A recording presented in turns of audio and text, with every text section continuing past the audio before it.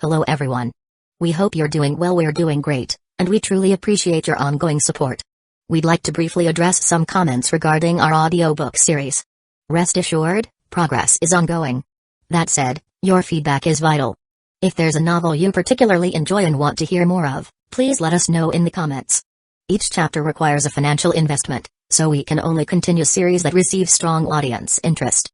Although we retain core names and plot lines, we make significant editorial changes to enhance clarity, pacing, and immersion. These are not simple recitations. We work hard to deliver a polished, thoughtful listening experience.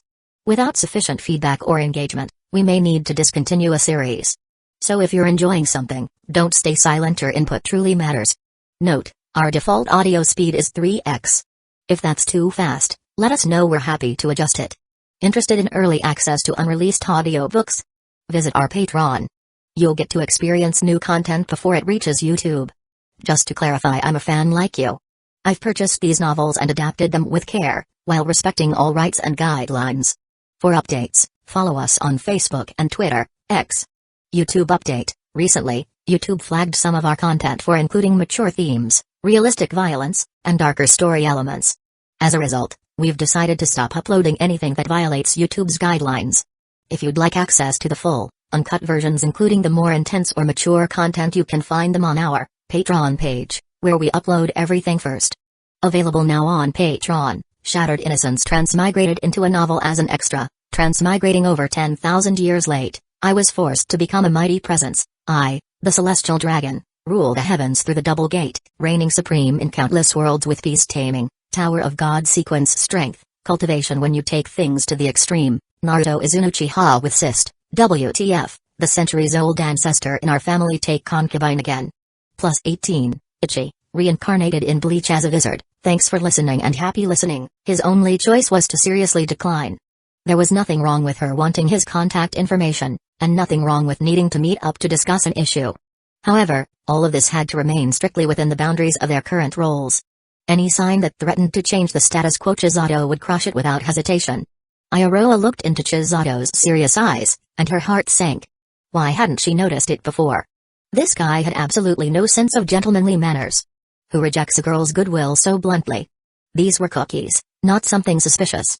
Do you think the cookies I made are inedible? Ayaroa pouted in indignation, unwilling to back down. If he wouldn't even accept a small gift from her, that undoubtedly meant that getting close to him and understanding his plans would be far more difficult than she had anticipated. No. Chisato shook his head. The biscuits you made look good. The problem lies with me. You saw it yourself that day at the supermarket. Those two girls who were with me actually have a closer relationship with me than you might think. If I were to bring your cookies home, they might overthink it. I don't want that to happen. So that was the reason. This was a kind of rejection that Ayaroa had never even considered. From this perspective, Senior Suzumiya in real life seemed quite devoted. What nonsense. He clearly said two girls just now. He had said it himself, so it must be true. Still, Ayaroa wanted confirmation. Closer than I thought. Don't tell me yes, I'm dating them. Chisato nodded calmly. The neighbors in the apartment across from him probably already knew this, and Ayaroa, who was close to him, had likely heard rumors and made some guesses. In that case, there was no need to hide it. He actually admitted it so shamelessly. Flirtatious guy. Stinking scumbag. Ayaroa gritted her teeth hatefully, her conviction strengthening. If this guy hadn't used some underhanded tricks, how could two girls willingly maintain a relationship with him while being unaware of a third party? This wasn't ancient times. The era of polygamy had long since passed. With that in mind, the plan she had previously considered became even more necessary. Not only did she have to expose this guy's sinister and cunning side, but she also had to prevent those two girls from repeating her own past mistakes. And when they learned the truth and were racked with guilt, oh, how satisfying that moment would be. Ayaroa's resolve gradually solidified. But no matter how much she thought about it, she still had to give an appropriate response in this moment. A normal person's first reaction to hearing such words would naturally be PFFT, you're really good at joking two people at the same time? Ayaroa patted Chisato's arm playfully, laughing in a carefree and light-hearted manner. This was exactly how a normal person would react upon hearing something like that. But sometimes, the more natural and prepared a reaction is, the more real it appears. Chisato studied Ayaroa's expression for a moment. Only when she started feeling slightly uncomfortable under his gaze did he finally look away. He said nothing else and silently continued eating the last bite of his burger. Iroha quietly observed him before pushing the cookies toward him once again. Honestly, whether you're joking or not, it has nothing to do with me. I have no ulterior motives. I just thought you might like to try them. Try them? Chisato blinked, his dark eyes filled with doubt. If you just want someone to try them, there are plenty of people around you, your parents, your friends. My parents aren't suitable. Since they're family, their opinions would be biased. Also, almost all of my friends are girls, so their evaluations wouldn't be reliable either. Just for a taste test? What does that have to do with gender? Of course it matters. As she spoke, Iroha's voice rose slightly, and she unconsciously leaned forward. Her sparkling eyes moved in closer to Chisato. Caught off guard, Chisato instinctively leaned backward only to hit his head against the seat's backrest with a soft thud. Ah! Iroha suddenly realized how close they had gotten and quickly retreated. Looking down at the biscuits in her hands, her ears turned red with embarrassment.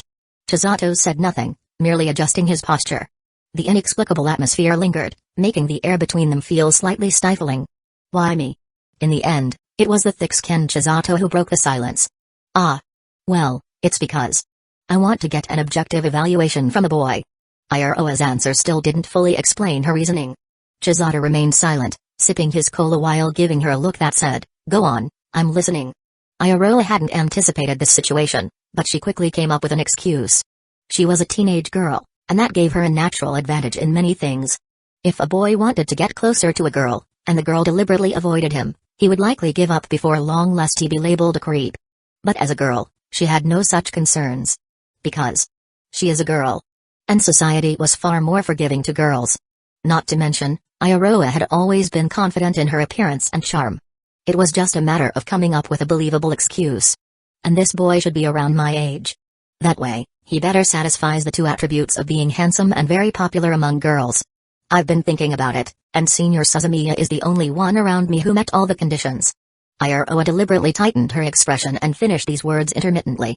Ignoring the subtle changes in Chisato's face, she finally held her left hand in front of her mouth, revealing the excellent reasoning she had come up with in the midst of battle.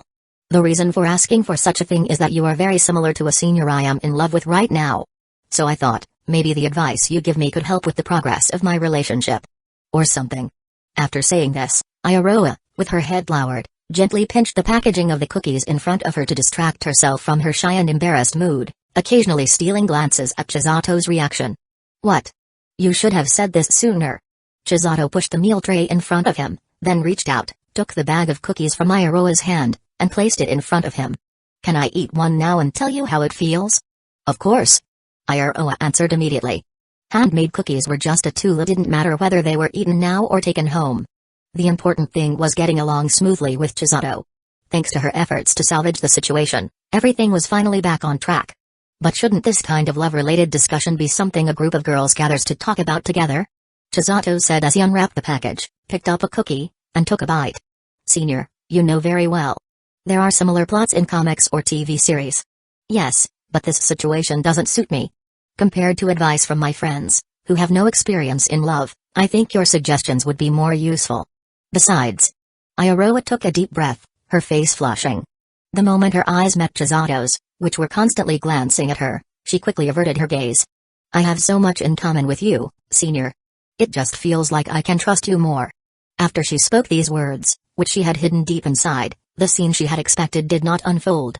Chisato didn't respond in any particularly special way. He simply nodded slightly as if to say, that's how it is, before casually shifting his gaze away and picking up a second cookie. Crunch. The sound of handmade cookies being bitten into was crisp and clear. Chisato's chewing movements slowed from time to time, and he occasionally furrowed her brows slightly, giving off the impression that he was seriously evaluating the cookies. Iroha suddenly felt a slight tightness in her chest. Although Chisato was tasting the cookies as requested, for some reason, she felt uneasy. The cookies taste good, but they're a bit too sweet. If the senior you like doesn't have a strong preference for sweet things, it would be best to use less sugar next time. Chisato wiped the crumbs from his fingertips with a tissue and gave an objective assessment. Got it, I understand. After Iroha responded, the unease in her heart unexpectedly deepened. Chisato finished off his Coke in one go. So, you asked me out just for this? Iroha lightly touched her chin but quickly shook her head instead. Actually, I haven't told anyone about my feelings. Besides me, you're the first person to know. Before she realized it, she was no longer afraid of getting close to Chisato. Chisato leaned back against the transparent floor-to-ceiling window, unsure of how to respond for a moment. After some hesitation, he replied dryly, "I'm honored." But this was not the response Iroha had been hoping for, and she couldn't help but feel a little discouraged. "Senior, although we haven't known each other for long, we did go through that kind of thing together. It's only natural for us to call each other partners. In reality, we should be able to get along as friends, right?" "Yes." Chisato looked into Iroha's large, watery eyes and couldn't bring himself to give any other answer. When friends encounter problems, they naturally help each other, right? "Yes." "Then, Senior, can you help me? As my love instructor, please continue to give me advice until I finally win over the senior I like." Chapter 275, Unknown Feelings. The hot blood, driven by the heart, spreads throughout the body along the blood vessels and veins. For some reason, she was fully aware that everything she had just said was a lie, fabricated to achieve impure goals. She also knew clearly that if it didn't work this time, at worst, she would simply look for another opportunity. But Iroha was deeply concerned about Chisato's next answer, afraid that he would refuse her again. The girl exhaled gently, her warm breath brushing against the air, while the boy's previously unfocused gaze froze on her face. Her words gave Chisato a strange sense of familiarity, an instant déjà vu. He couldn't help but recall when he had experienced a similar situation before. As his memories were brought to the surface, the answer soon became clear. A similar event had occurred in the middle to late stages of the first simulation with Ariri. The final step to winning a girl's heart was to occupy her body. But before that, he had to occupy her time. Back then, he approached her under the pretext of needing guidance in painting techniques, creating opportunities for them to be alone. As he slowly broke down her guard, he began introducing those seemingly normal physical contacts. As she gradually got used to them, her friendship with him subtly shifted and deteriorated step by step. And now, Iroha's request in front of him gave Chisato a vague, indescribable sense that something was off. But this was just a hunch, a speculation. He lacked concrete evidence. After all, he had gathered some unusual information about Iroha recently. She had suddenly taken several days off for no apparent reason, and he had heard that she and her mother had gone to a bookstore to buy some legal-related books. There were clues, but too few. He could make some guesses based on this, but not many. Chisato thought about all of this in just a moment, but in the end, he nodded in response to Iroha's request. "I understand. I'll help you." The reason he agreed was that he felt a certain degree of guilt toward Iroha. Originally, he had been living an ordinary, happy life as a carefree, simple high school student. It was only when he dragged her into this series of complicated events during the simulation that her emotions fluctuated, causing her unnecessary trouble. Naturally, he wanted to do his best to make it up to her as a form of compensation that would also put his conscience at ease. As for his previous doubts, he now felt that he had simply been overthinking things. After all, he couldn't sense any malice or hostility from the girl in front of him. His sense of guilt, combined with Iroha's natural charm that evoked a protective instinct in men, made Chisato's answer come naturally. His bright eyes looked at Iroha. Regardless of what had happened in the dream, at this moment, his sincerity was undeniable. "Senior Suzumiya. Have you really agreed?" Iroha didn't even realize that the corners of her lips had slightly lifted. She gazed back at him with a soft, almost bashful expression, a brilliant light shining in her beautiful eyes. She could feel her emotions soaring in that instant. But why did she feel this way? Was it because she had successfully followed the initial plan and concealed her true intentions from Chisato?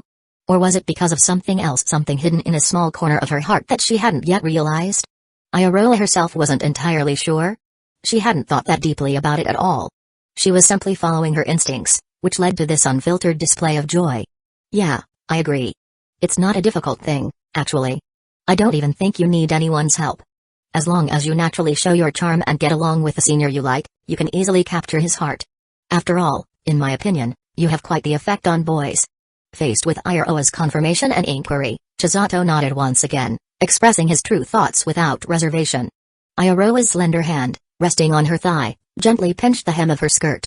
Her cheeks turned as red as the burning clouds in the evening sky. "I know my own limits. While I am very cute, I'm definitely not as exaggerated as you make me out to be, Senior Suzumiya." She turned her face away, lightly scratching her cheek, but her gaze kept flitting back toward him with a mix of shyness and pride. Chisato couldn't help but smile.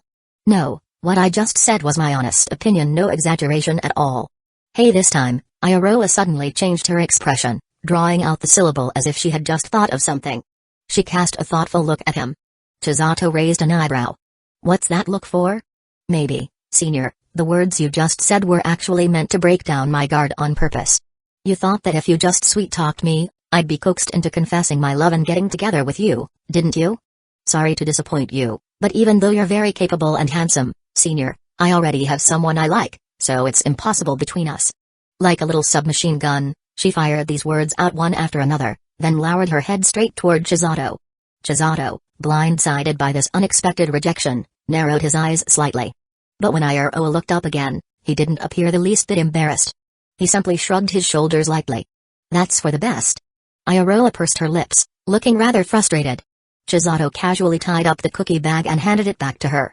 Now that he had given his thoughts on the taste, returning the rest was only natural.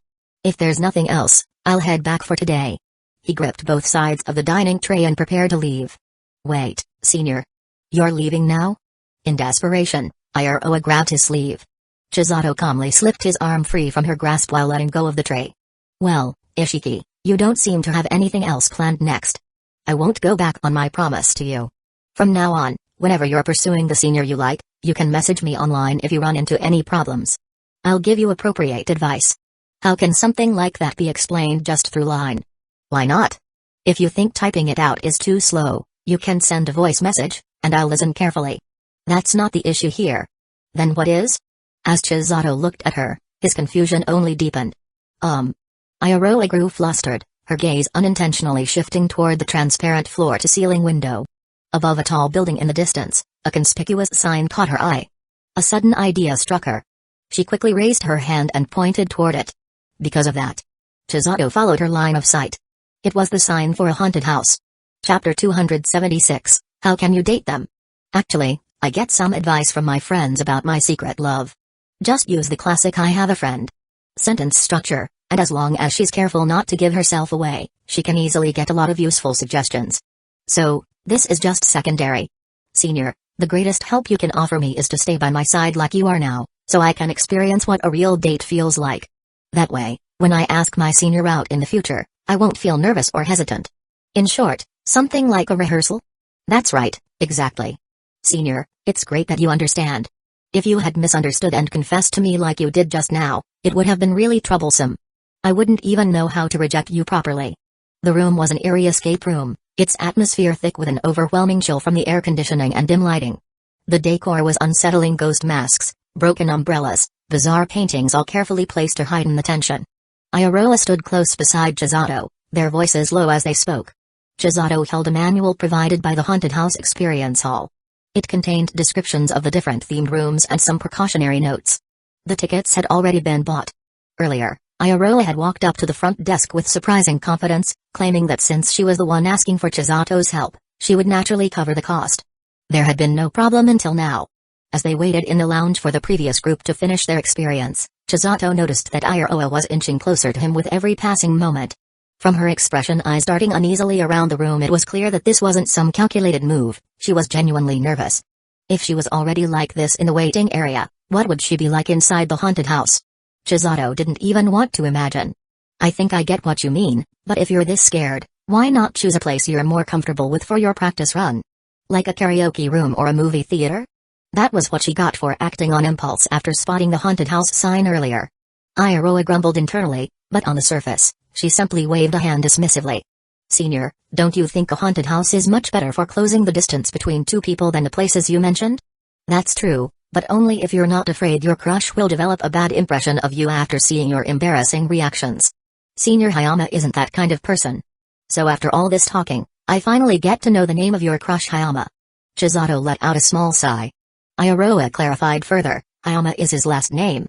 His full name is Hayama Hayato. When I first entered school, I thought he was really handsome. That's why I specifically joined his soccer club as a manager, to get closer to him and have more opportunities to interact. I see, you've really put in the effort. I hope my help makes a difference. Good luck. I will. Iroha clenched her fist. Deep down, she felt a quiet relief. Ever since they left the restaurant, her intuition had been telling her that Chisato was somewhat suspicious of her. His gaze had been subtly different. But after what she just said, that uneasy feeling finally dissipated. So far, everything has gone smoothly. Not only had she closed the distance between herself and Chisato, But she had also successfully used her fabricated love troubles as a way to tie them together. She hadn't forgotten her true purpose. And from such close proximity, she could sense the sharp mind hidden beneath Chizato's gentle demeanor. By the way, Senior. What you said before about dating two girls at the same time, that was a joke, right? Iroha asked cautiously, closely observing Chizato's reaction. It's true. I wasn't joking. Chizato replied casually, his attention still fixed on the booklet in his hands. But that's just too strange. How is it strange? People are free to love as they please. But dating two people at the same time, no matter how you look at it, isn't that something against the law? Chizato finally shifted his gaze away from the booklet and turned to face Iroha. What? What did I say wrong? I should be right. There are plenty of things that are against the law, yet crimes still happen every day. Besides, this is just a matter of mutual feelings between men and women. There's no law prohibiting it. That said, why are you suddenly so interested in me? Faced with Chizato's playful gaze, Iroha, who had already prepared her response, showed no hesitation. Anyone would be curious after hearing something like that. You want to know how I dated Uchiha and Ariri at the same time? Iroha immediately shook her head. I'm not the type to pry into other people's love lives. What I really care about is you, Senior Suzumiya. Me? Well, how should I put it? Senior Suzumiya, you are indeed very handsome and charming, but I feel like that alone wouldn't be enough to make those two girls willing to stay by your side peacefully. The real test was about to begin. Iroha kept her tone as casual as possible, as if they were merely discussing academics. So I was wondering, did you use some extraordinary method that no one else had thought of? Something that made them accept the existence of another person willingly? Or something like that? Chapter 277, Dating Simulation. In Haunted House, the two sat on a bench in the corner of the waiting room, with no other people in the vast space. After stepping forward, Iroha thought the timing might be right and naturally raised the question. But it seemed a bit too early. Her statement felt somewhat rough and interrogative. Chizato likely noticed something. His gaze lingered quietly on her face, not easily pried away. Iroha, who was already deep in thought, felt uneasy under his stare. As she pondered, she averted her eyes while gripping the edges of the bench, her fair calves uncovered by stockings gently swaying back and forth in an attempt to calm her wavering confidence. It doesn't matter if I don't say it. I was just suddenly curious, she said, trying to cover for her reckless remark while secretly hoping to buy some time. There's nothing much to say. We like each other, and their relationship is also very good, so we can each make certain compromises from the other's perspective. Naturally, the three of us became what you see today. Chizato answered with a focused tone, though his gaze seemed somewhat distant. For a moment, Iroha couldn't determine whether he was responding earnestly or simply giving her a polite yet perfunctory reply. After considering it, she believed the latter was more likely, so she remained firm in her initial thoughts. Yes, no matter how she looked at it, even if he did use a special method, there was no way he would simply reveal everything just because she asked. I am not his person now. Not his. Who? Wait a minute. The heavy silence between them suddenly made Iroha realize something. She recalled a figure she had seen in her dream but had previously overlooked. Mary. That was the only person in the dream who fully understood Chizato's overarching plan. His confidant. Without her secret efforts behind the scenes, Iroha felt she would never have fallen so deeply. She loved Chizato so much, devoted to him from beginning to end. Even if the final outcome was tragic, she had no regrets. In Iroha's eyes, Miri was an intricate and deeply tragic character. The reason she suddenly thought of this person wasn't that she felt sentimental, but because an idea had struck her. Miri gained Chizato's trust, thereby learning his true nature and plans. So if she could find a way to replicate that, couldn't she also gain Chizato's trust and uncover his secrets? The bold idea surfaced in her mind. She felt her heart start to race. This plan was undoubtedly difficult to execute, but if it succeeded, the benefits would be immense.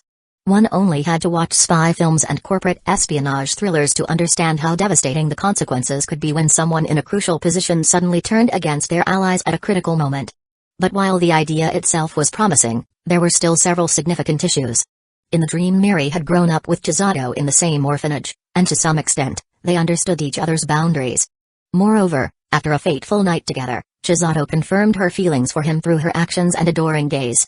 Only after confirming her unwavering loyalty did he entrust her with assisting him. Iroha looked at herself. In reality, not only had she never crossed paths with Chizato in such a way, but she had also never had that kind of intimate night with him. Their relationship had only reached a level of basic acquaintance. The incredible dream they shared created a connection, but it wasn't enough to build trust. So, she needed to think of another way. Ayaroa's original plan slowly evolved as her thoughts deepened. She no longer intended to rely on passive means to extract the truth from Chisato during their interactions. His obviously guarded reaction just now had sounded an alarm in her mind. Relying on luck and hoping for slip-ups was far too unreliable. It wasn't a perfect plan, especially against someone as shrewd as him. Ayaroa decided to take a different approach. Even if she didn't have the childhood connection, she could use the excuse of having him act as her dating coach to gradually deepen their bond. Step by step, she would earn his trust. Once he saw her as someone dependable, she would undoubtedly get what she wanted. This was a far more mature and foolproof plan than the one before. Guests, thank you for waiting. Please follow me. A haunted house staff member sporting an arrow through his head, a dagger plunged into his chest, and a shirt drenched in dark red bloodstains approached them with a polite smile and led them toward the haunted house entrance. After storing their belongings at the counter, Ayaroa stared at the pitch-black entrance and instinctively swallowed. Chisato, noticing her reaction, spoke up. If you're really scared, you don't have to force yourself. There are plenty of other ways you can ask that senior out later. Ayaroa quickly shook her head. What a joke. She had already bought the tickets. Besides, haunted houses might sound terrifying, but at their core, they were just themed attractions. At the end of the day, it was a venue meticulously designed for scares. The eerie music, the ominous atmosphere, and the actors in frightening costumes might make her jump, but as long as she reminded herself that everything was fake, there was no reason to be excessively afraid. Ayaroa slowly collected her thoughts and exhaled. Let's go. She stepped forward, taking the lead into the haunted house's entrance. Chisato followed behind. The wide entrance gradually narrowed, and the corridor grew dimmer and more oppressive. Only a dark red glow flickered at their feet, casting vague illumination on the twisted and grotesque writings smeared across the walls. The atmosphere was well crafted. Just stepping inside gave her chills. Senior. By the way, did it suddenly get colder here? Ayaroa held her arms with her hands and gently rubbed them back and forth. She had seemed eager to try the haunted house when she first stepped inside, but after officially entering, her pace noticeably slowed. Once Chisato caught up, she deliberately adjusted her steps to stay close to him, following him step by step. This subtle movement was well concealed, but it did not escape his observation. Chisato calmly turned his head, glanced at her, and said indifferently, "Not qualified." Huh? The unrelated remark stunned Ayaroa, making her stop in her tracks. Chisato, who had taken 2 steps ahead, turned back to explain, "Didn't we agree that my purpose in accompanying you here is to help you prepare for asking out that senior?" Ah. That's right. So now, considering this from that perspective, what you just said was unqualified. This time, Chisato deliberately crossed his arms in an X shape. Oh. Ayaroa understood that his reasoning was sound, even considerate of her. Yet, for some inexplicable reason, she still felt somewhat displeased. The feeling came out of nowhere, but it was undeniably there. She resumed walking, this time letting go of her arms and clasping her hands behind her back instead. Deliberately avoiding Chisato's gaze, she fixed her eyes forward and asked, "Why doesn't it meet the criteria? You said before that, for that senior, you're still in the stage of unrequited love. If the other party is as perceptive as I am, he might pick up on your feelings just from what you said earlier. Senior, you're too full of yourself. How could you exaggerate it like that? I was just casually commenting on the sudden drop in temperature. For you, it may have been a casual remark, but in an environment like this, when it's just the two of you, it's hard for the person hearing it not to overthink whether it carries a deeper implication." Chisato looked at Ayaroa seriously. "For example, does she want me to take off my coat and give it to her? That's my first piece of advice for your relationship. If your relationship with that senior hasn't progressed to a certain level yet, then the most important thing is to avoid making careless remarks like that. Otherwise, you'll give him time to prepare in advance. If he has feelings for you, everything will work out. But if he doesn't, the situation will become quite passive for you. If you don't want to start off in a disadvantageous position, then you should be more mindful when interacting with him and avoid making similar mistakes." "Ah, I see." Ayaroa was momentarily stunned and could only respond reflexively. He really was taking his role as her love instructor seriously, just as he had promised. "Keep moving forward." Chisato didn't say anything further and continued walking ahead without hesitation. After his earlier words, Ayaroa's thoughts were in disarray, and she unconsciously widened the distance between them. They were still walking side by side, but now several fists apart. As they continued down the corridor, a bloody head suddenly dropped from the ceiling with a burst of eerie music. Ugh! Ayaroa's eyes widened as she instinctively took a step back.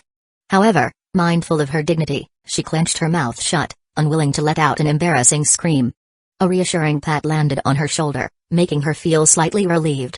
She turned her head, preparing to act unfazed and comfort herself by saying she wasn't scared. But then her eyes locked onto a grinning skull resting right on her shoulder. Iroha let out an ear-piercing scream, stomped her feet in panic, and immediately turned to face the wall, gasping for breath. But that wasn't the end of it. Clearly, the haunted house staff had anticipated guests reacting this way and had hidden additional tricks within the seemingly ordinary walls. Before Iroha could fully calm down, she suddenly felt something soft and slimy brushing against her back and thighs, a sensation akin to being licked by something unseen. A shiver ran down her spine. Her entire scalp went numb with discomfort. With a burst of speed, she practically catapulted herself away from the wall. After being caught off guard twice in succession, there was no longer any place in the haunted house that felt safe to rely on.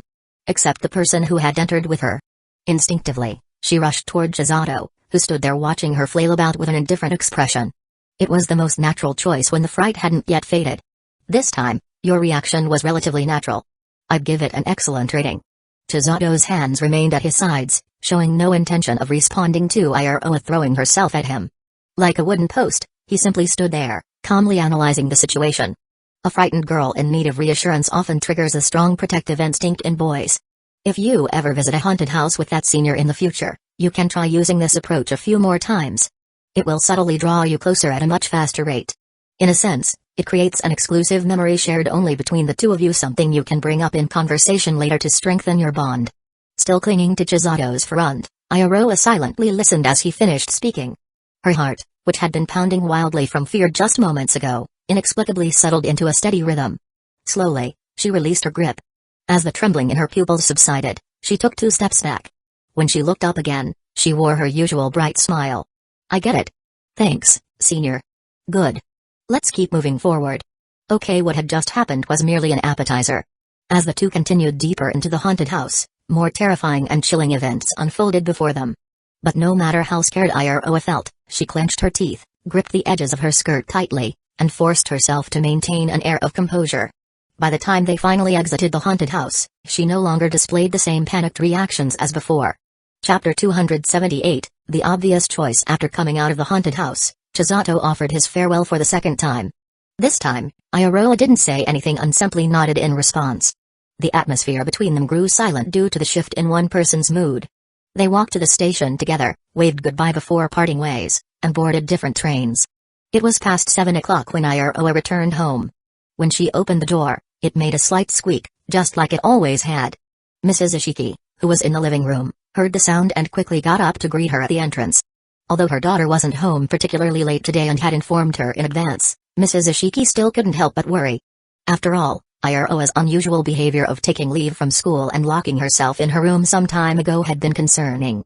You're back, Iroha. Your father will be home later tonight, as usual. I've prepared dinner, so go ahead and eat first. No need, Mom. I already ate outside. Iroha's response was soft and obedient, more well-behaved than usual, like a perfectly dutiful child. She knew that her strange behavior some time ago had worried her family, so she deliberately acted obediently now to keep them from worrying any further. Do you want me to set some food aside for you? If you get hungry later, you can just heat it in the microwave. No need. After leaving the library with my friend, I ate takoyaki and oden. My stomach is so full, I'm not hungry at all. After casually making up this reassuring after-school activity, Iroha took off her brown leather shoes and neatly placed them in the shoe cabinet. Then, after changing into her fluffy pink slippers, she picked up her school bag from the floor. I don't think I did well on this exam. Let's talk about it later. I'm going upstairs to study now. Alright. After dealing with her mother, Iroha returned to her room on the 2nd floor, and her cheerful expression instantly collapsed. With an exhausted sigh, she let out a sound of utter resignation. She casually tossed her school bag aside and fell onto the soft bed, landing on her back. After lying there silently for a while, she slowly turned her head toward the bedside and pulled a large plush doll into her arms. Damn guy. How could someone like that exist? This is completely unreasonable. Iroha murmured under her breath, angrily pulling at the doll's ears. Clearly, she was treating the doll as if it were a certain someone, venting her frustration in a self-soothing manner. That's right. Even though Iroha was extremely dissatisfied with Chisato today, what truly irritated her was his reaction in the haunted house. She had been genuinely terrified, almost to the point of tears. And what did he do? Instead of comforting her or at least handing her a tissue, he simply stood there as if he were an amused spectator, spouting a bunch of irrelevant analysis. Ugh. Damn it. Jerk. Bastard. Iroha sat up abruptly and straddled the plush doll, pounding its soft body with her tiny fists. She clenched her hands and shook its head back and forth, as if trying to strangle it in frustration. Her thoughts were utterly conflicted. On one hand, she wanted Chisato to be exactly as she expected, just another calculating playboy so she could justify her desire to save the girls he deceived. But on the other hand, when he treated her so indifferently, it made her grind her teeth in frustration. I'm a girl. You've had that dream too. I'm still your little sister and... Ugh. How could you be so annoyingly cold and indifferent? After venting in this ridiculous manner for a while, Iroha eventually calmed down and lay back on the bed. Her breathing was a little uneven, but she still clung tightly to the plush doll. After a moment, she exhaled slowly, hooked her foot around her school bag beside the bed, leaned over, and pulled out her phone. She opened her photo album and found a picture she had taken with everyone from the soccer club. Tapping on the image, she zoomed in on a specific section with her fingers. Finally, the screen was filled with the image of a smiling boy with golden blonde hair. That was the secret crush Iroha had confessed to Chisato about this afternoon. Hayama Hayato. Blonde, cheerful, an excellent student, tall, physically fit, and a favorite among teachers. Most importantly, he was incredibly handsome, so handsome that even when surrounded by a group of male students, he still stood out. His gentle smile drew people in, making it impossible to look away. Much of what Iroha had told Chisato earlier today was exaggerated, but not all of it had been a lie. For instance, when she first entered high school, she had indeed been drawn to Hayama Hayato and joined the soccer club because of him. Before experiencing that bizarre dream and meeting Chisato, she had admired Hayato immensely and had been ready to take action in pursuing him. But everything changed after that dream after getting to know Chisato. Originally, Iroha had paid close attention to everything about Hayato. She followed his posts, his shared moods, his interactions with others. Among them, the person she had cared about the most was a senior named Umeco. She had secretly viewed Umeco as a major obstacle in her pursuit of love, certain that she would have to compete with her sooner or later. But now, as she stared at Hayato's photo for a long time, she felt none of the familiar excitement or heart-pounding nervousness. It didn't seem to matter what Hayato did. Even Umeco, who clearly had feelings for him, no longer made her feel uneasy. Because her mind was now completely occupied by Chisato. That annoying, overly perceptive, inexplicably infuriating guy who made her want to get revenge out of sheer frustration. Compared to Hayato-senpai, he was just a little taller, had slightly better features, more expressive eyes, and a more refined demeanor. These were just insignificant advantages. In terms of social skills, interpersonal relationships, and emotional intelligence, Hayama Hayato would surpass him in an instant. Thinking this way, the answer should have been obvious. Chapter 279, Chisato's stance. Iroha, who kept trying to convince herself, shook her head and forced herself to stop dwelling on these irritating thoughts. Taking a deep breath, she forced herself to calm down. She couldn't let her emotions get in the way so easily. She couldn't allow herself to forget her original goal because of this. Setting aside her frustration for now, she realized that, in reality, the situation was actually quite favorable for her. He had already promised to give advice on her relationship. With this clear and justified reason, he no longer had to overthink his interactions with her. However, he still couldn't be careless. Every time she asked him out, it was best to leave a few days in between, otherwise, it would feel too deliberate. But he also couldn't just let time pass idly without doing anything. It was best to make good use of this period. After thinking for a long time, Iroha finally struggled to open the line interface with her tender, slender fingers. She clicked on Chisato's avatar, pursed her thin lips, typed a line of text, and sent it over. Senior, I'm home. Thank you very much for today. After sending the message, Iroha kept staring at the chat interface. Even after waiting for a long time, the small unread tag on her message remained unchanged. Chisato was soaking in the bathtub.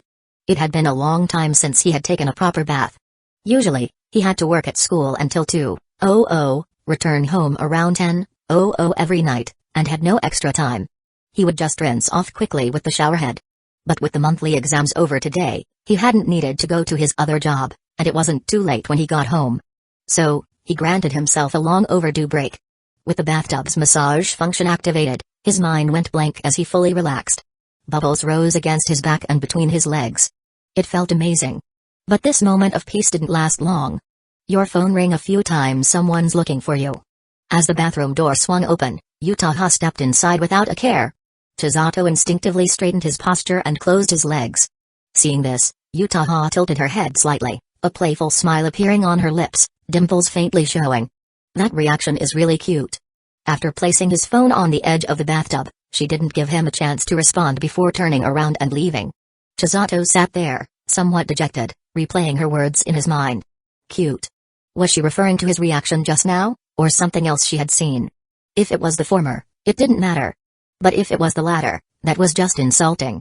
Shaking off the thought, he picked up his phone and checked the unread messages. Several messages from Iroha popped up in succession.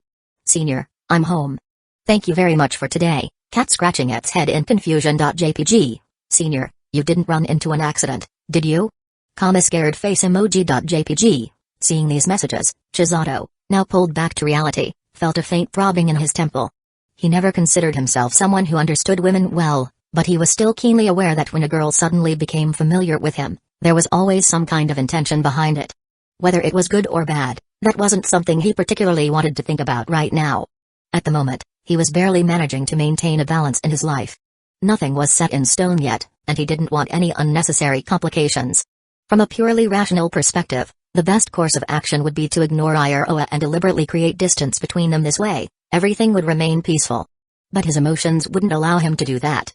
Every time he saw Eri or Uchiha, he couldn't help but think that Iroha, too, had suffered because of him. That was an undeniable fact. So, he found himself unable to be harsh with Iroha. Instead, he harbored the subconscious urge to make it up to her. That was why, when she made her request earlier, he had agreed without giving it much thought. Now, looking back, that decision seemed a little inappropriate. It wasn't that he was being self-absorbed, but he couldn't shake off the familiar feeling he saw in Iroha's gaze. That was the same look he often caught in the eyes of other girls around him. Gentle admiration. Attachment. A desire to get closer. A sigh escaped his lips. Was Iroha really just seeking advice on pursuing her senior, as she claimed? Or did she secretly have other motives? What a sin. Chisato ran a hand through his hair, feeling a dull headache forming. Later, when Uchiha inevitably came to tease him again, he might as well offer his lap for her to rest on. Maybe even offer for a head massage. His legs looked thin and long, but in reality, they were quite soft and comfortable to touch, definitely capable of healing someone's weary heart. After staring at Iroha's messages for a while, he finally responded with a neutral expression. No accident. I got home too, good night. Regardless of Iroha's true intentions, he had already promised to help her with her love life, so he would fulfill that role as a proper relationship mentor. Whether his words were sincere or not, one thing was certain: he would help her win over that senior. As for everything else, he would remain as indifferent as possible. If his instincts were wrong, then things would naturally resolve themselves, and no one would have to feel awkward. If his instincts were right, then this approach should help Iroha let go of any unrealistic feelings sooner rather than later. Unlike Uchiha, Eri, or Hitori, Iroha hadn't experienced the full memories of their past, only grasping the general simulation process from a third-person perspective just like him. Since that was the case, she wouldn't have the same kind of unwavering persistence that Uchiha and Eri did. After spending time together a few times, Chisato had came to understand that Iroha was far from dense. She should be able to grasp the message he was subtly conveying. Watching her typing out another reply, he gradually became more certain of his assumption. Chapter 280, Congratulations. On Friday, before the end of the school day, the homeroom meeting was nearing its conclusion. Standing at the podium, Yukino Momokari finished relaying the necessary announcements. Even though the school festival is next week, you mustn't neglect your studies. Be sure to complete your assignments properly. She reminded the students with a gentle smile. Yes, ma'am. That's all for today. Be careful on your way home. Thank you for your hard work. As soon as Miss Yukino finished speaking, the classroom erupted into chatter. Among the students packing up their bags, Chisato was also getting ready to leave when he suddenly heard his name being called by the teacher. Suzumiya-san, and also Ma-san, I need a moment of your time. Please come to the faculty office. Both Chisato and Kazusa were momentarily stunned but instinctively responded, yes, ma'am. For a brief moment, the atmosphere in the classroom froze, but it quickly returned to normal. Many students glanced at them, some openly, some discreetly, most with playful yet harmless smiles. Although the two sat at the very back of the classroom and generally kept a low profile, their outstanding looks naturally drew attention. Because of this, even though nothing had ever been explicitly stated, their classmates had long since reached a tacit understanding about them. And now, with the homeroom teacher calling both of them to the faculty office at the same time, it was no surprise that the onlookers began to speculate. In truth, Kazusa had similar thoughts, and the attention from all directions only made her feel more flustered. She never thought there would be a day when she felt nervous about being called out by a teacher. Back when she was just drifting through school, she had been scolded and reprimanded by various teachers countless times, but she had never taken it seriously.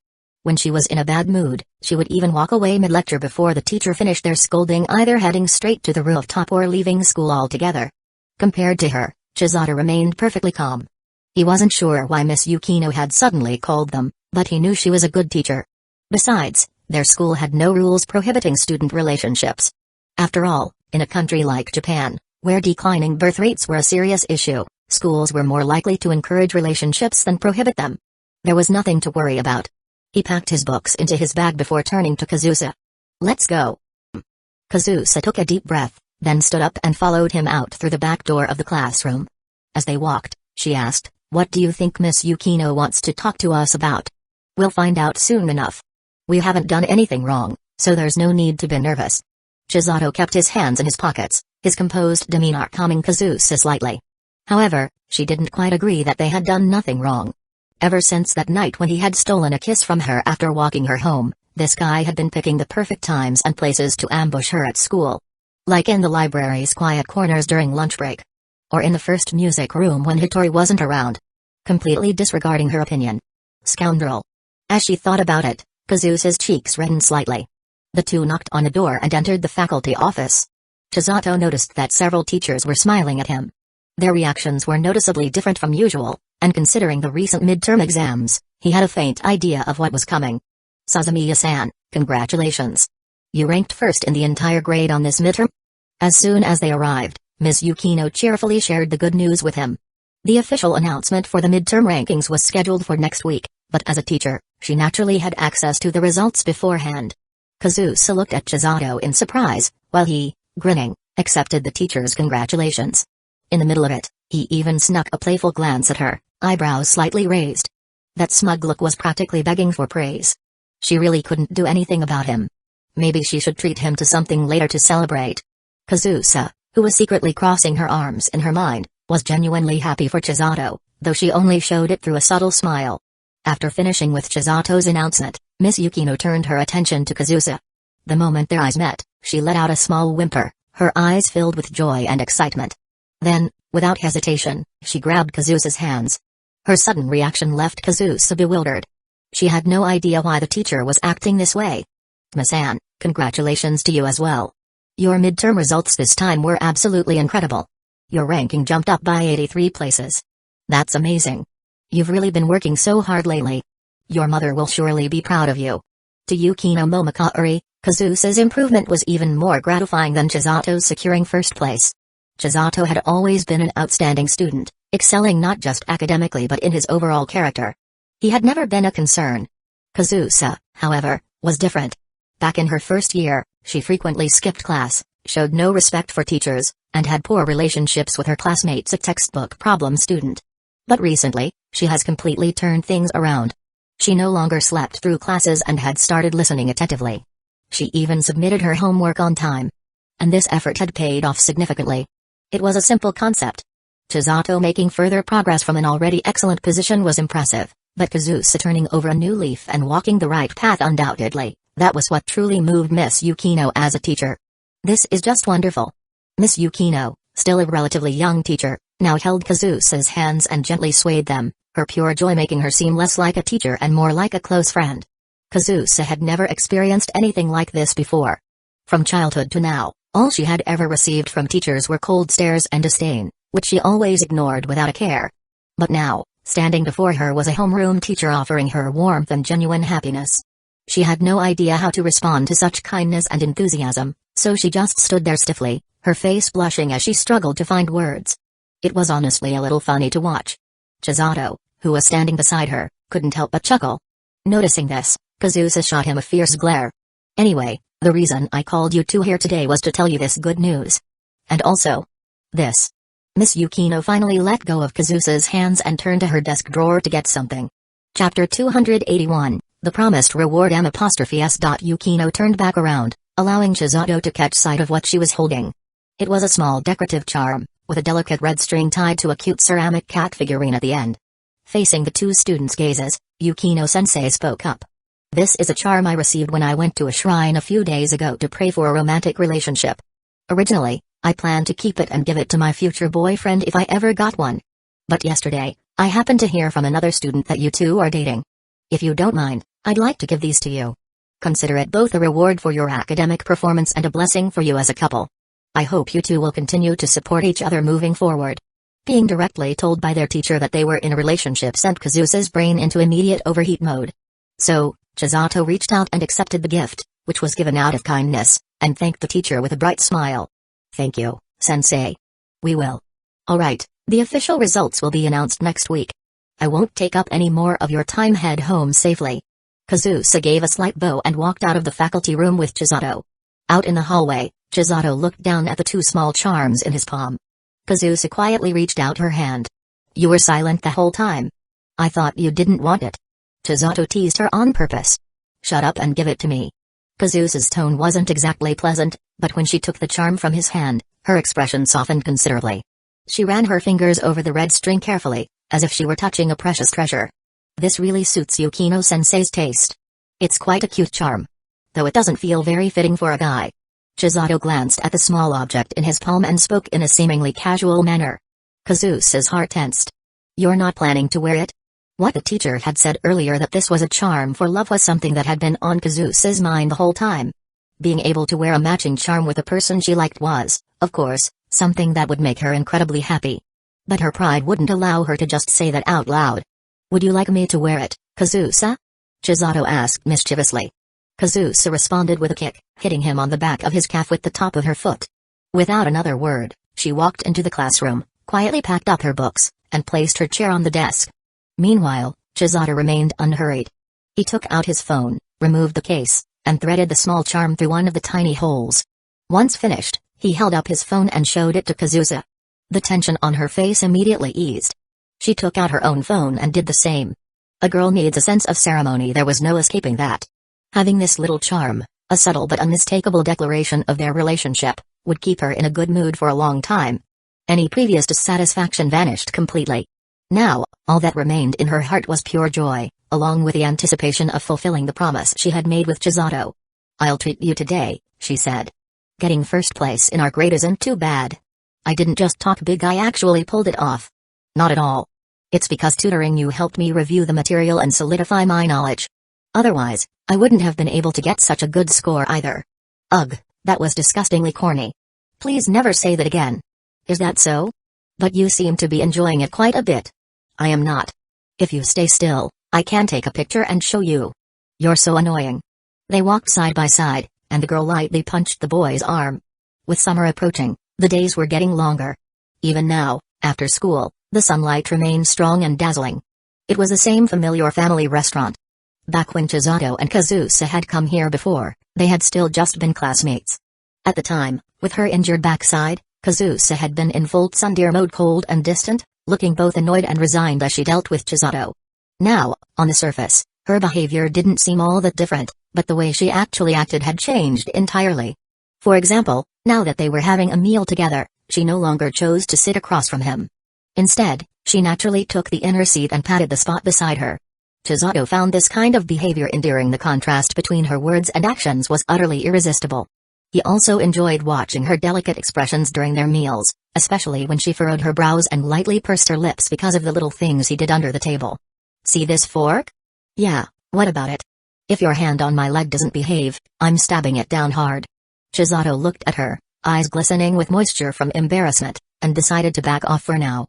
After all, he had been teasing her with little movements under the table since they sat down. It was about time to let her enjoy her meal in peace. You're not mad, are you?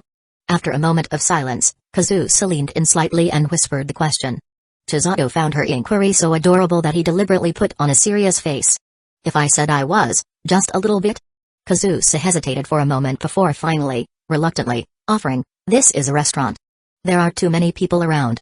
But I can make it up to you later. And how exactly are you planning to do that? You said before that if I reached my goal, we'd go watch the sunrise at the beach together, right? Yeah, I did say that. Are you saying you want to cash in on that promise now? Not necessarily this weekend. But I checked the weather forecast. The next few days will have the best conditions for a while. Later on, there'll be cloudy and rainy days, which wouldn't be great for watching the sunrise. Kazusa mumbled her reasoning. Chisato looked at her and felt deeply satisfied. After spending so much time with him, Kazusa was finally learning the art of saying things with a straight face. Then let's go this weekend. Tomorrow won't work, I need to notify my job in advance. How about Sunday? I'll research a good location tonight, and we can book a hotel near the beach on Saturday night. That way, we can set out early in the morning. Okay. As soon as Chisato laid out the plan, Kazusa nodded without hesitation. Chapter 282, Invitation for Shibuya Music Festival. After finalizing the Saturday plans with Kazusa, Chisato, as usual, arrived at Starsea. The moment the band members saw him, they rushed toward him eagerly, like baby chicks spotting their mother. Surrounded at the table by 4 girls with different hair colors and styles, Chisato was momentarily bewildered. He glanced toward the store manager, who was quietly sipping beer beside him, seeking some sort of explanation. For some reason, the manager was acting strangely today, tilting her head back and chugging down beer on her own without giving any hints. Still, based on the current situation, Chisato could roughly guess what was happening. Judging by their reactions, they probably had good news to share with him. However, being the cautious and methodical type, he decided to confirm one thing first. You guys didn't get into trouble or do something behind my back, did you? Following his playful tone, Ryo shook her head solemnly. No, Chisato mama. We actually have good news for you, and we hope you can perform with us. Perform? Also, what the heck is Chisato mama? Well, since you've always taken such good care of us like a mom who looks after everything so thoroughly, we all decided to start calling you mama from now on. This is the good news you were talking about? The troublemaker Ryo held back her laughter and nodded enthusiastically. But she was quickly dragged away by Nijuka, who pinched her ear while wearing a cat-like glare. The seat in front of Chisato was then taken by Hitori. She stared at Chisato, who was looking at her with a faint smile. Encouraged by the whispering voice of Ekuyo in her ear, go on, tell him. He'll definitely be happy. She gathered her courage and spoke up. Suzumiya-san, actually. We got an official invitation from the Shibuya Music Festival. They want us to perform live at their event. The moment Hitori finished speaking, before Chisato could even react, Ekuyo suddenly pulled out a poster from who knows where and stretched it out in front of him. It was the promotional poster for the Shibuya Music Festival. At the same time, Nijuka and Ryo both produced small party poppers from nowhere, twisting them open simultaneously. With a loud pop, confetti and shimmering fragments burst into the air, scattering over Chisato. Hey! You guys better clean this up later. Got it, Nijuka replied with a helpless glance toward the store manager. Only then did Chisato start processing what was happening. He brushed the thin streamers off his head and took the festival poster from Ekuyo. Right in the center of the poster was a promotional image of a popular band, with bold letters next to it reading, Japan's most passionate and exciting music festival, Shibuya Music Festival, shining bright. Below that, smaller text detailed the event's date, location, ticket prices, and surrounding transportation information. A classic tactic. Whether it's a century-old restaurant or an event, they love using words like best, top tier, or unparalleled in their promotional materials. It's all about grabbing attention and hyping things up. Chisato could understand that. To be recognized by professionals. They had finally reached this point. While he was genuinely happy, there was still one issue. Chisato looked at the grinning Hitori and pinched her soft cheek slightly, chuckling as he asked, when did this happen? Yesterday. Hitori mumbled unclearly. And why didn't you tell me yesterday? You're really something, huh? Keeping secrets from me. Yo. Hitori shifted her gaze uneasily, fidgeting with her fingers. She wanted to whistle, but with her cheeks being pinched, she couldn't. Suzumiya-kun, I was the one who told Bachi-chan to keep it a secret for now. We wanted to surprise you. Nijuka quickly came to the rescue. Ekuyo nodded furiously in agreement. Chisato let go of Hitori. He hadn't actually been mad, just teasing her for fun to see her adorable reaction. Now that his goal was achieved, he naturally relaxed his expression and smiled. This is indeed a surprise. You've finally taken a big step forward. Congratulations. Not you, it's we. Nijuka corrected him sternly. Chisato glanced at the others. They all shared Nijuka's serious expression, clearly agreeing with their captain. He chuckled softly and offered a sincere apology. Sorry, my mistake. Hearing this, everyone finally smiled again. But seriously, whose idea was all those little surprises? I have to say, I didn't expect that. Suzumiya-kun, you should have guessed by now it was Bachi-chan's idea. Nijuka raised a finger as she answered, her little ouge swaying slightly. She originally wanted us to buy one of those huge decorative balls and hang it from the ceiling. Then, the moment she made the announcement, we'd pull the string, and tons of colorful confetti, balloons, and little plush toys would rain down. It would have been even more spectacular. But the store manager strongly vetoed the idea, saying that cleaning up afterward would be a nightmare and would interfere with business. So we had to settle for this. That suffocatingly extravagant surprise. Thank goodness the manager rejected it. Chisato felt deeply relieved. Afterward, the band members started discussing the details of the festival, while Chisato quietly listened while glancing at the poster. In short, it's not just about performing and calling it a day. After the event, the organizers will evaluate all the participating musicians from both a professional and audience perspective. The best individual or group will be awarded a prize and a substantial cash reward. Chisato looked at the list of awards on the flyer.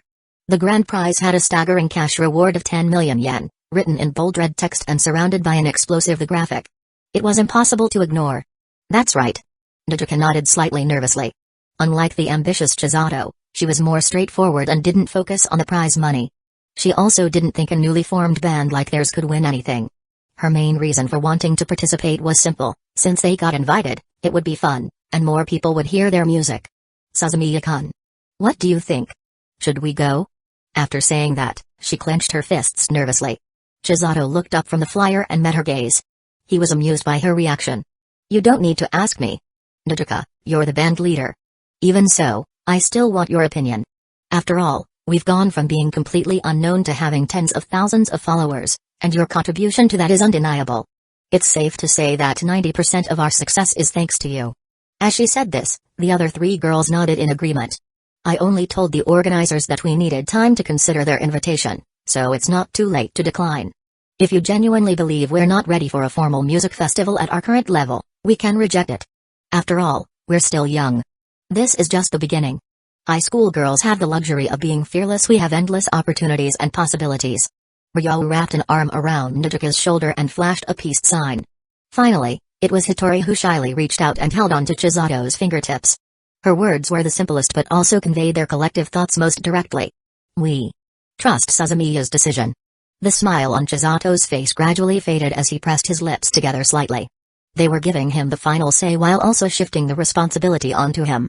He looked at the band members, all of whom were gazing at him with complete trust. It wasn't surprising for a timid kitten like Hitori. But everyone was like this. He was honestly flattered. Ding. Temporary mission activated. Guidance on the path to growth. Gota Hitori, who has joined the Keshoku band, is now at a crossroads in her journey. Different choices will lead her to different futures. Mission objective: make a decision for Gota Hitori. Different choices will trigger different follow-up missions, so please consider carefully. Mission rewards: 1 freely allocatable attribute point, 1 random mystical item gift box. Chapter 283, The Long Missing System. Chisato was startled seeing the pure love system, which had been quiet for a long time, suddenly popped up without a warning. But he quickly smiled again. That's right, with 2 systems backing him up, there was no need to worry at all. No hesitation, no second thoughts, he just had to act. Go for it. There's no reason to pass up this opportunity. That was the answer Chisato gave. The members of Keshoku band looked at each other, smiles spreading across their faces as they cheered. Mission complete. 1 freely allocatable attribute point obtained. 1 random mystical item gift box issued. Follow-up mission activated. Help Keshoku band win the Best Band Group Award at the Shibuya Music Festival. Extra mission activated. Help Keshoku band win the Audience Favorite Award at the Shibuya Music Festival. Mission rewards: 1 selectable mystical item gift box, 5,000 points. Extra mission rewards. This is just as I expected. I knew you'd agree to let them participate in the Shibuya Music Festival. Even if they don't win any awards, they'll still gain valuable experience performing on a big stage. And besides, with so many spectators, journalists, and streamers covering the event, the potential exposure is enormous. If they're lucky and perform well, they might even catch the attention of a powerful talent agency and secure professional investment or support. It's not impossible. Behind the bar, Chisato was tallying up the recent earnings and entering the numbers into the digital ledger while listening to the store manager. She hadn't explicitly congratulated the Keshoku band, but it was obvious that she was happy for them. Her current state made that clear. Her face was flushed from drinking, and she was slumped over the counter, practically lying on top of it. Despite being nearly 30, Sayaka maintained her looks and figure remarkably well. Especially her figure, it had a mature allure that young girls simply couldn't match. Chisato couldn't understand why a woman like her didn't have a boyfriend. Was her taste too high? That was the only reason he could think of. Yes, manager, you're so smart. You predicted everything perfectly. Don't talk to me like I'm a kid, you brat. Kono Yoro. With a loud bang, Sayaka slammed the table and glared at Chisato. Chisato looked at her, speechless, while her aggressive stance quickly crumbled. Her expression became awkward, her cheeks puffed out, and she suddenly covered her mouth with her hand. Seriously, manager, don't cause trouble for me.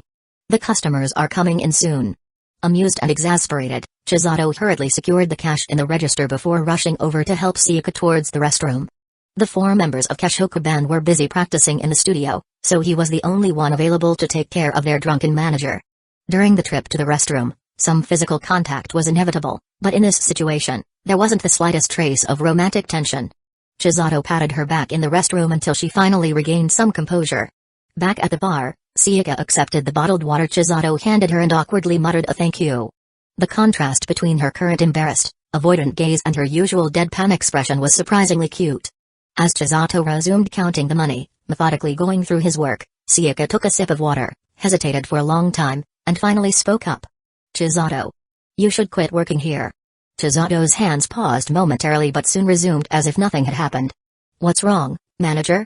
Can't afford my wages anymore? He multitasked effortlessly, continuing his work while talking. You little brat, don't underestimate me. Sayaka chuckled, then quickly turned serious. Anyone can do cashier work or make drinks. But for you, staying in a job like this is a waste of your talent and time. I've never seen anyone with your level of songwriting ability.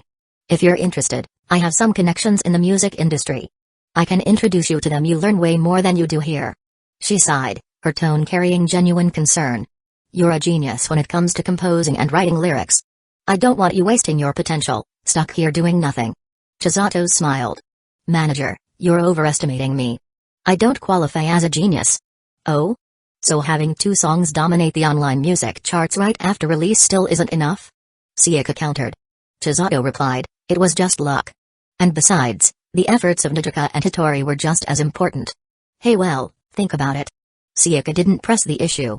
She leaned over and patted his shoulder. I'm leaving it to you. I'm heading upstairs to sleep. Good night. Chisato watched her leave. He understood everything she had said. But for now, it wasn't time for him to leave. His goal was to push Keshoku Band to the top to make them a legendary band in Japan and even internationally while he reaped the benefits from the shadows. Becoming a famous musician, a well-known novelist, or an outstanding artist wasn't difficult for him. After all, the system had granted him various talents. But everything had its order of priority. His first task was to handle the relationships around him. Money could come later. Tonight, when he got home, he'd write a few more songs and compose the music for Keshoku Band to practice. It was best to prepare early for the music festival. But the most important thing was Kazusa. Right now, she was the only one completely unaware of his situation. He needed to find the right moment to tell her the truth. If he kept hiding it, things would spiral out of control sooner or later. After mentally reviewing his plans, Chisato finished his bookkeeping. This week's revenue from the venue had doubled compared to the previous week, an astonishing increase. It was undeniably linked to Keshoku Band's growing online popularity. Lately, many fans had been visiting the store, boosting sales. The manager would probably be grinning in her sleep over this. With his work done, Chisato opened the Pure Love system interface. For once, it wasn't being stingy. Simply making a choice for little kitten Hitori had earned him a random mystical item gift box and an attribute point. He decided to hold off on allocating the attribute point for now and instead opened the random mystical item gift box. A golden glow flickered as an animation played visible only to him and then a 16th note emerged. Congratulations. You have acquired the talent, Heavenly Voice, Chapter 284, Study Group Session Saturday, 2:00 p.m. Compared to the sweltering heat outside, the Yukinoshita household, with its air conditioning on full blast, felt almost too cool. In the living room, Yu and Iroha sat cross-legged at the low tea table, each with different study materials and exercise books spread out in front of them. Meanwhile, Yukino was sitting on the nearby sofa, wearing earphones as she watched cat videos on her phone. Although she occasionally pursed her lips in amusement at the soft, fluffy cats on the screen, most of her attention was actually on Iroha, who was studying beside her. After all, following the midterm exams, she had received another request from Hiratsuka-sensei asking her to keep an eye on Iroha for a while and report any unusual behavior. Hiratsuka-sensei hadn't explained much this time, but judging by her serious expression, Yukino didn't hesitate to agree. Offering a helping hand to those in need was one of the original intentions behind the service club she had founded. Besides, this didn't seem like a difficult request. She didn't even need to actively say or do anything. Sooner or later, Iroha would naturally come to her, just like today. Without any invitation, Iroha had taken the initiative to request to come over during her free time on the weekend, hoping Yukino could tutor her. Given that Yukino's academic performance ranked among the top in school, there was nothing unusual about her tutoring someone like Iroha, whose grades were average. She didn't mind helping out this cute underclassman. The problem was, from the moment Iroha arrived until now, Yukino had already noticed something off about her behavior. First of all, when Iroha arrived a little after 9 a.m., Yukino invited her inside. Iroha smiled and responded as usual, but as she changed her shoes, she kept glancing back towards the door. Her eyes held a subtle hint of expectation, but when she finished putting on her shoes and the Yukinoshita household door remained firmly shut with nothing happening, she let out a very obvious sigh. At the time, Yui had asked her with concern if she wasn't feeling well, but Iroha simply brushed it off with a smile. Yui didn't seem to suspect anything, but Yukino keenly picked up on the disappointment that Iroha was trying so hard to hide. Then, around 11 a.m., while Yukino was in the kitchen preparing spaghetti bolognese, Iroha rolled up her sleeves and volunteered to help. As she peeled tomatoes, she casually chatted with Yukino. After a few meaningless exchanges, she naturally shifted the topic toward Yukino's neighbor, asking if she knew anything else about him. At that moment, Yukino understood completely her previous words in the service club, meant to caution Iroha, had been entirely ineffective. Not only had they failed to make Iroha more wary, but instead, they seemed to have made her even more curious about that guy. Yukino truly couldn't understand what kind of charm her next-door neighbor possessed that made so many girls care about him so much. Sure, he was handsome, but that was about it. A guy who kept ambiguous relationships with multiple girls might not be the worst person in the world, but he was certainly far from a good one. Yukino's thoughts on him were simple: keep a respectful distance. Everyone had their own life to live, and she had neither the right nor the obligation to interfere. But Iroha was different. She was not only a fellow student at their school but also someone Hiratsuka-sensei had specifically asked her to watch over. For multiple reasons, Yukino didn't want her to let emotions cloud her judgment and lead her to make a wrong decision. So, when Iroha casually brought up those questions, Yukino gave simple answers before finally offering a clear piece of advice. Iroha, still smiling, dismissed it outright.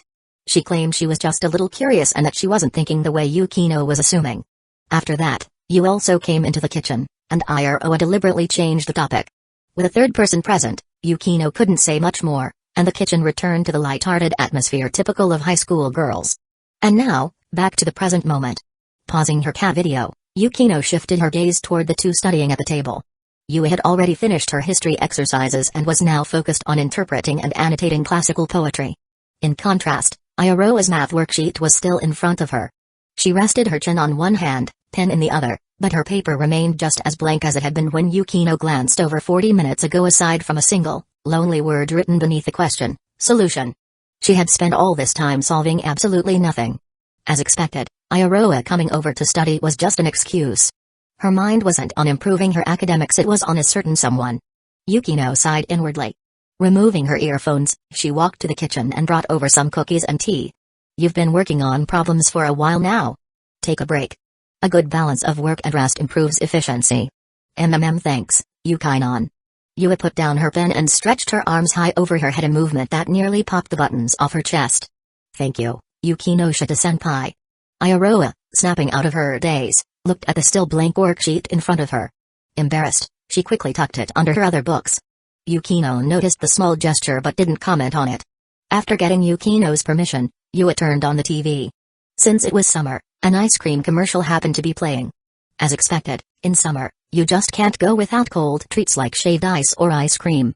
Crunching on a cookie, Yui casually voiced her thoughts. Yukino rested her chin on her hand and replied, my sister stocked up on some ice cream here before. Do you want some? Really? Can we have some? Yui was technically asking for confirmation, but the anticipation on her face was obvious. There's no reason you can't. I barely eat these, and my sister only visits occasionally. She won't mind. Setting down her tea, Yukino motioned for Yu and Iroha to follow her. However, when she opened the freezer and pulled out the ice cream drawer, the three of them were momentarily stunned by the selection inside. Yukino picked up one of the ice cream tubs. Sake-flavored ice cream. Yui grabbed another. Moutai ice cream classic flavor. There was no need to check further, practically every ice cream had the word alcohol in its name. Seriously, Nei-san? Yukino sighed, pressing her fingers against her forehead. Her sister's choices in many aspects of life often left her speechless and exasperated. Yu and Iroha gave awkward smiles from the side. With alcohol in the name, there was no way high school students like them could eat these. Chapter 285, Utaha's invitation. Returning to the living room, they watched a special feature on adorable marine animals for a while. Then, as if suddenly remembering something, Iroha rummaged through her bag, pulled out her wallet, and eagerly volunteered, "I'll go downstairs to buy some ice cream." Their apartment was located in the city center, so there were plenty of convenience stores just a short walk away. "I'll go with you." It was the middle of summer, the hottest time of the afternoon when the sun was at its peak. Yui felt bad about making her junior run errands while she just sat here enjoying the results. Iroha shook her head. "No need. I can handle something this small by myself. Besides, I could use some fresh air." Yukino, sipping her tea, silently glanced at the air purifier running in the corner of the living room. Just as Yui was about to say something else, Yukino spoke first. "Then we'll leave it to you, Ishiki-san." "Absolutely, leave it to me." Iroha cheerfully made an okay gesture. "What flavors do you want, Yukino-shita-senpai, Uegahama-senpai?" "Nothing in particular, as long as there's no alcohol." "Same for me." "Got it. I'll be right back." Iroha turned and walked toward the entrance, pulling up the heels of her small leather shoes and lightly tapping her toes on the floor. As the front door opened and closed, Iroha left for now. "Yukainon, is it really okay to let Iroha go alone? It kinda feels like we're making her do all the work." Yui looked a little worried. She was a sensitive girl, someone who had once tried too hard to fit in and ended up overly accommodating others. Although that had improved a lot after becoming friends with Yukino, she still had a tendency to overthink things. "I know what you're worried about, Uegahama-san. But there's no need. Ishiki-san offered to do it herself, no one forced her. So it's fine." Yukino's calm and certain tone eased some of Uegahama's unease. "But I still feel kinda bad. I was the one who said I wanted ice cream." "Don't worry about that either. Buying ice cream for you is just a side thing. Ishiki-san might have something else she really wants to do." "Something else she really wants to do?" "Ah." Hearing that, even Yui, who wasn't the sharpest, finally realized something. It was right here, after all, that Iroha had once asked them for advice about love. Iroha's thoughts were both simple and complicated. On one hand, she believed that the reason so many girls willingly surrounded Chisato was because he must have used some shady tactics in private, whether it was deception or coercion. And what she needed to do was expose this scummy side of his, both to vent her own frustrations and to let the light of justice shine on the world. But at the same time, his obvious distance from her, the way he deliberately kept her at arm's length, left her feeling restless and frustrated. For the past few days, she'd been trying hard to suppress these inexplicable thoughts. But she couldn't. Her actions refused to be governed by reason. Every time she had a free moment, she'd tap on his social media profile and stalk his activity feed without even realizing it. Iroha felt like something was seriously wrong with her. But in her current state, there was no way she could self-diagnose or fix it. And because of the nature of the situation, she couldn't tell anyone about it either. So all she could do was keep it bottled up inside, letting those conflicting emotions twist and ferment within her, growing thicker and harder to untangle. And just now, at Yukino-shita's house, it seemed like the past 2 days of torment had finally pushed her to the limit. So she made an impulsive decision. Who cared about the outcome? Overthinking things for half a day wasn't her style anyway. Back when she'd had a crush on Hayama-senpai, hadn't she gathered every bit of information about him in just one day? The very next day, after making all her preparations, she'd joined the soccer club as its manager to formally get close to him. Yeah. No need to sit around overthinking things. Just act first. If something unexpected happens, she'll deal with it then. That's what she was good at. Taking the elevator down, she picked out a few different kinds of ice cream, paid, and asked the cashier for an extra bag. She separated the ice cream into 2 bags and carried them in each hand. Stepping out of the convenience store, Iroha took out her phone and sent a message to Chisato. "Senpai, I'm at my senpai's place for a study session. I bought a lot of ice cream, so I'll bring some to your place too." After sending it, the chat showed unread. That was within her expectations. After all, no one stares at their phone 24 out of 7. By the time Chisato saw the message, she'd probably already rung his doorbell. And the reason she sent it in advance was to give herself an excuse in case he got annoyed by her showing up unannounced. It was kind of like what Teriri and Utaha had done when they visited him at the Starry Performance Hall. Entering the elevator, she pressed the button for the correct floor and soon arrived at the apartment labeled Suzumiya. Just then, her phone vibrated a new message. Iroha smirked, deliberately ignoring it. She rang the doorbell first, then checked the message. Thanks for the thought, but I'm not home right now, huh? He's not home? Iroha frowned, then let out a long sigh. If that was the case, there was nothing she could do. She turned around, about to head back to Yukinoshita's place. Click. The door lock turned, and the door opened. Hearing the sound, Iroha looked back. Standing there was Uchiha, wearing a silky nightgown, her face still carrying traces of drowsiness. But her sharp, playful gaze was crystal clear.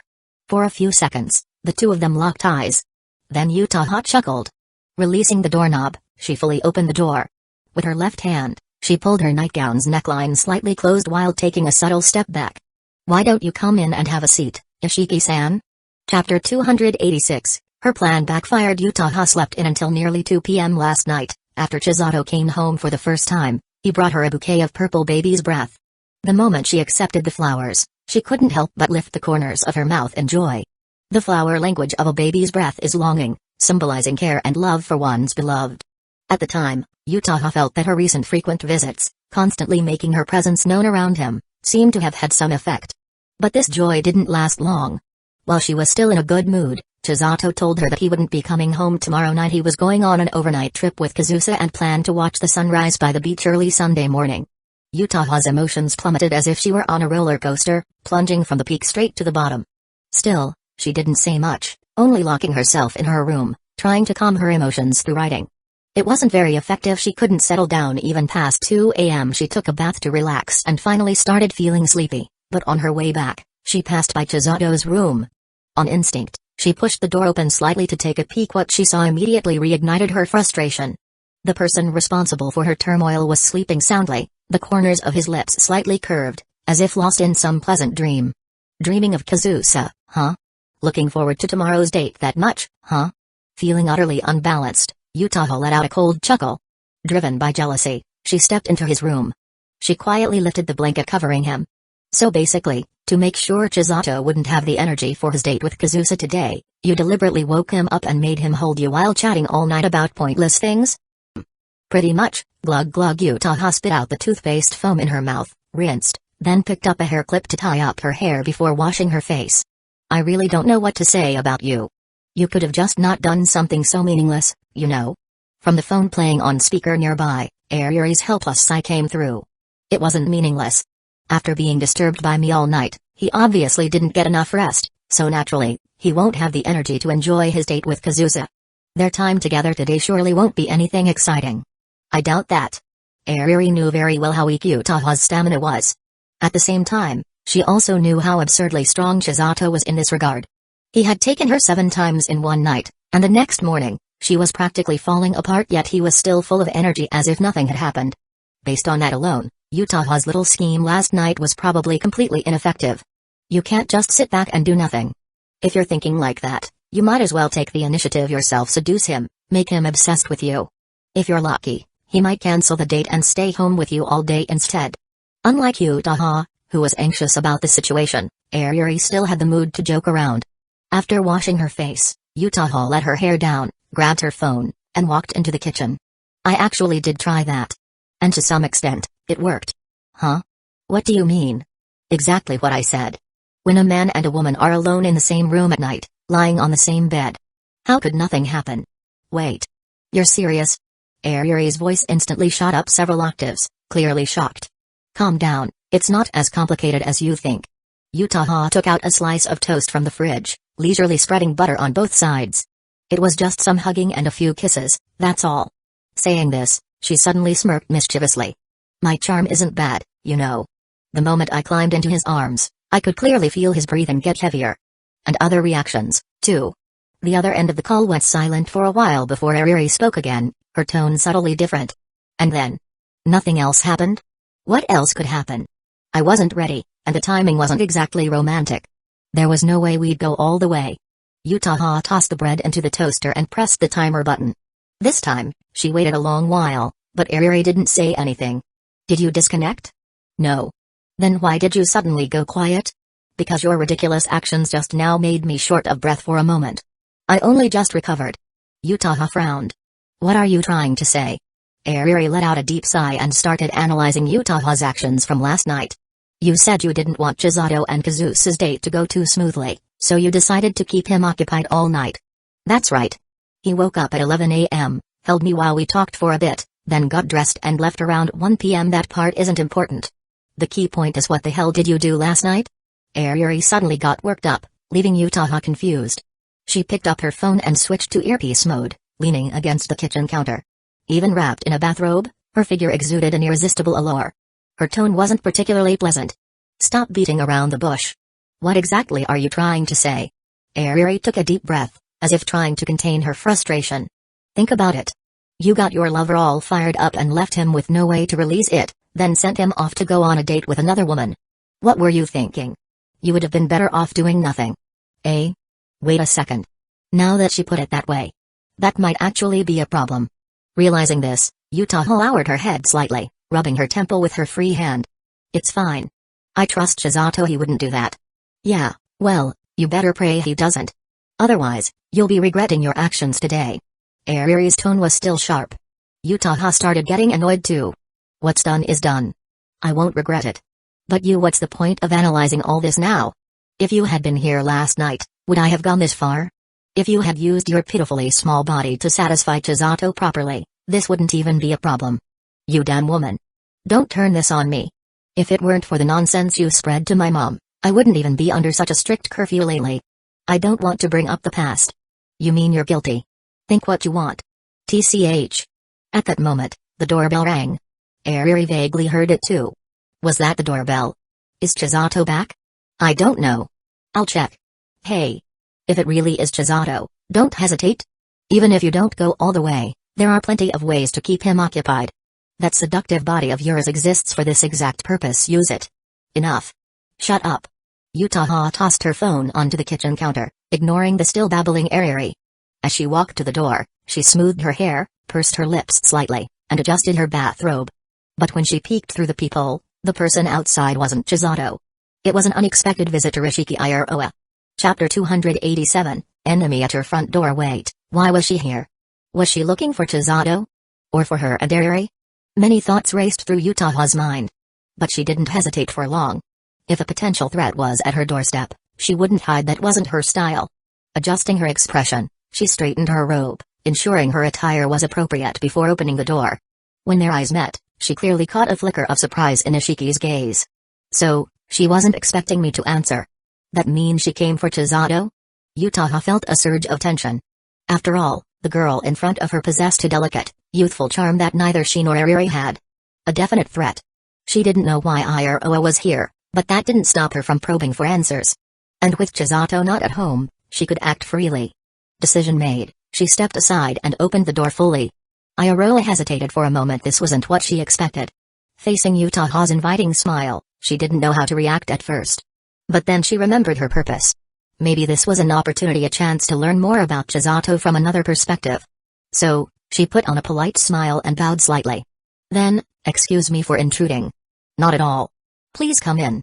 Watch your step, there's a little edge. Uchiha returned a smile. She was giving off a completely different vibe from before, one that was warm and inviting.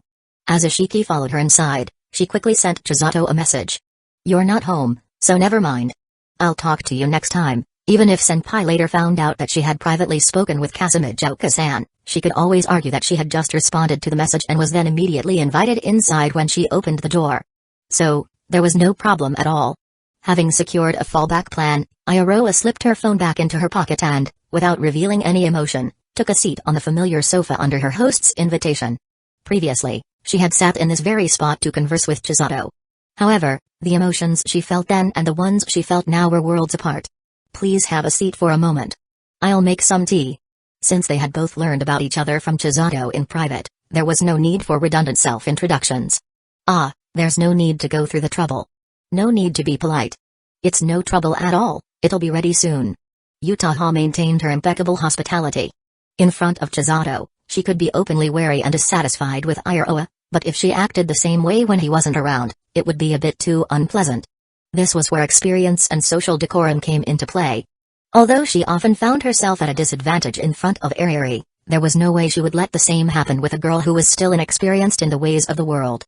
Uchiha had more or less solidified her stance, but before proceeding, she habitually wanted to hear Ariri's opinion. She found it a little embarrassing to be so reliant on this subconscious habit, yet she couldn't help it. As it happened, before opening the door earlier, she had casually placed her phone on the kitchen counter without hanging up the call. Now, she didn't even have to redial. Keeping an ear out for any movement from the living room, she brought the phone to her ear and spoke softly. Ariri. You're back? Is it Chisato who came home? No, it's Ishiki Iroha. Ishiki Iroha? Yeah, I'm not sure why she suddenly showed up, but I let her in for now. What do you plan to do? No matter her reason for coming, I'll talk to her first. Last time, Chisato didn't say much about her. Don't you want to know what's going on between them? Fine, but you'd better tone down your usual sarcastic attitude. That's only for you. You little anyway, that's it. Hanging up. Without giving Ariri a chance to respond, Uchiha ended the call and swiftly prepared the tea. Though she didn't want to admit it, hearing Ariri agree with her plan did give her more confidence. Sorry for the wait. Returning to the living room, Uchiha placed a cup of tea in front of her guest. The fragrance of tea rose with the steam, and Iroha softly expressed her thanks. She carefully blew on it, then took a small sip. She wasn't particularly knowledgeable about tea, but after having tasted the tea brewed by Yukino, she couldn't help but feel that Uchiha's tea was somewhat lacking. But that was unimportant. She wasn't here for a cup of tea. Please accept this. Iroha picked up the ice cream she had bought at the supermarket and handed over one of the bags, explaining her reason for visiting.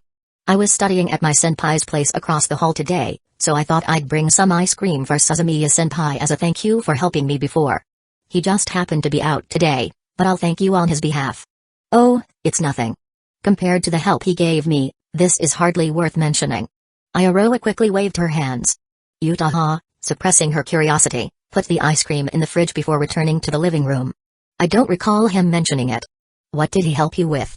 It wasn't anything major. Iroha hesitated. Uchiha gave a refined smile. My apologies. That's personal business, and I was being intrusive. No, I don't mind telling you, Kasumijoka-san. But before that, could you satisfy a small curiosity of mine? Iroha's smile was as innocent as could be. Most people would let their guard down in the face of such an expression. Uchiha, however, was not deceived. Instead, she became more vigilant, though she kept her suspicion from showing on her face and simply asked with faint confusion, curiosity?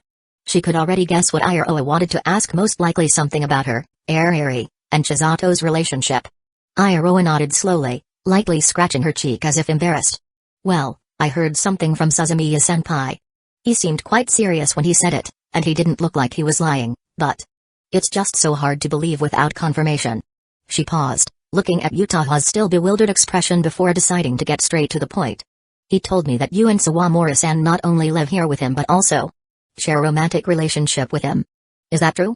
Uchiha feigned surprise, raising her hand to her lips. He actually told you that? Iroha pressed for an answer. So, it's true? Uchiha's cheeks tinged with a faint blush. She nodded, then shook her head. Ariri and I do have a romantic relationship with him. But we don't live here permanently, we still live with our parents most of the time and only come here occasionally. So it really is true. Iroha's face showed a mix of expectation and disbelief, but she quickly adjusted her expression, realizing her reaction might have been inappropriate. Sorry, I didn't mean anything by it. It's just a little hard to wrap my head around. Uchiha watched her performance quietly before replying naturally, it's fine. I don't mind. Before I met Chisato, I never thought I'd accept such a thing either. Yeah. It's really hard to imagine. What exactly did Suzumiya-senpai do to win over both you and Sawamura-san? Iroha's question sounded casual, but her eyes betrayed her strong curiosity as she looked at Uchiha, eager for an answer. Meanwhile, Uchiha found herself smiling inwardly. How should she put it? Facing Iroha, she felt a long-lost sense of confidence and superiority. If Ariri was like a bottomless lake, impossible to gauge in depth, then Iroha was like a shallow puddle left behind after the rain, completely transparent, with the sand and pebbles at the bottom in plain sight. Although Iroha acted composed, her approach was far too clumsy to go unnoticed. She wants to know what happened between us? And then what? Analyze it and figure out how to interfere? Uchiha wouldn't do anything that didn't benefit her. And when it came to Chisato, she had to be even more cautious. She already had Gota Hitori and Mikazusa as formidable rivals, and neither had been properly dealt with yet. If Iroha joined the fray, wouldn't that just make things even more complicated? She had to prevent that from happening. Fortunately, Chisato hadn't told Iroha much about their situation. Otherwise, Iroha wouldn't be fishing for information. This imbalance in knowledge was Kasamijoka's advantage. Analyzing the situation, she came up with a new plan. At first, she had only intended to subtly extract information from Iroha about her relationship with Chisato. But now, she had a more aggressive plan, one that could make Iroha see Chisato in a negative light, causing her goodwill toward him to plummet. This plan carried a significant level of uncertainty. If Iroha went to Chisato to verify the claims, her scheme could be exposed. However, if it succeeded, the benefits would be enormous. Iroha might come to loathe Chisato and gradually distance herself from him. It wasn't impossible. The worst-case scenario was that Chisato and Iroha would uncover her scheme. It didn't matter how much Iroha hated her. As for Chisato, he probably wouldn't hold it against her over something so trivial. At worst, she could always wear that untouched pajama set at the bottom of her drawer, put on a pair of cat ears, and act all apologetic. With Arari helping to smooth things over. It was a safe bet. After weighing the risks and rewards, Uchiha made her decision. Of course, stating things outright would lack credibility. After all, their relationship was nothing more than a casual acquaintance. She had to be more meticulous. Some things needed to be revealed unintentionally so that Iroha would follow the breadcrumbs herself and arrive at the desired conclusion. It was a challenge. But why did she feel a thrill from it? Come to think of it, it's actually not that complicated. Just like before, Uchiha spoke with an air of complete ease. Chapter 288, I was right. Come to think of it, it's actually not that complicated. At the beginning, both Arari and I were initially drawn to Chisato because of his looks. Uchiha spoke softly without hesitation. His looks, huh? That was an answer Iroha hadn't expected. She had assumed the reason would be something more subtle, like his gentle and considerate personality or his mature and composed demeanor. She hadn't expected such a straightforward and superficial answer, his appearance. But it wasn't exactly wrong, nor did it seem like a lie. After all, when it came to looks, Chisato was undeniably top tier. He was the kind of guy that girls would remember at first glance. His features and skin were beyond reproach, but what stood out the most were his eyes, those deep, electrifying eyes that made one's heart tremble the moment they met his gaze. And then there was that indescribable aura he carried, faint yet undeniably present. As much as she hated to admit it, every time she got close to him, there was this inexplicable sense of security and comfort. It made one instinctively want to be even closer, hold on to his arm, or maybe even be wrapped in his embrace, just watching the flowers bloom and wither. Ishiki. Ishiki-san? Ah. Why yeah. Uchiha's repeated call snapped Iroha out of her thoughts. Is there something wrong with what I said? Uchiha paused momentarily, intrigued by Iroha's reaction. And no, it's just. I find it kind of surprising. As their conversation progressed, Iroha started to feel that the girl sitting beside her wasn't as intimidating as she had initially assumed. She began to loosen up, speaking more boldly than before. I hope this doesn't sound rude, but to me, Kasamijoka-san seems like a really exceptional person. I can tell just from the way you speak and carry yourself. So, hearing that you were drawn to Senpai just because of his appearance. It just feels a little. Iroha flashed a playful smile, leaving her sentence unfinished, but her meaning was obvious.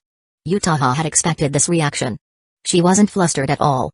Instead, she simply chuckled, took a small sip of tea, and leisurely continued, admiring beauty is human nature, and Arari and I are no exception. There's no need to deny it. That being said, the one who actively initiated our interactions was Chisato. Senpai made the first move? Iroha's eyes widened as she immediately sought confirmation. Yes. Uchiha found it a little odd how Iroha suddenly became excited but nodded nonetheless. He chose to approach Arari and me first. After spending time together, we naturally became more familiar with each other and eventually became friends. As our relationship developed, we unconsciously grew closer. By the time we realized it, Arari and I were already in the position we are now with him. Huh? That's it? What about the details? How exactly did Suzumiya-senpai get close to them? What kind of methods did he use to make them willingly accept this relationship? The most important parts were being glossed over so vaguely. Iroha felt a rising sense of frustration. However, looking at Uchiha's composed expression as she sipped her tea, she couldn't think of a good way to press further. If she showed too much curiosity and eagerness, it might come off as rude. Besides, this was only her second time meeting Uchiha. The only reason they even knew each other's names was because of Chisato. Uchiha, of course, noticed Iroha's reaction and quietly laughed to herself. She had deliberately kept her words vague for this very reason. By piquing Iroha's curiosity and then acting as though she had no intention of elaborating further, she was leading her into taking the initiative to ask for more details. This way, Iroha would believe she was in control of the conversation and lower her guard, making her more receptive to what would come next. This was a small conversational tactic Uchiha had picked up in her second dream, where she had acted as Chizato's personal secretary, assisting him in managing the company and handling business negotiations. This trick had given her the upper hand in countless business deals. Using it on a high school girl who had yet to experience the real world? Child's play. Eh? What do you mean by unconsciously grew closer? Did Senpai launch a romantic offensive on you and Ariri-san? Perfect? The conversation was unfolding exactly as she had expected, completely under her control. Lately, everything had been so frustrating, but for once, she finally felt a sense of satisfaction. Iroha was employing a similar strategy, using her position as the younger one in the conversation to play up her innocent and straightforward nature. Her tone when asking the question was no different from the bubbly, extroverted girls who liked to gather and gossip during school breaks. She was aiming for a natural, light-hearted approach. Her demeanor, combined with her choice of words, made her curiosity seem completely genuine rather than intrusive. It suited her personality, making it hard to find fault with her or take offense. A romantic offensive, huh? I suppose you could call it that. Uchiha deliberately paused before replying, furrowing her brows slightly as if deep in thought. Then, after a small sigh, she finally gave her answer. Just like before, she didn't say too much, keeping things vague to maintain Iroha's curiosity and make her press on. What do you mean by suppose? Did Suzumiya-senpai make you feel embarrassed, or did he mess up and do something cringeworthy? Iroha continued asking, voicing her guesses while keeping the atmosphere lively, trying to establish herself as a good conversation partner to encourage Uchiha to keep talking. At this moment, in the cozy living room of the apartment, two girls sat facing each other, each with more schemes in their minds than there were tea leaves in their cups. But it was precisely because they both wanted the conversation to continue that it was able to carry on so smoothly. Uchiha pressed her lips together, a slight ripple appearing in her usually calm gaze. Lowering her head slightly, she let her eyes fall upon a random spot in the room, slipping into a seemingly dazed, contemplative state, the perfect portrayal of someone hesitating to speak. But in the end, she simply shook her head slowly. This isn't something worth talking about. She casually took another sip of tea, but in her mind, she had already decided this would be the final round of her deliberate hesitation. The next time Iroha asked, she would no longer hold back. She had already prepared a fabricated story, one designed to maximize Iroha's dislike toward Chisato. As a novelist, the one thing she was never short of was the ability to craft a compelling narrative. She knew exactly how to make one person hate another. And yet at that very moment, reality threw an unexpected twist into her plans. This time, Iroha remained silent for an unusually long period. Even after Uchiha had taken small sips and finished half of her tea, Iroha still hadn't spoken. Just as Uchiha began to feel uneasy, silently wondering whether she had made some misstep that caused the other party to grow suspicious, she found herself reflecting on her own actions. Then, the long silent Iroha slowly clenched her hands, which had been resting on her lap. She swallowed hard and, in a noticeably nervous tone, quite unlike her usual self, finally spoke. Did Suzumiya-senpai do something bad to you, Kazumijouka-san? After saying this, she stared intently into Uchiha's eyes, and as she had hoped, she caught a fleeting, imperceptible change in the other's expression. I was right. So it's true. That bastard. Iroha let out a silent, cold laugh. Her little fists clenched even tighter. Recalling how she had been deceived step by step, she felt an overwhelming urge to punch that guy a few times to vent her frustration. Chapter 289, What on earth had he done? At first glance, Iroha's thought process seemed absurd, but in reality, many people had experienced something similar. The details might differ, but the underlying principle was the same. For example, if someone is known to be a thief, people will instinctively suspect them whenever something goes missing. Or if a person with chronic migraines goes to the doctor, presenting a past diagnosis of migraines, the doctor will naturally assume their current headache is caused by the same condition. There's a psychological term for this, confirmation bias. In simple terms, once people form a belief or accept something as true, they tend to look for evidence that supports their theory while selectively ignoring or dismissing any contradictory information. They interpret everything through the lens of their preconceived notions, ultimately arriving at a truth that aligns with their expectations. But in reality, this so-called truth is often arbitrary and one-sided, yet those affected by it remain completely unaware. That's confirmation bias. To put it simply, people believe what they want to believe. Without realizing it, Iroha had fallen into a vicious cycle, one that she could no longer escape by her own means. The focus shifted to someone else. Uchiha's reaction earlier was not an act. She was genuinely startled. She couldn't understand how Iroha had suddenly figured out exactly what she was about to say. But that shouldn't be possible. Even if Iroha had picked up on her previous attitude, there was no way she could instantly and so precisely read her mind, right? This was practically mind reading. Uchiha's mood grew heavier, and her expression became guarded. She felt deeply ashamed of her earlier smugness and underestimation of her opponent. She had assumed she could easily manipulate Iroha, only to realize that after carefully setting up her plan for so long, her entire strategy had been effortlessly exposed at the very last moment. In an instant, the situation and power dynamics had flipped. And judging by Iroha's expression, she had likely been suspicious from the very beginning, not just after Uchiha's final words. She had simply played along with the conversation up until now, waiting for the perfect moment to overturn the table, reveal everything, and mock her in the process. And in fact, that was exactly what she had done. The slight upward curve of Iroha's lips made it painfully clear how pleased she was. Damn you. Even Ariri wouldn't dare treat me like this, how dare you? Uchiha's anger surged to its peak. Her expression darkened, and her thoughts shifted. Since she had already been provoked this much, there was no need for subtle tricks anymore. She'd just go all in.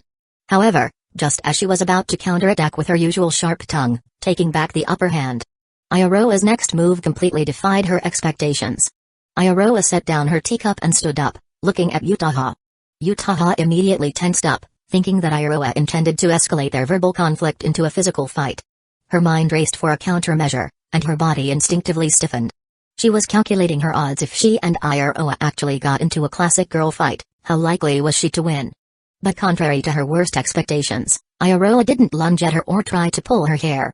Instead, she broke all conventional patterns. She sat down right next to Uchiha, pressing her body close in an oddly intimate manner. She reached out, tightly grasping Uchiha's free left hand. Then, her face moved in close, wearing a sincere expression that seemed to carry a sense of newfound camaraderie, as if she had just discovered a long-lost ally. Kasumijoka-san. I can't explain the details right now, but actually, our situations are incredibly similar.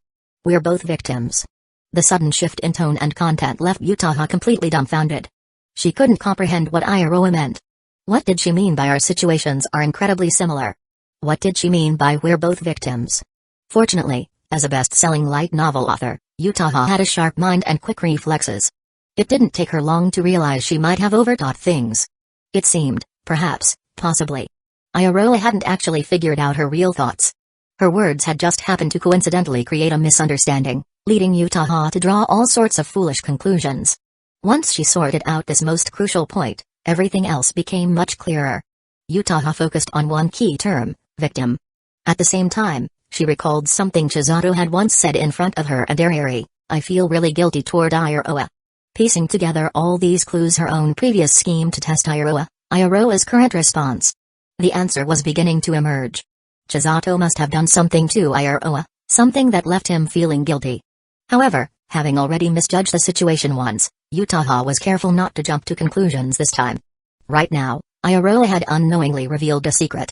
This was a perfect opportunity to get more information from her. She couldn't waste it.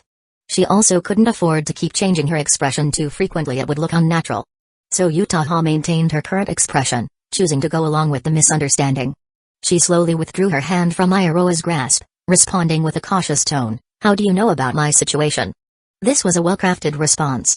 It confirmed Iroha's suspicions while also subtly prompting her to reveal more details, information that Uchiha herself didn't yet know. It's a deduction. From Iroha's perspective, Uchiha's reaction was completely natural, perfectly in line with someone who didn't want their secrets exposed.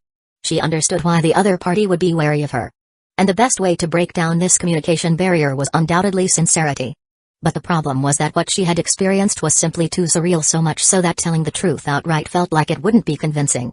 The reality was too hard to put into words. So now, it all comes down to personal charisma and eloquence. No matter what, she had to make Uchiha believe her. Kasumijoka-san, I know what I'm about to say might sound strange, but please believe me, I am not lying to you. Even when Iroha spoke seriously, her voice remained captivating, clear and melodious, like a nightingale. It was easy to imagine how sweet and endearing it would sound when she was in a good mood or playfully acting spoiled. Uchiha thought that if she were a man, she might not have been able to resist developing feelings for her. And if that was how she felt, Then there was no need to even mention Chisato. Even though Chisato currently showed no particular interest in Iroha, who could say for sure? If she kept hovering around him, something unexpected might happen. That possibility had to be crushed before it even had a chance to bloom. Realizing that this was a critical moment, Uchiha sharpened her focus. What exactly are you trying to say? For certain reasons, I can't go into detail, but in a way. I've been deceived and misled by Suzumiya-senpai. It seemed to take all of Iroha's strength to say those words. Uchiha's reaction, however, was utterly indifferent. That's it? You built up all this suspense just to tell me something I already figured out? For certain reasons, you can't explain in detail. That must be about those bizarre dreams. She probably doesn't know that Ariri and I have been through the same thing, which is why she's holding back. But deception and concealment. Those words felt strangely familiar. Uchiha immediately recalled her first dream. It seemed that Iroha had experienced something eerily similar to her own story. But thinking back to their first encounter with Chisato, Iroha had looked as if she wanted to wrap herself up in a ribbon and present herself to him. And now, her attitude was completely different. That suggested her situation was even more complicated than her own. That said, the overall picture was now much clearer than before. The only thing still uncertain was Iroha's objective. But that was an easy fix. She had already opened up this much, it wouldn't take much more to steer the conversation where she wanted it to go. You went out of your way to tell me all this, what do you want? I want to help you. Iroha answered without hesitation. She stated her original intention outright. I want to help you and Sawamura-san break free from that scoundrel, Suzumiya Chisato. Break free from Chisato? Do you even hear yourself? Uchiha's eye twitched. For a moment, she couldn't tell whether this adorable girl was genuinely serious about this or if it was all part of some elaborate scheme. And if it was a scheme, the goal was obvious. Once she and Ariri were out of the picture, Iroha could seamlessly take their place. After scrutinizing her closely, Uchiha started to think she might actually be serious. Iroha really seemed to believe that Chisato was a bad person. What on earth had he done to her in those dreams? Uchiha found herself even more baffled and even more intrigued. Chapter 290, Plans for Tomorrow. Sorry. I ran into someone I knew on the way, so I chatted for a bit and took longer than expected. Returning to Yukino Shita's apartment, Iroha explained the reason she had taken so long to buy ice cream while taking the ice cream out of the bag and handing it to Yukino and Yue. The ice cream had been out for a while and was already melting. Fortunately, Iroha had bought only boxed versions, so eating with the small spoons provided wasn't too troublesome. The three of them sat together on the sofa, eating their ice cream. As they did, Iroha lightly swung her toes back and forth, humming softly in a good mood. Compared to before she left, she seemed to be in much higher spirits. The reason for that was obvious. The acquaintance she mentioned earlier was most likely their next-door neighbor. Yukino let out a small sigh. The power of love was truly remarkable. No, that wasn't right. With so many girls around that neighbor, this couldn't be called love at all. Strictly speaking, it was something far from correct, a severely twisted relationship. And yet, Iroha was deliberately maintaining such a relationship, seemingly wanting to take things even further. Hiratsuka-sensei had asked Yukino to keep an eye on Iroha and report any unusual behavior. Now, seeing Iroha knowingly approach someone who had multiple ambiguous relationships, was this worth reporting? Yukino gently bit down on her ice cream stick, leaving neat teeth marks on it. In the end, she decided to observe for a little longer. As things stood, Iroha's relationship with their neighbor didn't seem worrisome enough to require an immediate report. By the way, tomorrow, I'll be out all day. Yukino suddenly informed the two, implying that they didn't need to come over tomorrow. This wasn't a big deal. Everyone had their own things to do. It wasn't realistic to expect someone to always stay at home and tutor others for free. Iroha understood this and didn't mind losing an excuse to get closer to Suzumiya. After all, just now, she had officially exchanged contact information with Uchiha. From now on, she could directly gather information about Suzumiya through another fellow victim. That was far easier than trying to get answers from Suzumiya himself. The weather has been really hot lately, and the sun is super strong outside. Where are you going, Yukino? You asked curiously. The marine life exhibition. Yukino replied concisely, pulling open a drawer under the coffee table and taking out a promotional flyer. I got this flyer from someone in front of the station. After coming home, I looked it up online. This exhibition not only features various marine creatures but also includes additional halls where related suppliers showcase and sell equipment and fish species. Yu's eyes lit up. Eh? That sounds really fun. Are you thinking about getting some fish, Yukino? Yukino lightly rested her left index finger against her chin. I wasn't planning on it, But if I find one I like at the exhibition, I might consider it. You should think about it. Your living room is so big, with plenty of empty space. Getting some goldfish or something to swim around lazily when you have free time could be really soothing. Yua suddenly clapped her hands as if she had a great idea. That's it. As a thank you for taking care of me lately, why don't I go with you tomorrow? If you find a fish you like, I'll buy it for you as a gift. Hearing this, Iroha instinctively sensed trouble. Sure enough, before Yukino could even respond, the next moment, the ever-enthusiastic and well-endowed upperclassman leaned in expectantly and said, Iroha, staying home and studying all the time is so boring. You just finished your exams, you need to balance work and rest. Let's take this chance to go out together. Well. Iroha blinked, unsure how to respond. It wasn't just that she had no interest in marine life. Her original plan for tomorrow was to deepen her connection with Uchiha. Ideally, she wanted to learn more about what had happened between Ariri and Suzumiya, which would help her plan her next move. So, she decided to refuse, but in a tactful way. Yua-senpai, I think Yukino-senpai might be a little troubled by this. Eh? Yua turned to look at Yukino and saw her frowning, clearly looking uncomfortable. She quickly backtracked, trying to smooth things over. Sorry. If this bothers you, Yukainon, just forget I said anything. Yukino was silent for a moment before shaking her head slightly. No, if you and Iroha come along, in a way, that would actually be a great help. Both of them froze, unable to understand what she meant. Without further explanation, Yukino picked up the remote and switched the TV channel. Have you been following domestic news lately? You and Iroha exchanged glances and smiled awkwardly. Their reactions made it clear they didn't pay much attention to current events. Most girls were like that, keeping up with celebrity gossip and fashion trends but having little interest in the news. Seeing this, Yukino explained, this marine life exhibition is being funded by environmentalists and marine industry professionals. While it aims to showcase the beauty and charm of marine life, it also serves another purpose, gathering public signatures in protest against the government. Protest? Why? What happened? Yua railed off because the answer was already on the news broadcast. On the TV screen, the headline "Government decides to discharge nuclear wastewater into the ocean" said it all. Even though you and Iroha rarely followed national news, they immediately understood that releasing nuclear contaminated water into the ocean was unquestionably wrong and extremely dangerous. Has their country lost its mind? If they did this, how would marine life survive? Wouldn't the ocean ecosystem be thrown into chaos? What would happen to people whose livelihoods depended on the sea? This is the situation. As a citizen, there's very little I can do. But even so, I still want to do my part. Yukino looked seriously at the two beside her. So, if you come along, I'd really appreciate it. I'll go, Yukainon. Count me in too. Now that they understood the reason, both of them raised their hands without hesitation. During the conversation that followed, they decided on the time and place to meet up tomorrow.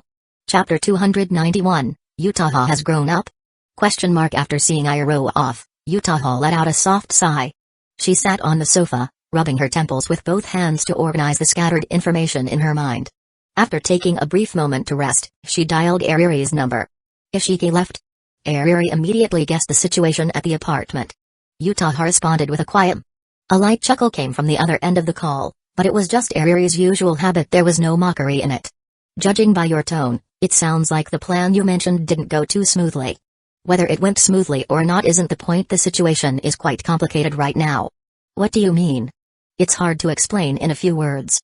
Uchiha took some time to recount, as thoroughly as possible, her conversation with Iroha just now, along with her own personal speculations. Ariri knew this was an important matter, so as she listened, she refrained from interrupting.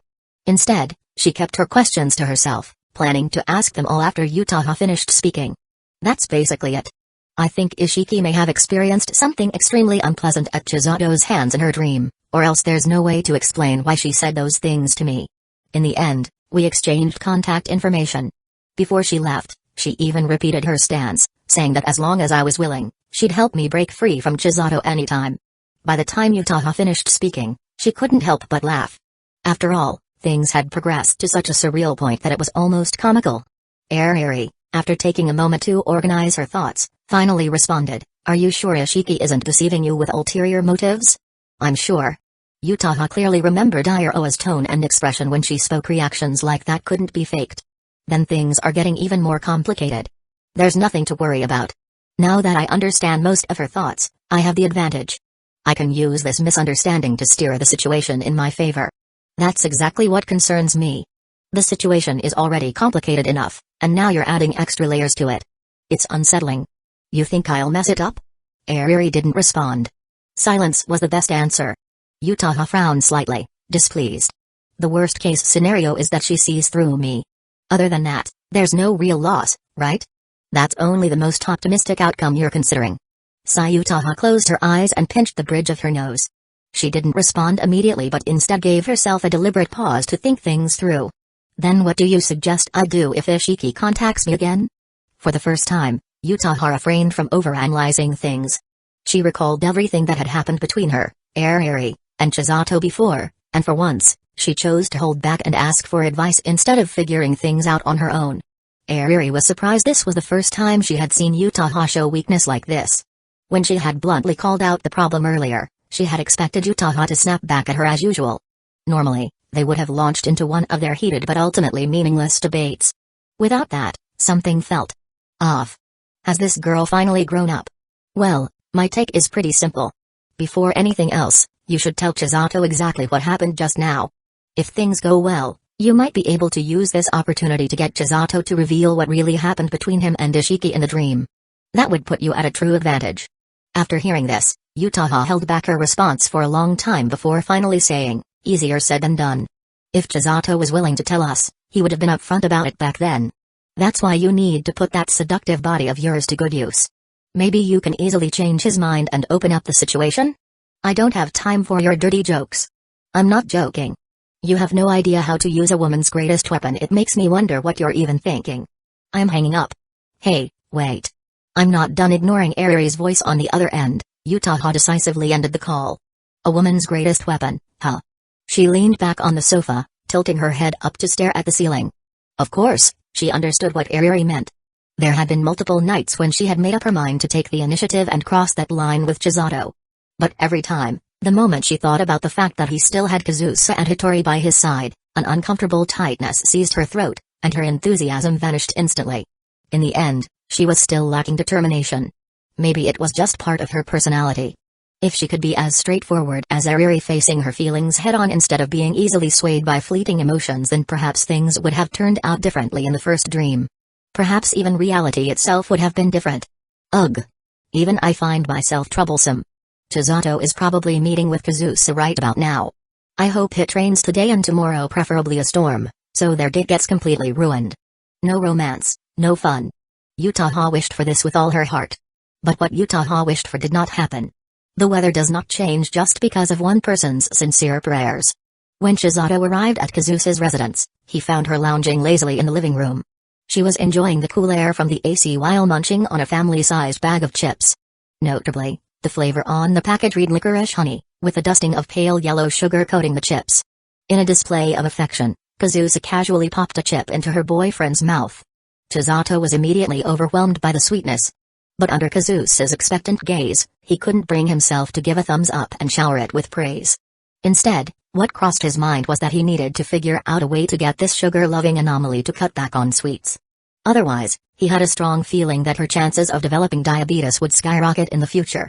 It's about time we head out, isn't it? Chisato glanced at the clock. It was a little past noon.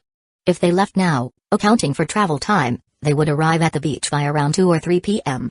The plan was to drop off their luggage at the reserved hotel, explore the nearby shopping district, have an early dinner, and rest up to prepare for tomorrow's activities. The next part of their schedule was already planned out in his mind. Except for one small hiccup. Oh. Kazusa obediently clipped the unfinished bag of chips shut and tossed it onto the coffee table. She stood up and stretched, causing her light blue shirt to lift slightly, revealing her fair stomach and cute navel.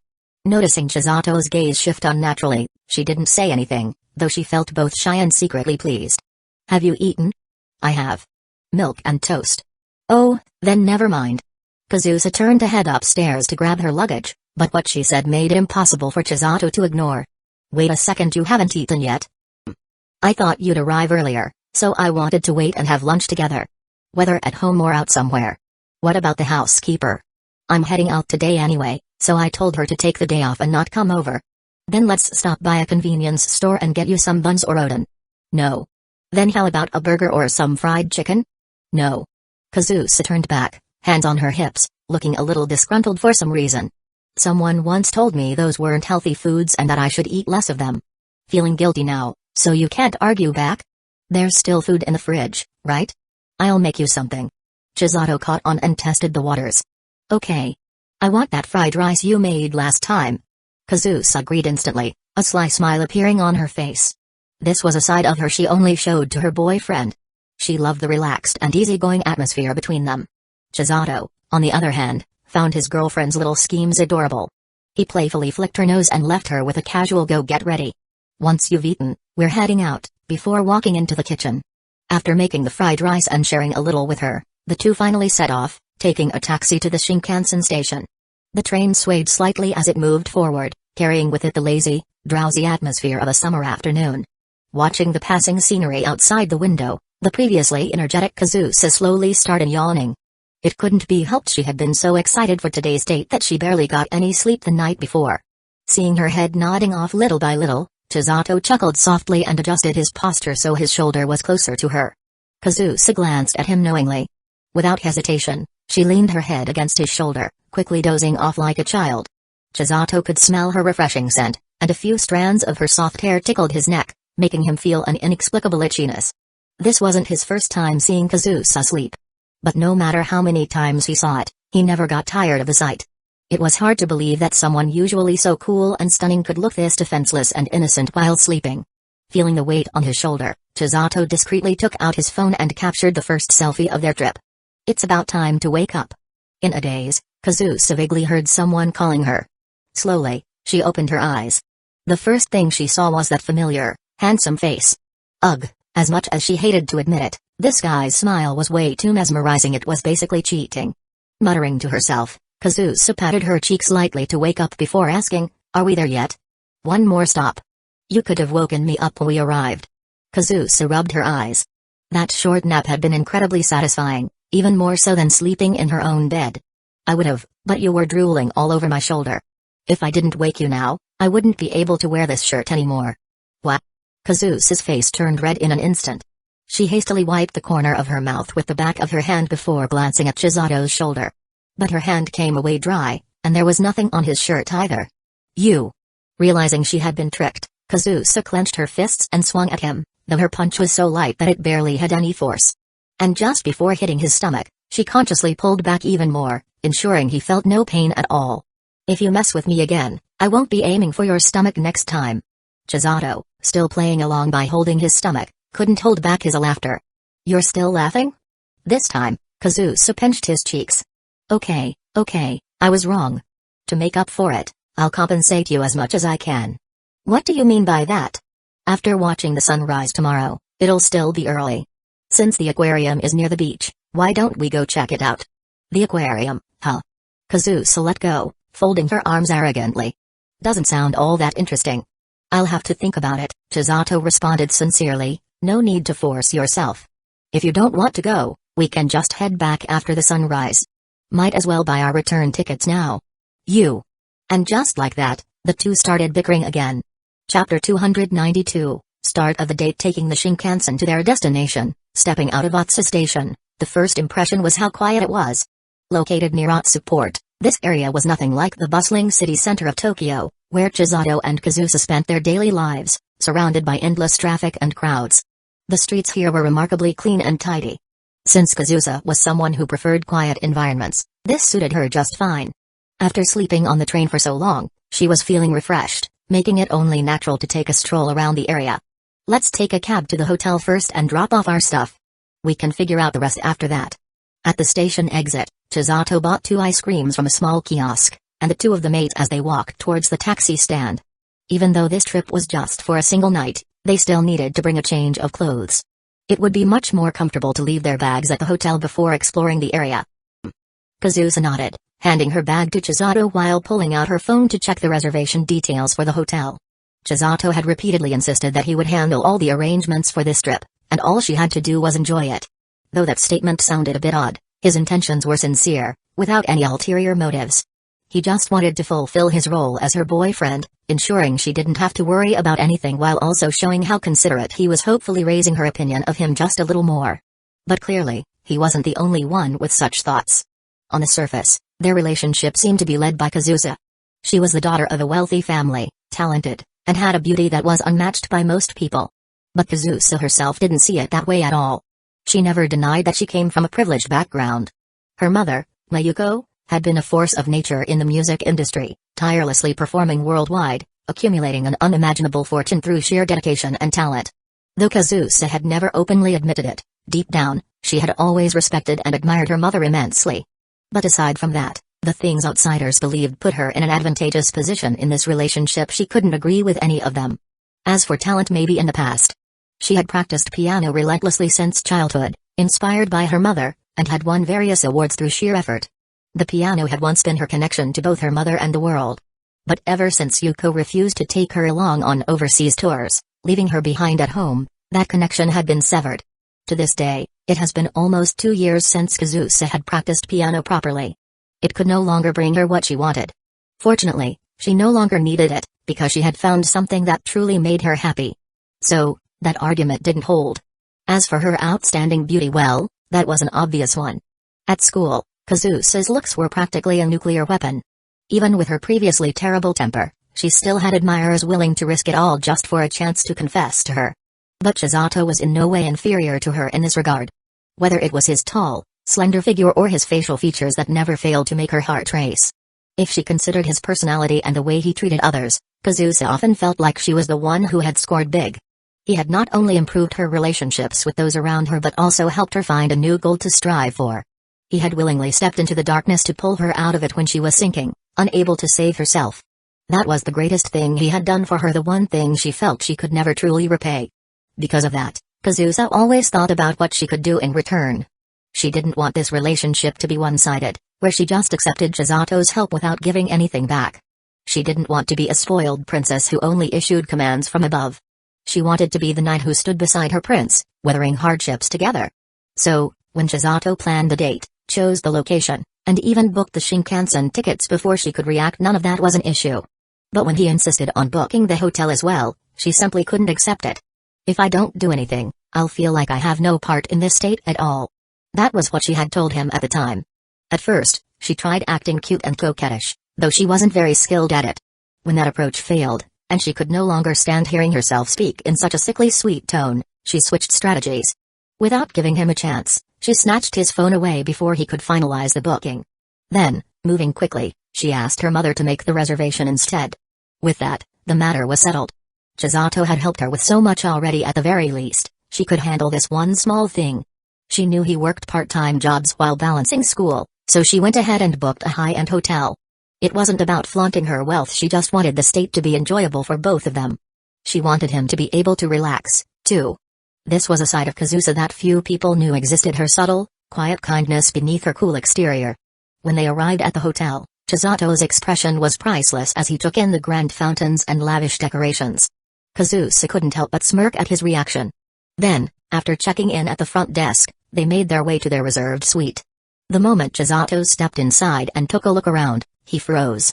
Yes, Kazusa had booked the most luxurious suite available, a full apartment-style suite. The lavish decor was expected, but in addition to a living room, bedroom, kitchen, and bathroom, it also came fully furnished with high-end appliances.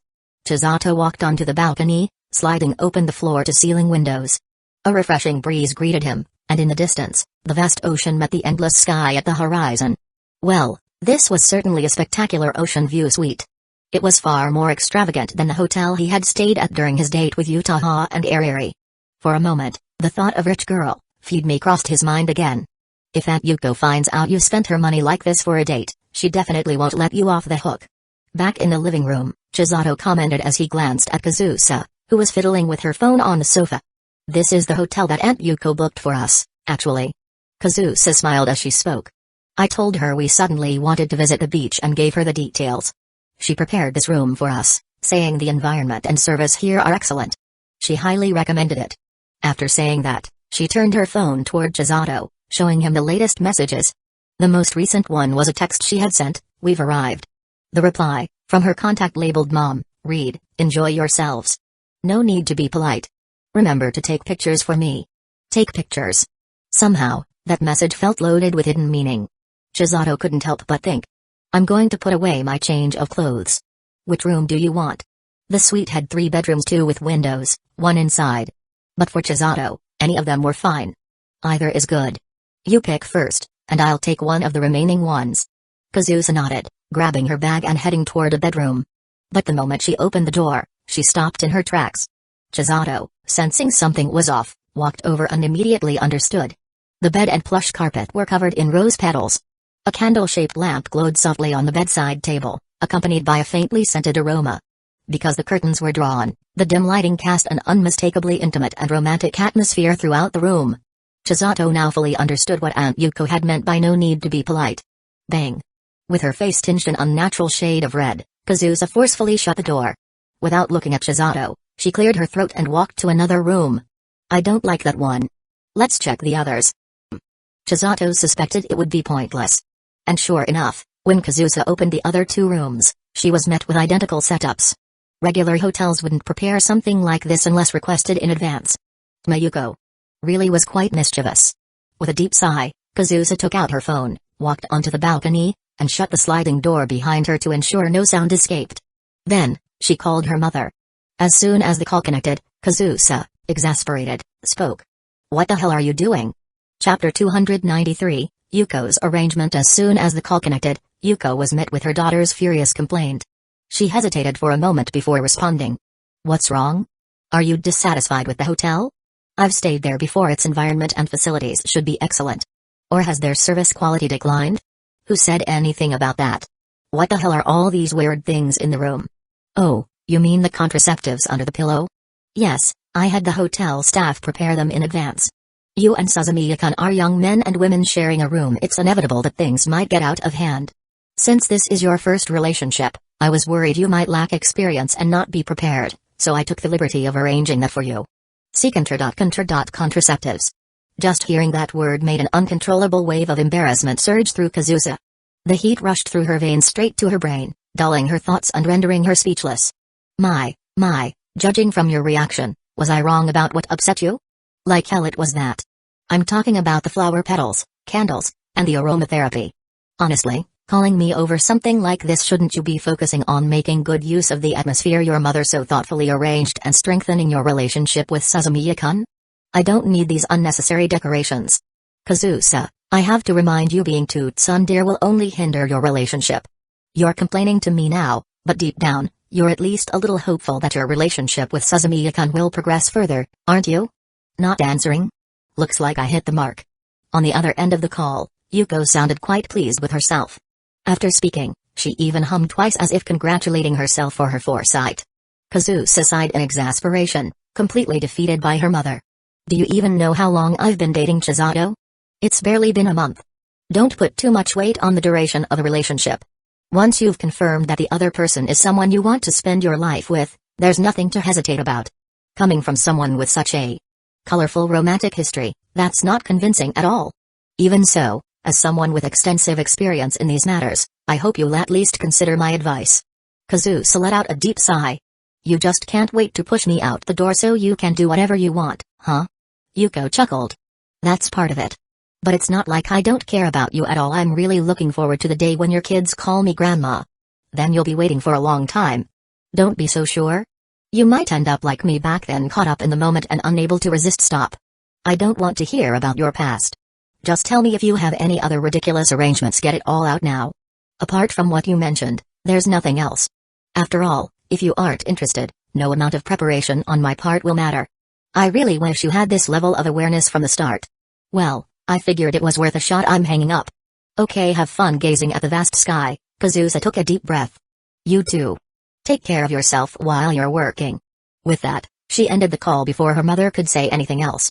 Staring at the phone screen displaying call ended, Kazusa's earlier frustration and helplessness faded, replaced by a soft, gentle expression. Though her mother was as mischievous as ever, this kind of conversation felt nostalgic. She could clearly feel that their relationship had improved significantly compared to the past 2 years. She might never follow in her mother's footsteps to become a world-renowned pianist. But as her daughter, continuing to get along with her like this was a wonderful choice in its own right. And the person responsible for this change was undoubtedly Chisato. She really owed him a lot. Tucking a strand of hair behind her ear, Kazusa chuckled as she pulled open the balcony door. If you really want to be a grandmother, you better be prepared. I'll make sure to have several kids and leave them all to you. No matter how overwhelmed you get, I won't lift a finger to help. Meanwhile, on the other side, leaning against a hospital bed in a plain white patient gown, Hueco could finally stop suppressing the discomfort she had been enduring for so long. Her phone, which she had intended to place on the bedside table, slipped from her unsteady grip and fell to the floor. Clutching her chest, she let out a fit of violent coughs that echoed through the hospital room. It took over 10 minutes after the coughing subsided for her breathing to stabilize. She could feel her body growing weaker by the day. But still. Take care of yourself, huh? Hueco murmured softly. She never expected her stubborn daughter to one day say something like that so honestly. Love had really helped Kazusa grow. She had to hold on, too. No way was she letting some illness defeat her, not when she still had to live long enough to see that clumsy daughter of hers walk down the aisle. At that moment, there was a light knock on the hospital room door, and a well-dressed, middle-aged doctor walked in. His name tag read Takanagi Normasa. He was the head of the Department of Internal Medicine at Minneoka University and the most authoritative hematology expert in Japan. Hueco had known him for a long time, and they were quite familiar with each other. How did you sleep last night? He bent down, picked up the fallen phone, and placed it back on the bedside table. Not great. The coughing really affects my sleep quality. But you look surprisingly well. That's all thanks to you, Normasa-kun. They exchanged light-hearted banter. Has the latest test report come out yet? How's my condition? Hearing this, Normasa sighed. The faint smile on his face gradually faded. He pulled up a chair and sat beside the bed, speaking in a much heavier tone. I really wish I could tell you there's nothing serious, that you just need to rest more and everything will be fine. But that's not the case, is it? Hueco still had a composed smile. Don't sugarcoat it, Normasa-kun. I don't need comfort, I just want the truth. I'm not a little girl who'll break down crying from being scared. Despite discussing a matter of life and death, she showed no signs of fear. Why did someone as wonderful as her have to suffer from such an illness? Suppressing his sorrow, Normasa flipped open the test report. Then I won't hide anything. The results show your condition is critical. There's a significant increase in white blood cells, abnormal blood composition, and an enlarged spleen. Additionally, your hemoglobin and monocytes. Hueco interrupted him. Keep it simple. How long do I have? Normasa was momentarily taken aback before smiling bitterly. Straight to the point, as always. All those medical terms were putting me to sleep. Don't worry, I won't let you die. Conventional treatments may not stop the progression, but we still have bone marrow transplantation as an option. He patted her hand. We'll start compatibility testing tomorrow. For now, get some rest tonight. Given my current condition, what are the odds of a successful transplant? 80%. I want the truth. Hueco fixed her gaze on him. Chapter 294, Jealous Kazusa in the hospital. Hueco smiled as she probed for her odds to Normasa. 50%. Looks like it's not even half, huh? That's fine. I've always had good luck since birth. No matter what I do, the heavens always favor me. This time will be no different. So, don't stress too much, Ken-masa-kun. Just follow your treatment plan step by step. Struggling slightly, Hueco propped herself up on the bed and ruffled her old friend's meticulously combed hair, letting out a soft laugh. Normasa nodded and spent the next while carefully explaining more details about her condition and the treatment process. Before they knew it, Hueco slowly closed her eyes. Before leaving, the doctor gently pulled the covers over her and quietly shut the door. After that, the woman who was thought to be asleep opened her eyes. In reality, she was far from as calm and composed as she had appeared in front of her old friend. She clung to her daughter and this vibrant world, fearing that her illness would take it all away. She stared blankly at the ceiling for a long time before turning her expressionless face toward the window. The sunlight was glaring and scorching, and the sky was a brilliant blue. But she had no idea how many more times she would be able to see this view. Setting aside the bizarre decorations in the bedroom, Kazusa was actually quite satisfied with the hotel her mother had booked for her. The environment and view were excellent, and the space was generously large. Of course, what made Kazusa feel both inexplicably embarrassed and just a little bit excited was her mother's not-so-subtle reminder that she and Shizato would be spending the night under the same roof. Staying in separate rooms of a shared hotel was one thing, but staying in a suite-style apartment with 2 bedrooms was entirely different.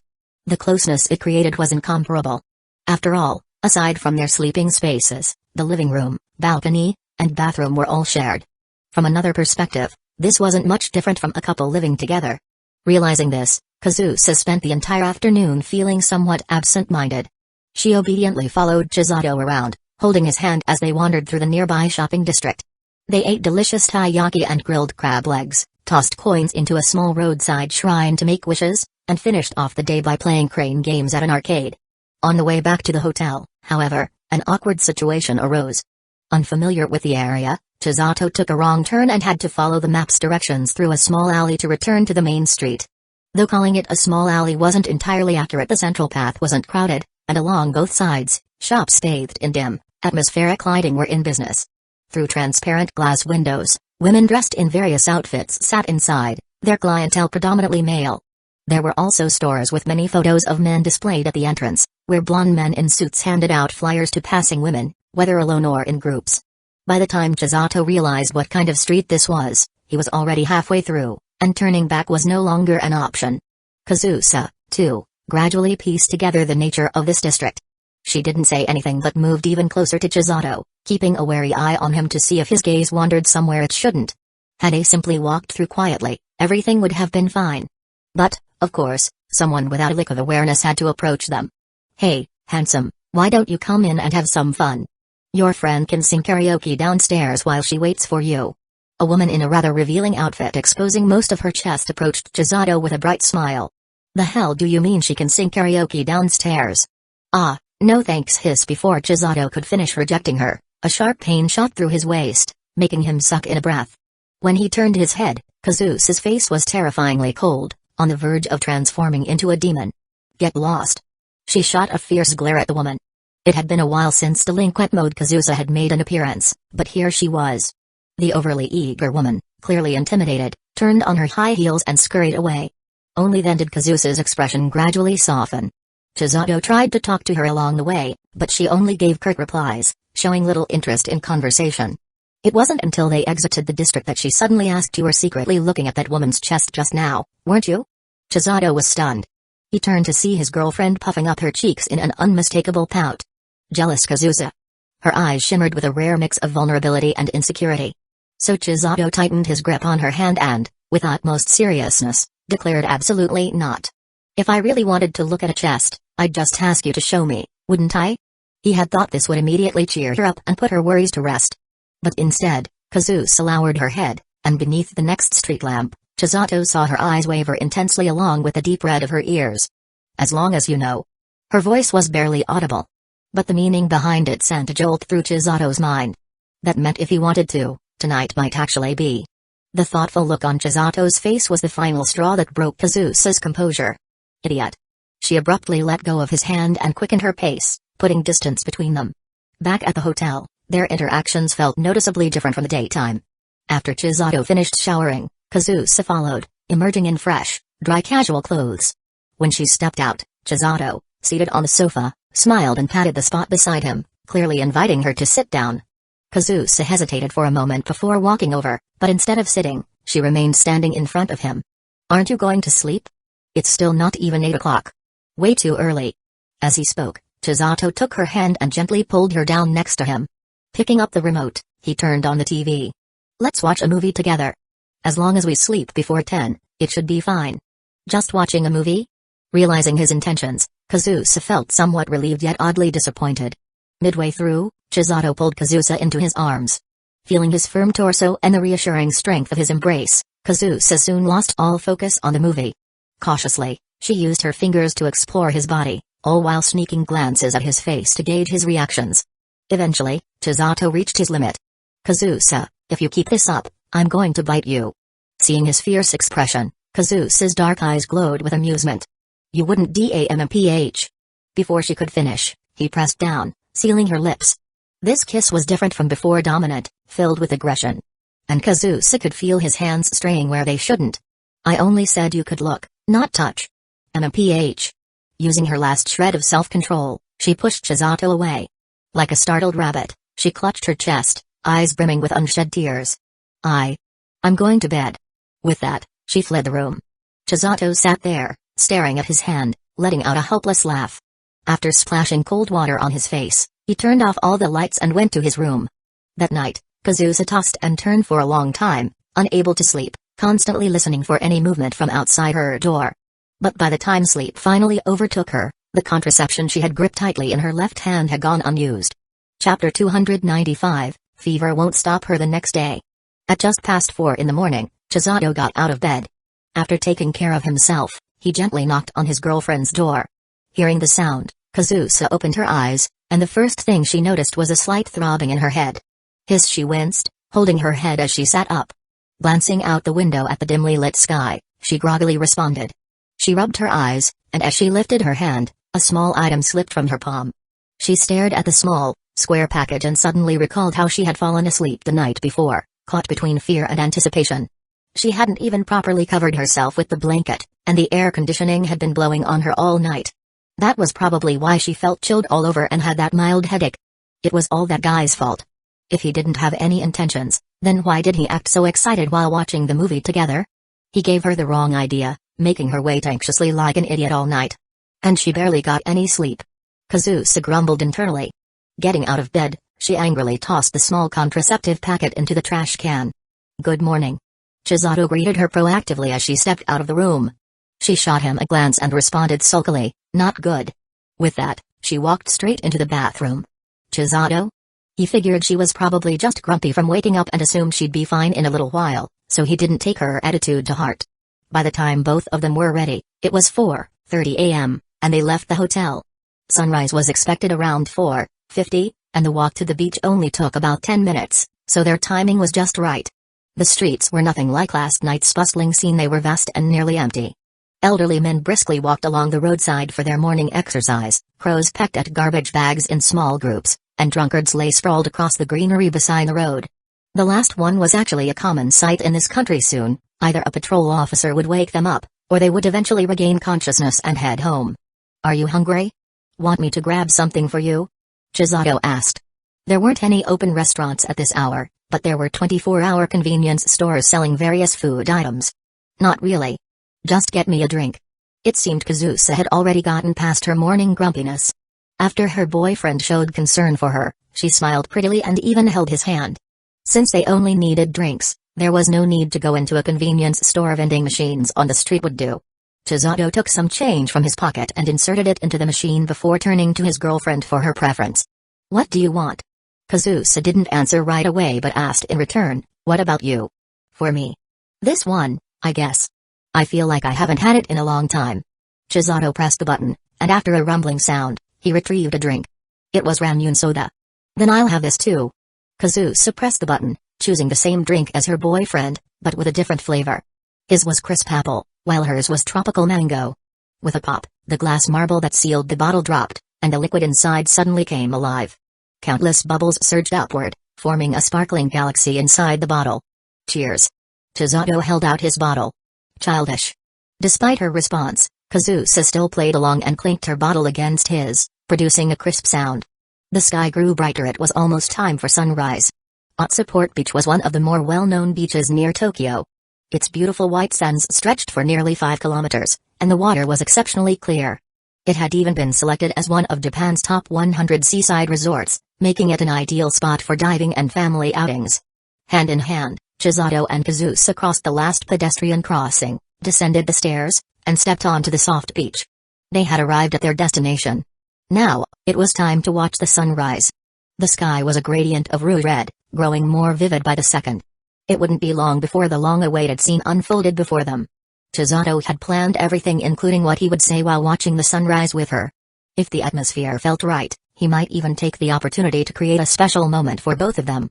But plans never keep up with changes. Achoo! It wasn't a bird call. It was the third time that morning Kazusa had sneezed. Conscious of her boyfriend beside her, she turned her head away each time and covered her mouth, trying to muffle the sound. Because of that, her sneezes ended up sounding rather cute. There was no way Chisato wouldn't notice something so obvious. "You caught a cold, didn't you?" "I did not." Kazusa answered firmly, feigning calmness. But the flush on her cheeks and her occasional sniffles betrayed her. "Don't move. Let me check." Since she was being stubborn, Chisato acted decisively. He placed a hand behind her neck and leaned his forehead against hers. Caught off guard by his sudden action, Kazusa's eyes widened, but she didn't resist. Their foreheads pressed together in silence. Thankfully, she hadn't instinctively closed her eyes. She secretly thought. But Chisato's expression gradually turned serious. "It's not a cold. You have a fever. If you're not feeling well, you should have told me earlier." Kazusa didn't respond to his words and instead turned her head away. You have a unique way of checking a girl's condition. I only do this for you. Besides, at first, I did plan to check with my hand, but seeing how red and cute your face was, I couldn't resist getting a little closer. Ugh, you really have no shame, do you? Kazusa quickly hugged herself and rubbed her arms. Chisato gave her a half smile. You didn't deny the part about being cute, though. Mind your own business. Seeing her slightly puffed up cheeks, Chisato felt both amused and concerned. He pulled a pack of tissues from his pocket and handed it to her. How do you feel now? Don't force yourself. If you feel worse, we'll go to the hospital. Sunrises happen every day, but if your fever gets worse, it'll be a big problem. I wouldn't be able to explain it to Aunt Yuko. I'm not going. Don't underestimate me. I feel just fine. Her response was predictable, but Chisato was firm. The moment this ends, we're going to the hospital. He stuffed his hands in his pockets and, for the first time in their relationship, took a hard stance. Kazusa, however, wasn't fazed in the slightest. Like a child, she shook her head stubbornly. Not going. Stop making a big deal out of it. We still have things to do today, right? And you know I love dolphins the most. How come I didn't know that? As a boyfriend, you should be ashamed of not knowing that. But it's okay, since I'm in a good mood today, I'll let it slide. In exchange, don't mess with our plans anymore, okay? Before Chisato could react, Kazusa reached up and patted his head. He was momentarily stunned. Wasn't his girlfriend always the cool type? Since when did she become so talkative? Was it because of his influence? Chisato removed her hand, switching to a different approach. He decided to adopt a more gentle strategy. But in your current condition, you need to rest. There's plenty of time to rest when we get back tonight. Worst case, I can take the day off tomorrow. Besides, I'm really looking forward to what's coming next. Don't let me down, okay? As Kazusa spoke, she couldn't help but wrap her arms around his neck, gazing into his deep, bright eyes. She was utterly captivated by them, her heart soaring. When he didn't respond for a long while, she boldly stood on tiptoe and took the initiative to kiss him. Her already rosy cheeks turned an even deeper shade of red, as if they were about to drip blood. Don't worry about me.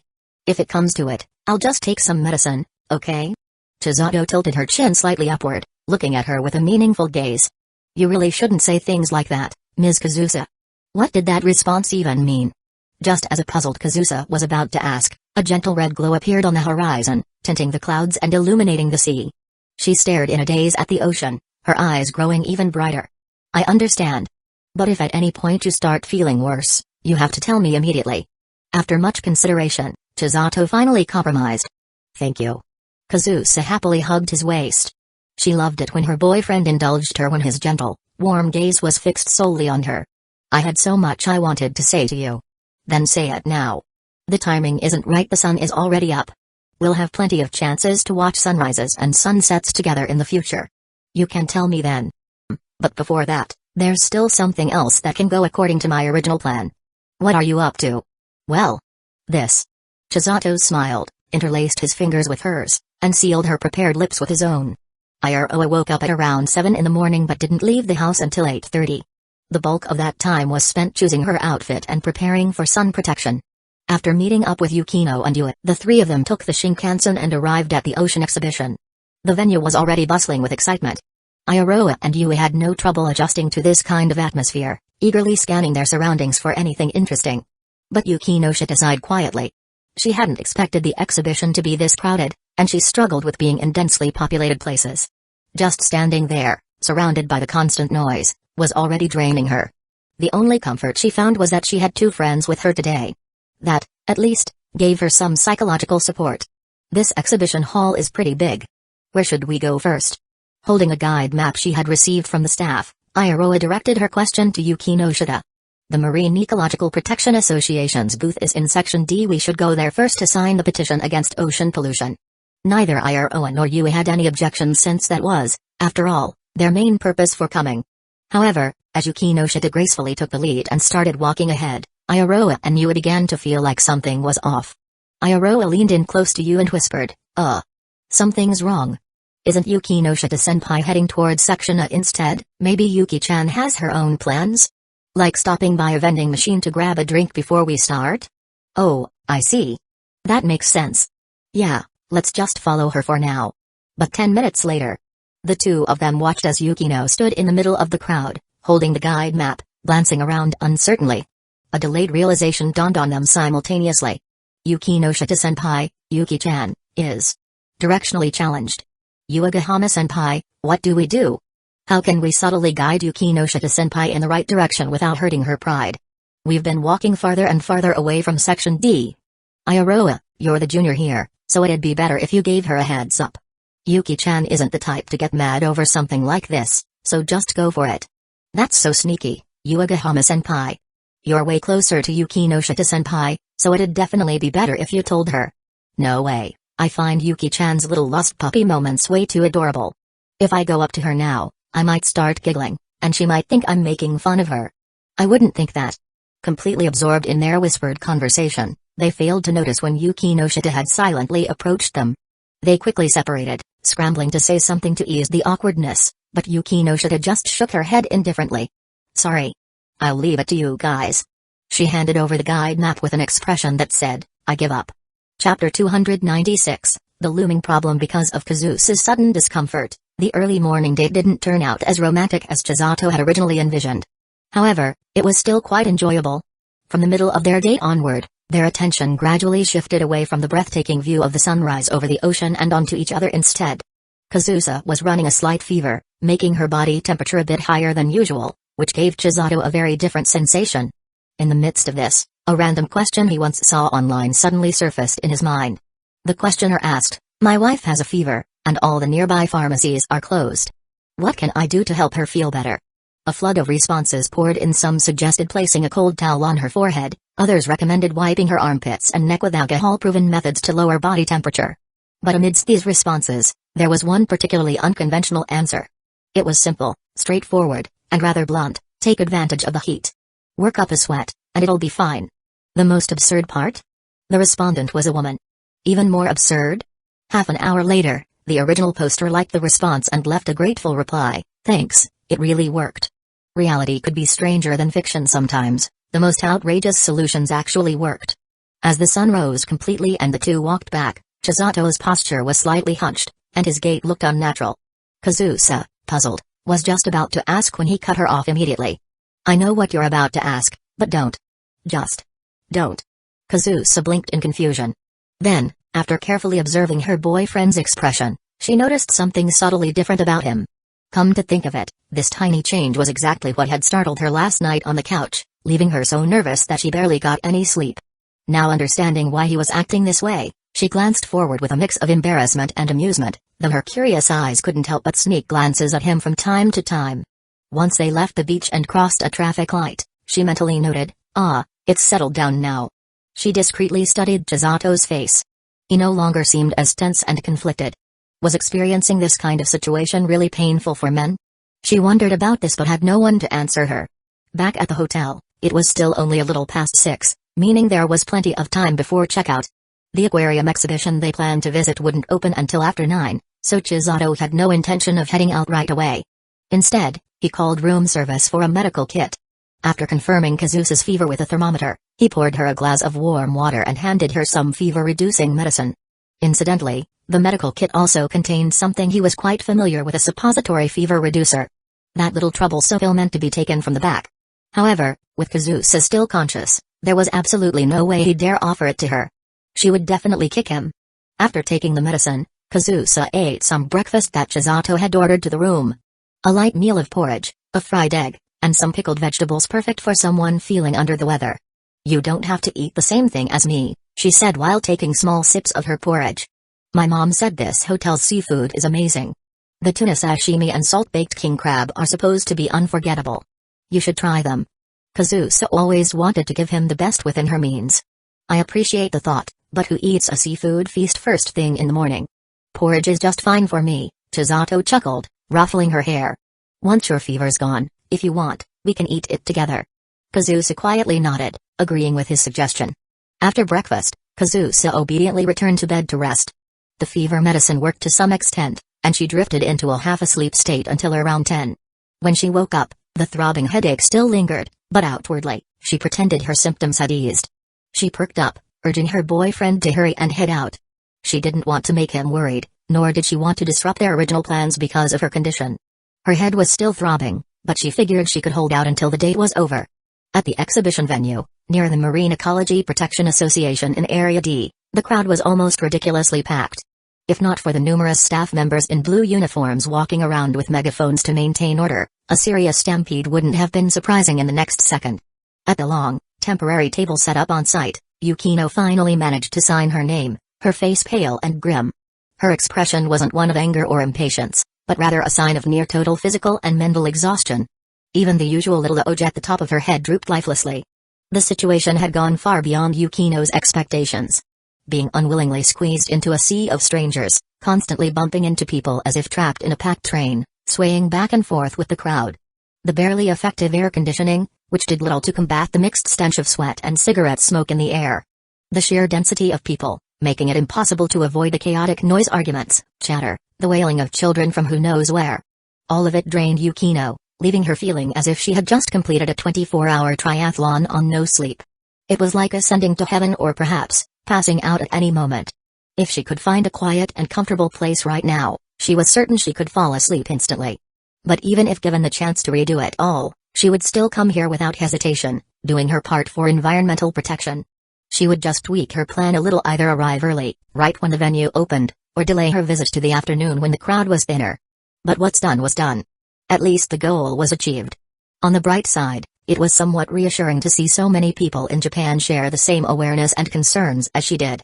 And, more importantly, she wasn't alone today. She had Iroha and Yui with her. Otherwise, even if she had managed to get inside, she doubted she could have made it out of that crowd in one piece. Chapter 297, Rare Side of Yukino. Thank you, Uchiha-san, Ishiki-san. After finally escaping the chaos, the three of them found an empty bench by the roadside to rest. The street was still bustling with people, but the bench was shaded by thick foliage, making it cooler and much fresher than the stuffy indoor venue. It's no big deal, Yukainon. This was something both I and Iroha wanted to do too, Yua said, waving her hand dismissively. Unlike Yukino, she wasn't completely drained. While her body was a little tired, her spirits remained high. Hearing Yukino's gratitude only lifted her mood further. After all, since they met, she had always been the one receiving Yukino's help. Knowing she had finally been able to give back, even just a little, filled her with satisfaction. If you ever need help again, just call me and Iroha. These kinds of outings might be exhausting, but they're unexpectedly fun too. In her excitement, she even blurted out such an eager promise. Yukino wiped the sweat from her forehead with a handkerchief, catching her breath. Hearing Yui's words, she gave a weak but appreciative smile. Even though she knew it was just a polite remark, she still felt genuinely grateful. Uchiha really is like an affectionate puppy, warm, lively, and kind. It wasn't the first time she had this thought, and it likely wouldn't be the last. Phew, here it is, here it is. Energy drinks, coming through. Panting slightly, Iroha jogged back, carrying 3 bottles of energy drinks in her hands. The two accepted them with thanks. Iroha plopped down onto the bench, unscrewed her bottle, and took a deep sip. Then, lifting a hand to fan the back of her neck, she let out a long sigh. How the cold liquid traveled down her throat, instantly refreshing her. Seriously, I never would have thought that an environmental protection event would attract so many people. Now that she had caught her breath, Iroha voiced her thoughts. Like Yui, she was a naturally cheerful and social girl. She didn't have that discomfort with crowds debuff that some people did. Although she had felt overwhelmed while squeezed into the crowd, she recovered quickly after leaving the venue, unlike Yukino, who had to grit her teeth and use the last bit of her strength just to barely twist open the cap of her drink. Yukino responded weakly to Iroha's words. She usually drank black tea the most, as she loved its natural, rich aroma and never really cared for other beverages. But today, she held the energy drink in both hands and eagerly took a big sip, desperately replenishing her drained stamina. Seeing her normally so composed and elegant now looking so exhausted and frail, the two girls beside her exchanged a quick glance before simultaneously breaking into amused smiles. Not only had they contributed to environmental protection today, but they had also witnessed such a rare side of Yukino. It felt like a major win.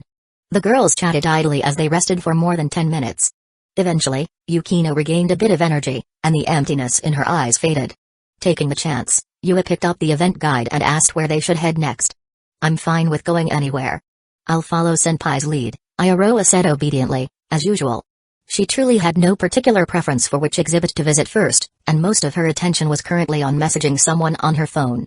As a result, she pushed the decision-making entirely onto the others. I see. Got it. What about you, Yukainon? Hearing Yu's question, Yukino lightly shook her head and asked in return, "Is there anywhere you'd like to go, Uchiha-san?" If it were up to her, she would rather stay seated and rest a little longer. But since she was the one who had invited the two of them out today, it would be too selfish to keep them sitting here for too long. So, she could only keep that thought to herself. "If I had to choose, I'd like to go here first." Yui pointed to a location on the event guide. It was in Area A. Excitedly, she explained further, "If we go there, we'll pass through an underwater tunnel where we can see lots of fish and colorful coral up close. And if we keep going, we'll reach the indoor dolphin exhibit. If we head there now, we should get there just in time for the next dolphin show." She sounded quite eager, and when she talked about penguins and dolphins, her favorites, her voice naturally became even more cheerful. Watching her enthusiasm, Yukino, though still feeling the lingering fatigue from earlier, smiled gently. "I don't mind. As for Iroha, let's go," she said directly, picking up her bag and naturally linking her arm around Yukino's left arm. "Alright, let's move out." Yua stood up and took Yukino's right arm. Just like earlier in Hall D, the two had positioned themselves on either side of her, acting like protective guards to keep her from disappearing into the crowd. Yukino was grateful for that, but now that they were out of the densely packed area, walking like this felt unnecessary. Uchiha-san, Ishiki-san. I don't think we need to walk like this anymore. It's fine, Yukino. I don't mind. That's not the issue here. I actually really like holding on to you, senpai. Even though it's hot today, for some reason, being close to you makes me feel cooler and less irritated. That's not possible. Iroha, you feel that too? I thought it was just my imagination. And not only does it feel cool, but there's also a really nice scent. Exactly. Listening to their excited chatter, Yukino gave up resisting. She still wasn't used to being held like this, but it was undeniably better than before. It was a little uncomfortable, but if they enjoyed it, she would let them be. The three of them continued chatting and laughing as they walked into the exhibition hall in Area A. Not long after, another eye-catching couple also entered, hand in hand. Chapter 298, Reminiscing about their past. After entering the exhibition hall, the bright light gradually dimmed until it was completely blocked out. Instead, the blue-toned lighting inside the venue took over as the primary source of illumination. Standing beneath the transparent acrylic glass of the underwater tunnel was truly a breathtaking experience. At least, that's how it felt for Kazusa. She looked around at the vast blue world that surrounded her from all sides, above, below, and to the sides. She watched as deep-sea creatures, which typically lived in the ocean's depths, now swam gracefully around her as if they were within reach. She watched as sunlight refracted through the water, casting brilliant colors upon their shimmering scales. The sheer beauty and grandeur of nature left her in awe, her eyes sparkling as she gazed upon the scene with genuine admiration. Beside her, Chisato patiently explained the names, habits, and dietary preferences of various marine creatures, referring to the information boards placed along the tunnel. Hand in hand, the two of them continued forward, naturally arriving at the Dolphin Performance Hall. The show inside seemed to have already begun, as occasional splashes, gasps of amazement, and applause could be heard from within. After confirming Kazusa's thoughts, Chisato led her inside. The Dolphin Arena was packed with spectators, mostly families with children. Large signs were prominently displayed, reminding visitors not to use flash photography. Even though there were no available seats, Kazusa was still eager and dragged her boyfriend to a less crowded spot where they could watch the adorable dolphins in action. Following the trainer's instructions, the dolphins performed various tricks, hitting balls high into the air with incredible accuracy, rolling over playfully in the water, and leaping high above the surface. Kazusa wore a bright smile throughout the show, occasionally clapping softly in delight.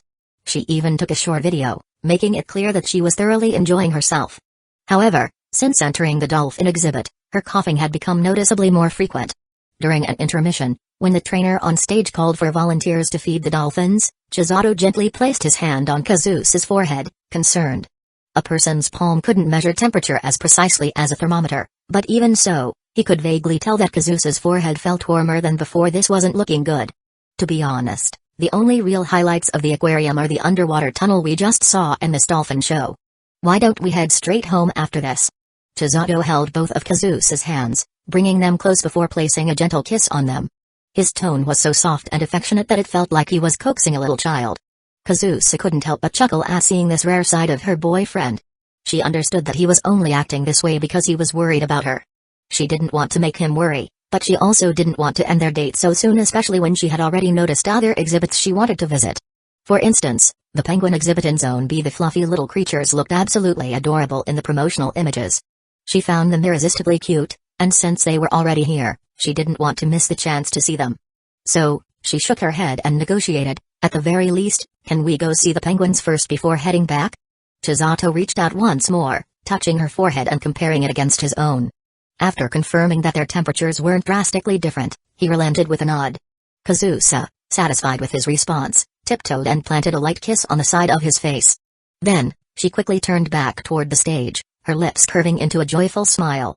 Since they had been standing in the back of the dolphin arena near the exit, they were able to leave immediately as soon as the performance ended.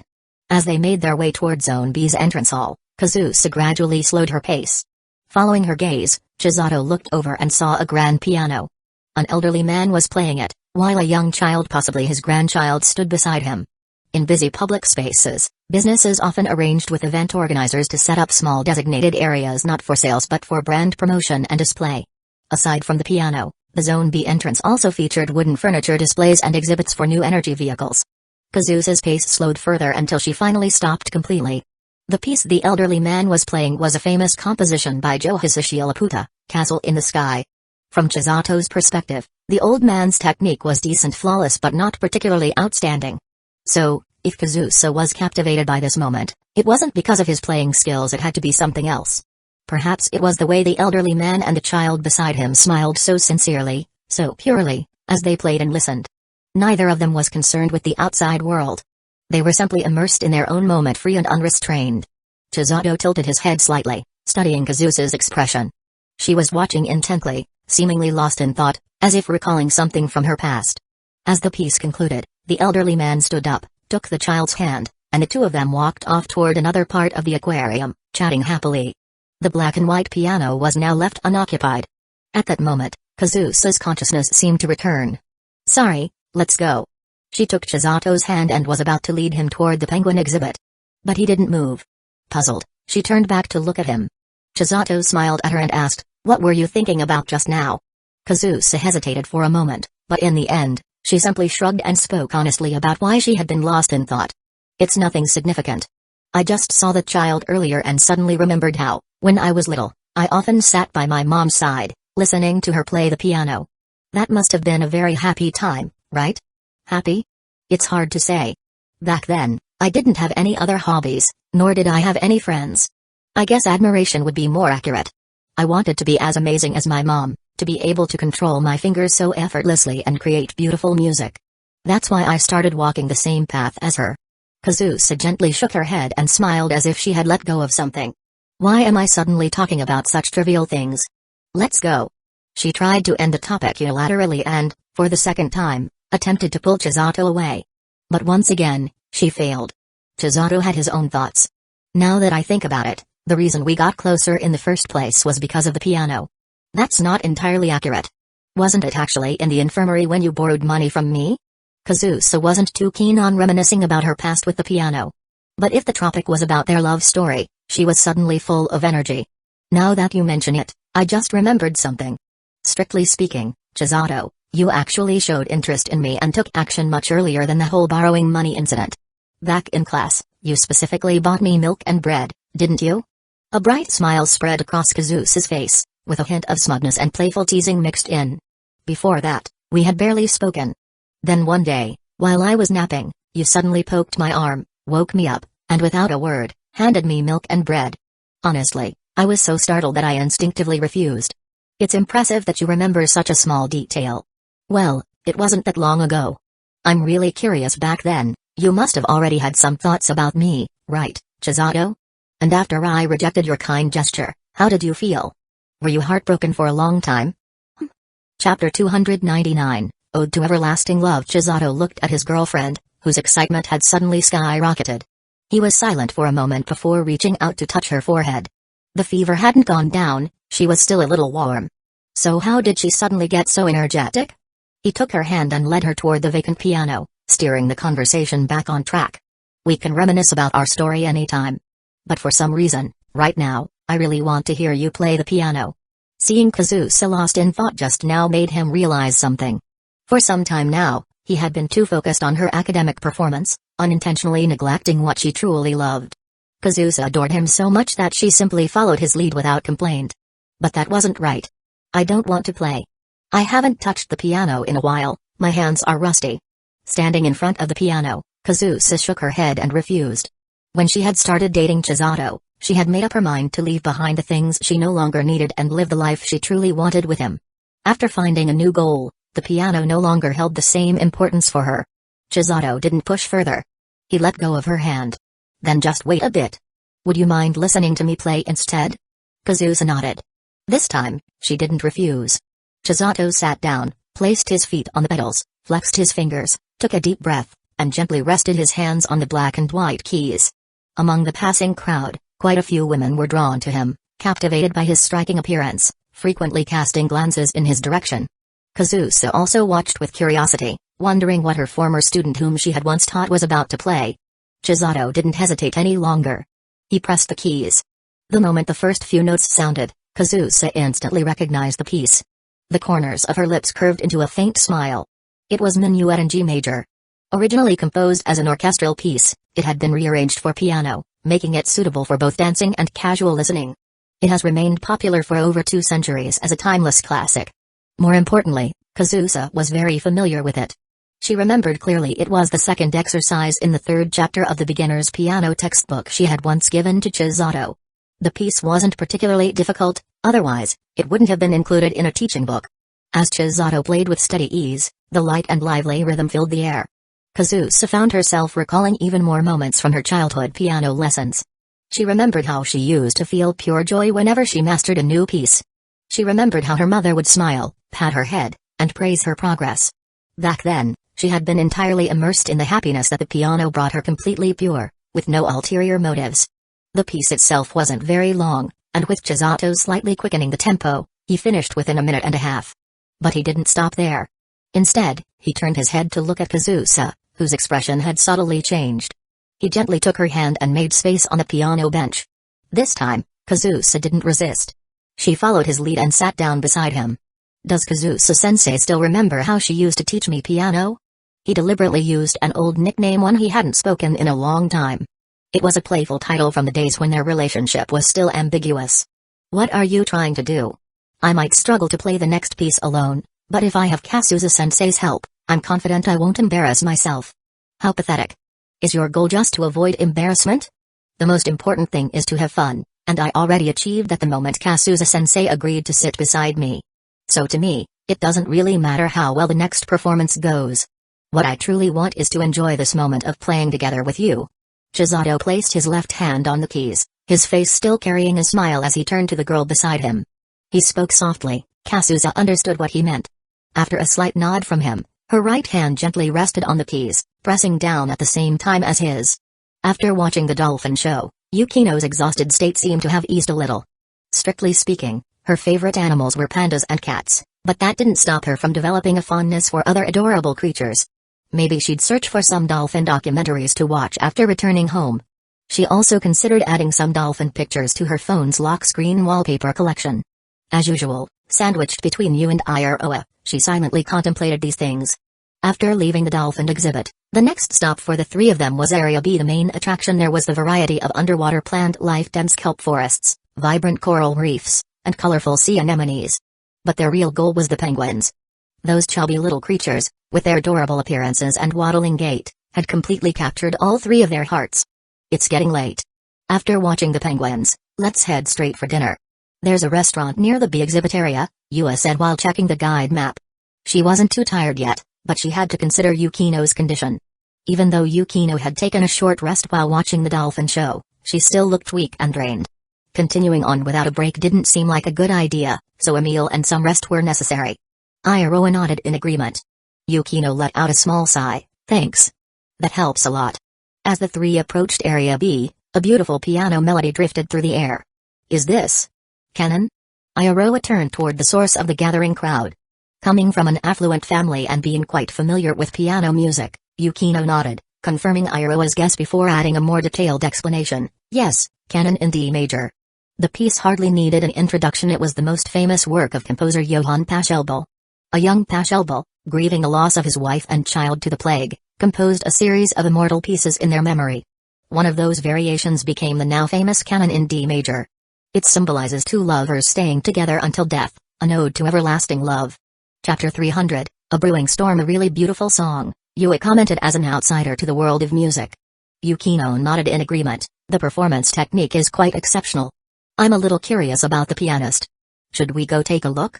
Yukino wasn't fond of getting caught up in crowds, so she looked hesitant at Yui's suggestion. Ayaroa, who had been glancing at her phone, noticed Yukino's reaction and stepped in to support her. Let's not, Yuigahama-senpai. I'm starving. After watching the cute penguins, let's hurry to eat.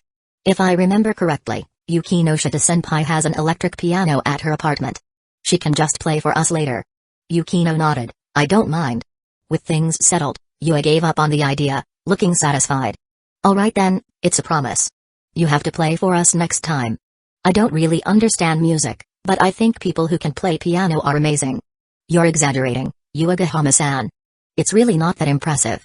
Once you understand basic music theory, learning piano isn't as difficult as you'd think. If you're interested, I recall the school has a piano club.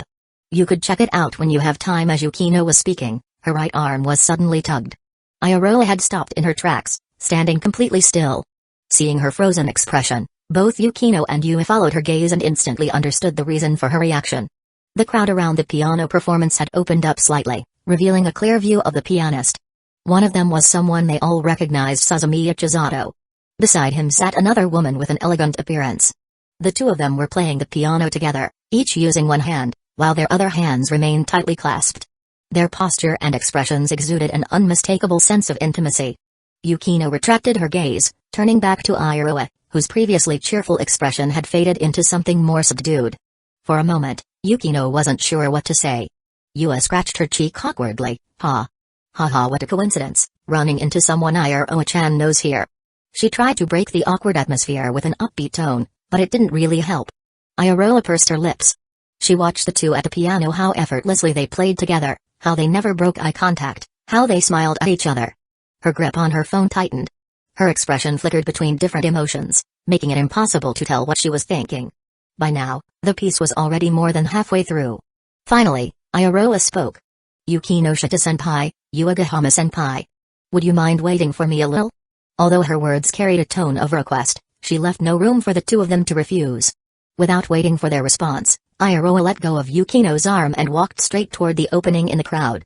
So this is the third girl, the new one you were talking about, right, Yuki-chan? The one besides those two girls we saw at the supermarket that day. Yui was genuinely stunned. How could someone be this shameless, dating multiple girls at once while acting so calm and composed?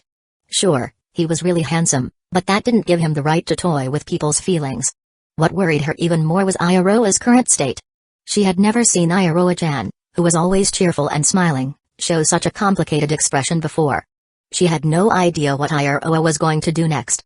There's no use overthinking it now. Let's just follow her for now. Their originally fun and relaxing outing had suddenly taken an unexpected turn.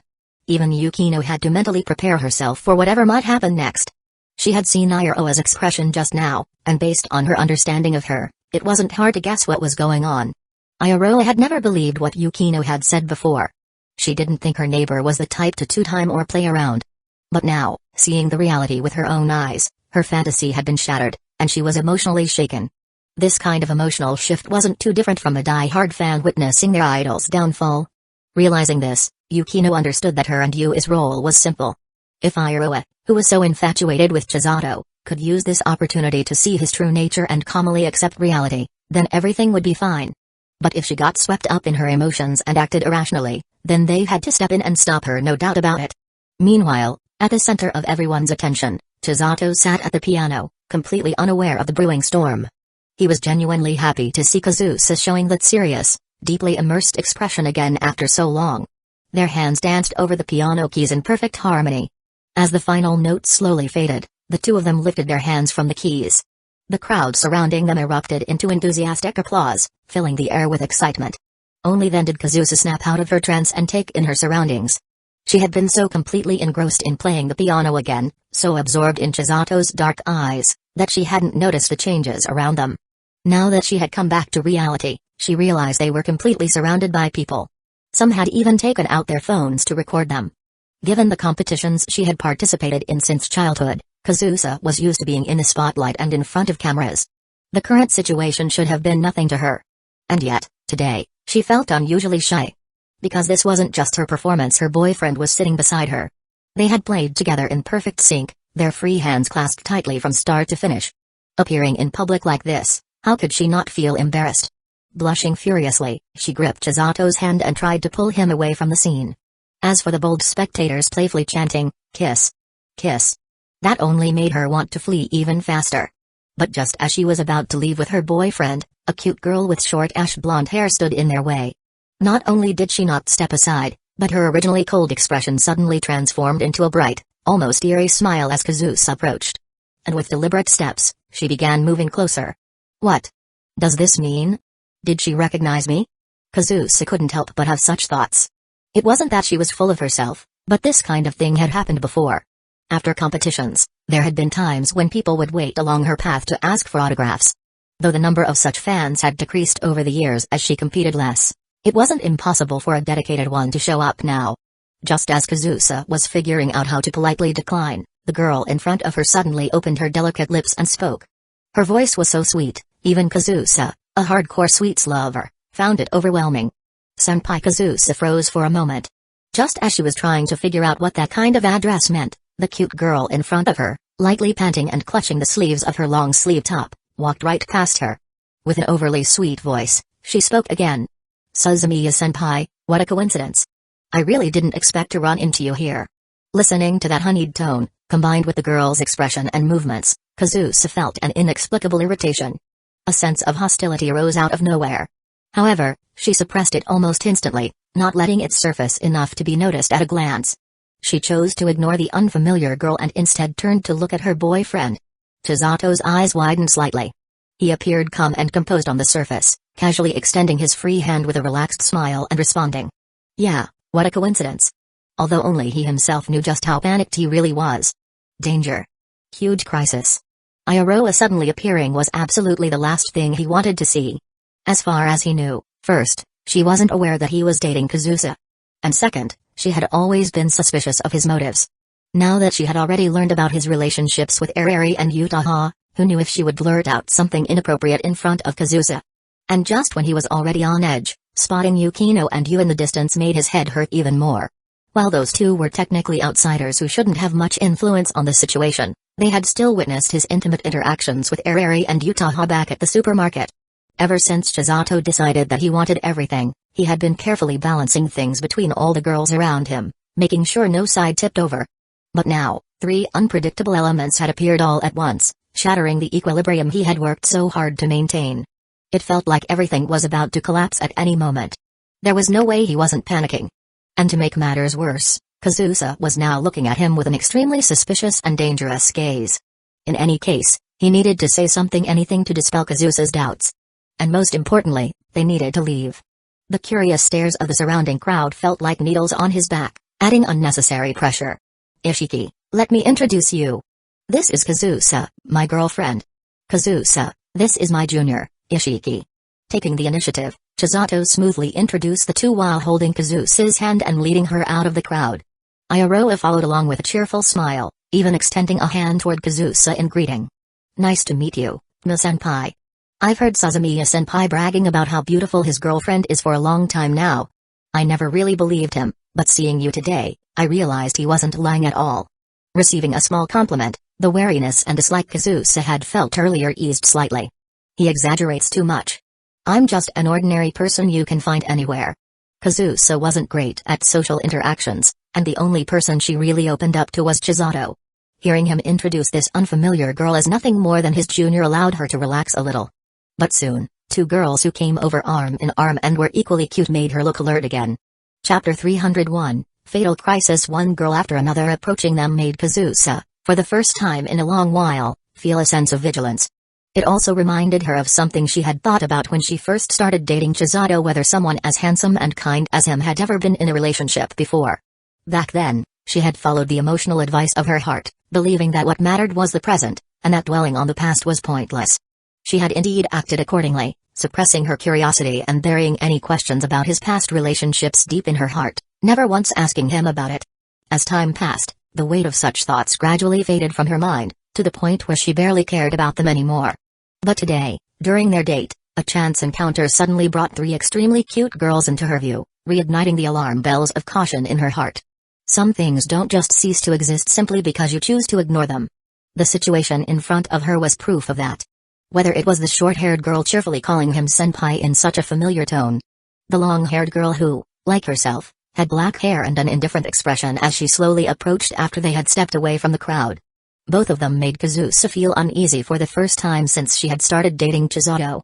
This unease stemmed from a deep-seated vigilance, an instinctive fear that these people might disrupt the stable and happy relationship she shared with him. Or perhaps even destroy it. As for the last girl, the pink-haired one who had her hair tied up in little buns with braided cords, she, for some reason, didn't elicit the same level of hostility Kazusa felt toward the first two. She wasn't sure why. Maybe it was just a woman's intuition, a simple feeling that this girl was harmless in some way, incapable of posing any real threat to her. This feeling was irrational, yet strangely real. Sweeping her wary gaze over the 3 girls, Kazusa felt conflicted. Chisato was also in a difficult position. This kind of unexpected encounter was something he had already experienced once not long ago, but this time, it was far more intense than that brief meeting at the supermarket. Kazusa was the one he had planned to reveal everything to last. Unlike Ariri or Uchiha, she still didn't know anything. And right now, she absolutely couldn't find out about anything outside of his original plan. So the most important thing now was to quickly bring this completely unplanned and unprepared for coincidence to an end. And he had to do it naturally, without making any mistakes, while also ensuring that Iroha and the others didn't say anything they shouldn't. But dealing with this crisis alone put immense pressure on him. He thought about his trusty companion, Darkwings. Yesterday, before heading out for the date, he had given it the day off, letting it fly around freely. If it were here now, it could at least help, maybe by swooping in and snatching a keepsake from one of the girls to cause a distraction. It can even drop something on his head so he could use it as an excuse to grab Kazusa's hand and head to the restroom. But the crow wasn't here. He was on his own. Since he wasn't very familiar with Yukino and Yue, he focused all his attention on Iroha instead. She was the key to breaking this deadlock. As long as she didn't say anything unnecessary, everything would turn out fine. Are these your friends? Chisato glanced at Yukino and Yue before shifting his questioning gaze back to Iroha. He already knew their relationship, but he still asked. This wasn't just making small talk, he wanted Iroha to confirm the truth herself so that Kazusa would feel reassured. Hearing it from someone else now would be far more convincing than explaining it himself later. Yeah, you've seen them before. They're my friends and also my seniors at school. This is Yukino Shita Yukino, and this is Uegahama Yue. Iroha nodded, using her naturally lively personality to position herself in the middle, playing the role of the bridge between the two groups. Senpai, this is Suzumiya Chisato. You've met him before. And this is his girlfriend, Kazusa. Ah, hello. Yue gave an awkward smile, cautiously raising her hand in greeting. In contrast, Yukino's reaction was much colder. She merely nodded slightly, her gaze unreadable. Kazusa reacted similarly. She had never been good at warming up to people she wasn't familiar with. To avoid any awkwardness, Chisato mimicked Yue's gesture, raising his hand and greeting them, deliberately emphasizing his unfamiliarity with the 2 girls to put Kazusa at ease. And it worked, at least to some extent. Kazusa's wariness toward Yukino faded, and now all of her attention was focused on Iroha. After finishing the introductions, Iroha once again directed that bright, admiring gaze toward him. Kazusa found it extremely uncomfortable. Even though Chisato had already introduced her as nothing more than his junior, she couldn't ignore the way Iroha was looking at him. Her dislike for the girl was growing rapidly. Still, Kazusa restrained herself. No matter how annoying the other person seemed, she reminded herself that this was one of Chisato's friends. She told herself she couldn't be rude. Chisato had been secretly observing his girlfriend's expression the entire time. Seeing that she didn't look too pleased, he knew he had to quickly steer the conversation towards something harmless and then wrap up this encounter as soon as possible. But Iroha's behavior was baffling. She clearly knew his girlfriend was right beside him, yet she was boldly gazing at him with eyes that could easily be misinterpreted. What was she trying to do? Senpai, I never knew you could play the piano. Iroha asked with a cheerful smile. I only started learning recently, and my rapid progress is all thanks to her.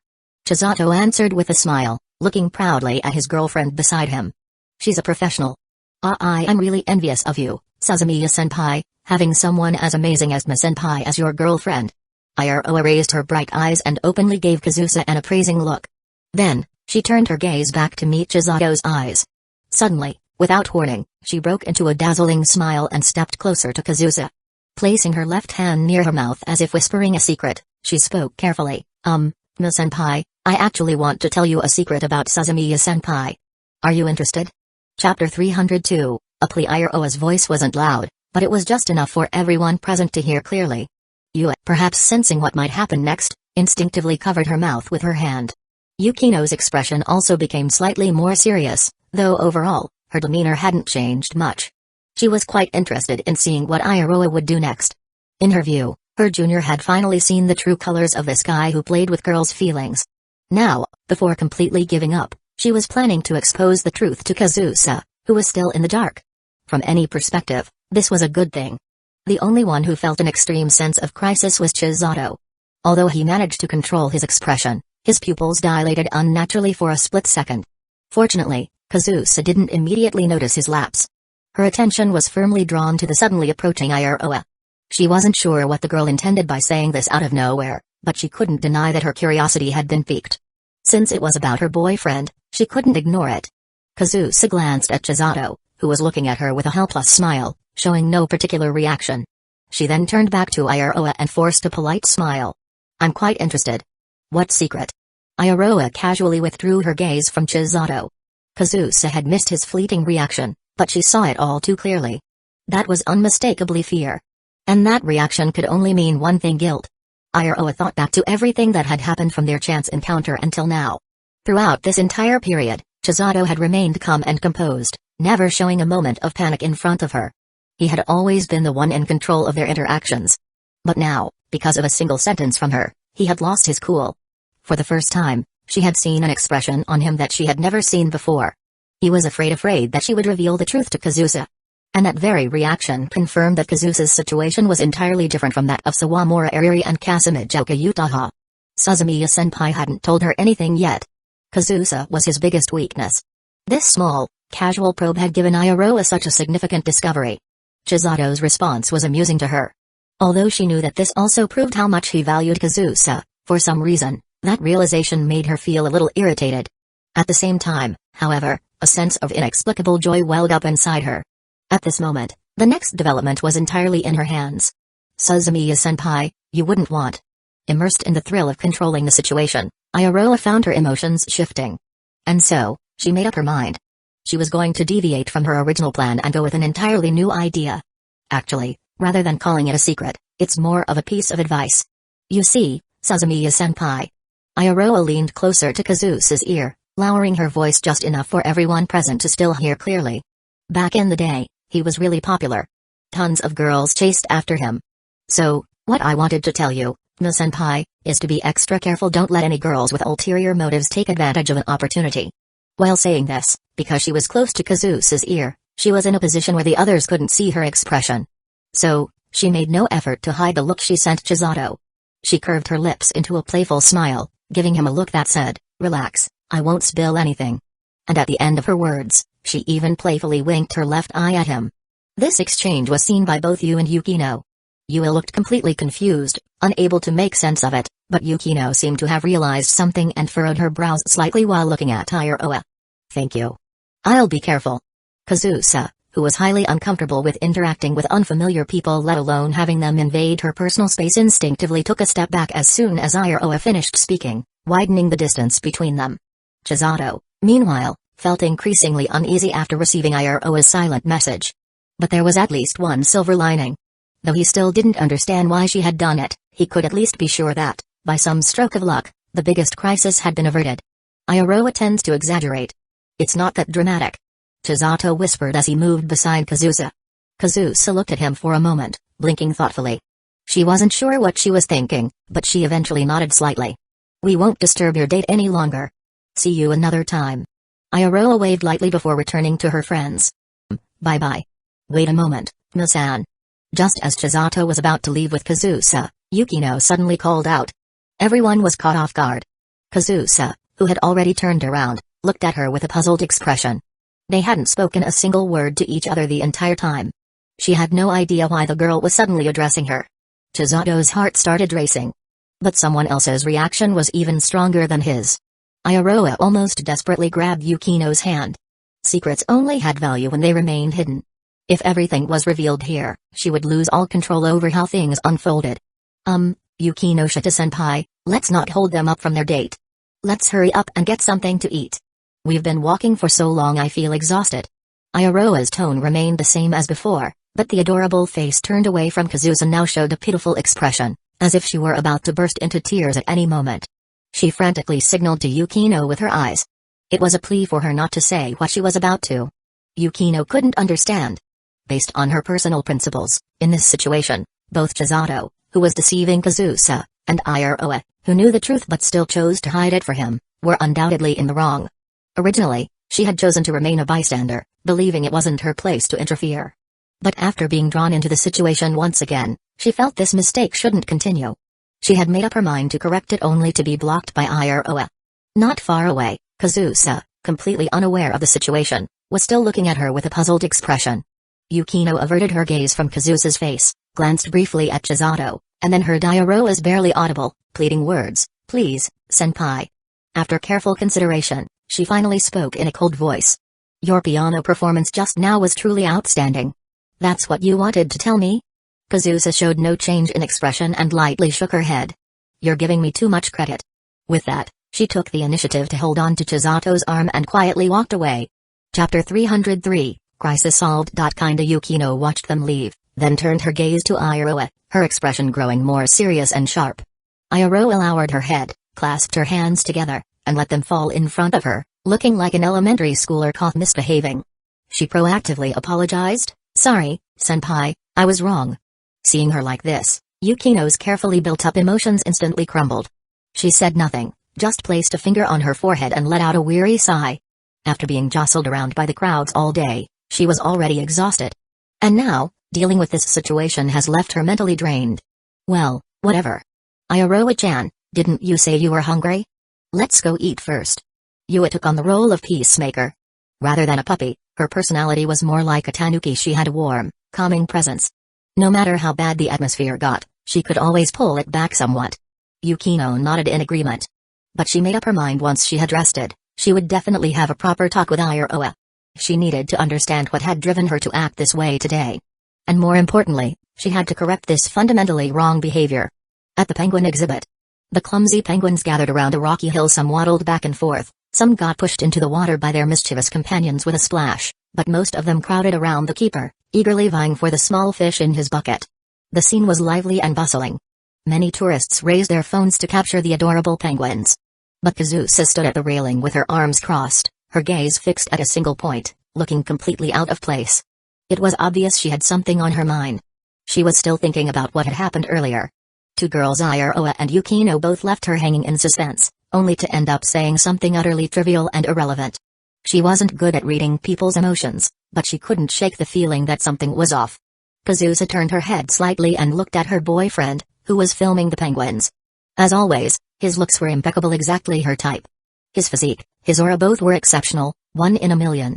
On days when she got bored in class, just glancing at him for a moment was enough to make her unconsciously smile and feel more at ease.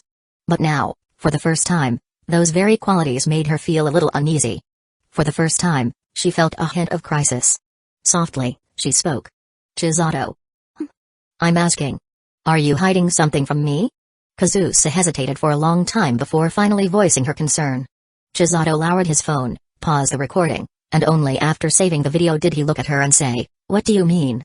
"I mean those three girls we just ran into." Kazusa first called out the one she was most concerned about by name. "That girl, Ishiki Ayaroa, she seems to have a rather unusual relationship with you." "I know what you're thinking, Kazusa, but she's really just my junior. Nothing more." The distinction between simulation and reality must be made, so this wasn't a lie. Chisato thought to himself. Kazusa shook her head, a teasing smile playing at her lips. She tried to appear casual, as if she didn't really mind, treating it like an ordinary chat. "A normal junior, huh? Would a normal junior call you in that kind of tone? So sweet it's like she's your girlfriend or something."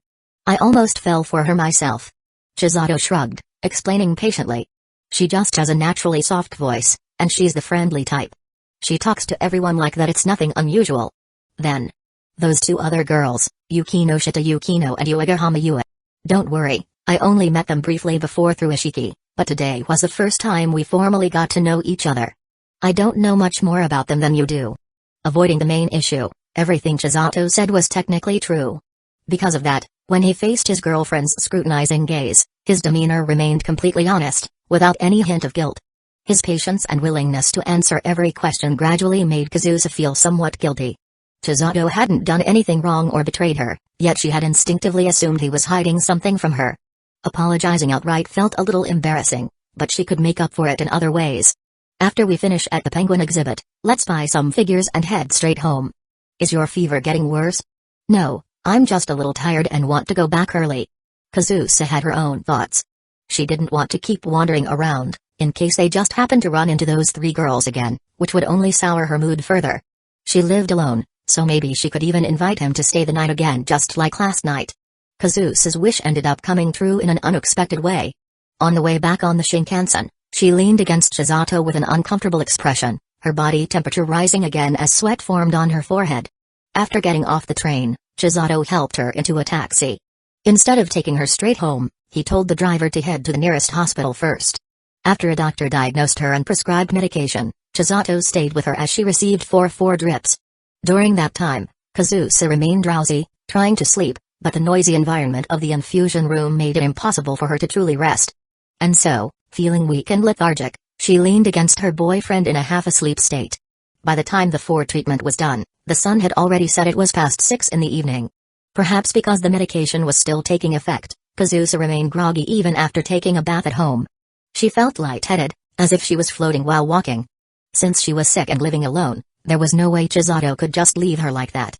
He cooked some porridge and made sure she ate it before giving her the prescribed medicine with warm water. Only after reassuring the feverish and slightly childish Kazusa multiple times that he would stay the night did she finally relax, pull the blanket over herself, and close her eyes. Chapter 304, It's a Misunderstanding. Kazusa looked adorable as she slept curled up, hands lightly clenched in front of her face, eyelashes trembling slightly. She was probably still feeling some discomfort from the fever, or maybe she was having a good dream now that her condition had improved. But, well, he had already promised her there was no going home tonight. After turning off the bedside lamp, Chisato quietly closed the bedroom door behind him. Kazusa was asleep, but he still had plenty of things to take care of. Downstairs in the living room, the first thing he did was call Uchiha. Saying a few flattering words naturally put her in a good mood, and in the process, he also confirmed that she would be staying up late at home working on her novel draft tonight. Since Uchiha wouldn't be going back to their shared apartment, there was no need to tell her that he was staying over at Kazusa's. That would only upset her for no reason. Chisato's thoughts moved quickly. After exchanging some caring words about her health and reminding her not to overwork herself, they wished each other good night, and he hung up the phone. Then, after reheating the leftover porridge on the stove, he sat at the dining table, eating his simple dinner while sending a message to Iroha, asking if she was available to talk. It didn't take long before Iroha called him directly. Senpai. As soon as the call connected, her voice was as sweet as ever. Already used to her tone, Chisato got straight to the point and thanked her. Iroha, I really appreciate what you did earlier today keeping my secret. Although she had teased him at first, pretending she might spill everything, in the end, she didn't. Not only that, she even stopped Yukino from speaking up, preventing the situation from spiraling out of control. Chisato owed her for that. It's fine, senpai, you don't need to thank me. After all, I know you're not ready to let Ma-san find out about Sawamura-san and Kasumijoka-san. Iroha's voice over the phone was understanding, even cheerful at being able to help him. It would feel weird if I were the only one getting favors from you. Now we're even, we have a shared secret between us. Chisato frowned slightly. Something about that didn't sit right with him, but he couldn't quite put his finger on it. If their shared secret was simply that Iroha liked Hayama Hayato while Chisato was keeping things ambiguous with multiple girls despite dating Kazusa, then that made sense sort of. But something still felt off. Was she hinting at something else? After you left this afternoon, I had a talk with Yukino Shita-senpai. I managed to convince her to back off, at least for now. Iroha continued, but with her personality, if she meets Ma-san again, she might not cooperate like she did today. So, senpai, you really need to be careful not to let them run into each other again. I got it. Seriously, thank you so much. Chisato pushed aside his vague doubts and let out a silent sigh. If you ever need my help with anything, just let me know. Senpai, you're being way too formal with me. You don't have to be so polite, we're partners in crime now, aren't we? We know each other's secrets, so this little favor is nothing. Right. It's getting late. I was out all day, and I'm really tired. I should go to bed early tonight. Then I won't disturb your rest. Senpai. What? Do you have time after school tomorrow? I can spare 2 hours after school. After that, I have work. Then. Can we meet up? It's about the thing I asked you before. I've never gone shopping with a guy before, so before I officially ask out Hayama-senpai, I'd like to have a practice run with you. A practice run? I see. Alright. After thinking for a moment, Chisato agreed without hesitation. On the other end of the call, Iroha's voice immediately rose in pitch, sounding almost like it was coated in honey. Thank you, senpai. Then, good night. Rest well. Yeah, good night. After hanging up, Chisato was still in a daze. Everything Iroha had said over the phone sounded perfectly natural, but when he thought about it carefully, he couldn't shake the feeling that something was off. He thought about it for a while but couldn't figure it out, so he decided to let it go. After finishing his porridge and washing the dishes, he borrowed Kazusa's bathroom. So far, everything was going smoothly. But when he was about to borrow her sink to hand wash his underclothes, his gaze fell on something in the laundry basket, something Kazusa had carelessly tossed in after her bath. Normally, she had a housekeeper who took care of her daily needs, so he could just leave it there and let the housekeeper handle it tomorrow. But Chisato had his own habits. Clothes were one thing, but he just couldn't leave used undergarments sitting overnight. He had to wash them and hang them up immediately. Otherwise, he couldn't help but think they would breed bacteria, which wouldn't be good for one's health. Standing beside the laundry basket, he stared at the small, delicate garment, mainly white, trimmed with pink ribbons, and adorned with a tiny bow in a crucial location. He hesitated for a long time before finally reaching out and picking it up. They were already a couple, so there was no need to be overly concerned about such things. With a smile on his face, he turned to head back to the sink and washed it. But just then, the bathroom door slid open. Supporting herself against the wall, Kazusa appeared before him. The first thing she saw was her reassuring boyfriend's gentle smile. But almost immediately, her gaze dropped to what he was holding in his hand. She froze. There, in his grasp, was the very garment that had accompanied her all day, absorbing the sweat from her fever. In that moment, even his warm and sunny smile took on a completely different meaning in her eyes. Her face turned bright red. She bit her lip hard, her eyes glistening as if she was about to cry. Then, without a word, she stomped over, snatched her underwear from his hand, and bolted out of the room. There was no chance for Chisato, who was crying but had no tears, to explain anything. Chapter 305, Daily Life in School. Chisato stayed up late before finally going to bed. The expression Kazusa showed when she bumped into him in the washroom had stirred all sorts of thoughts in his mind. She had clearly misunderstood something at the time, but even so, her reaction seemed to lean more toward embarrassment rather than anger.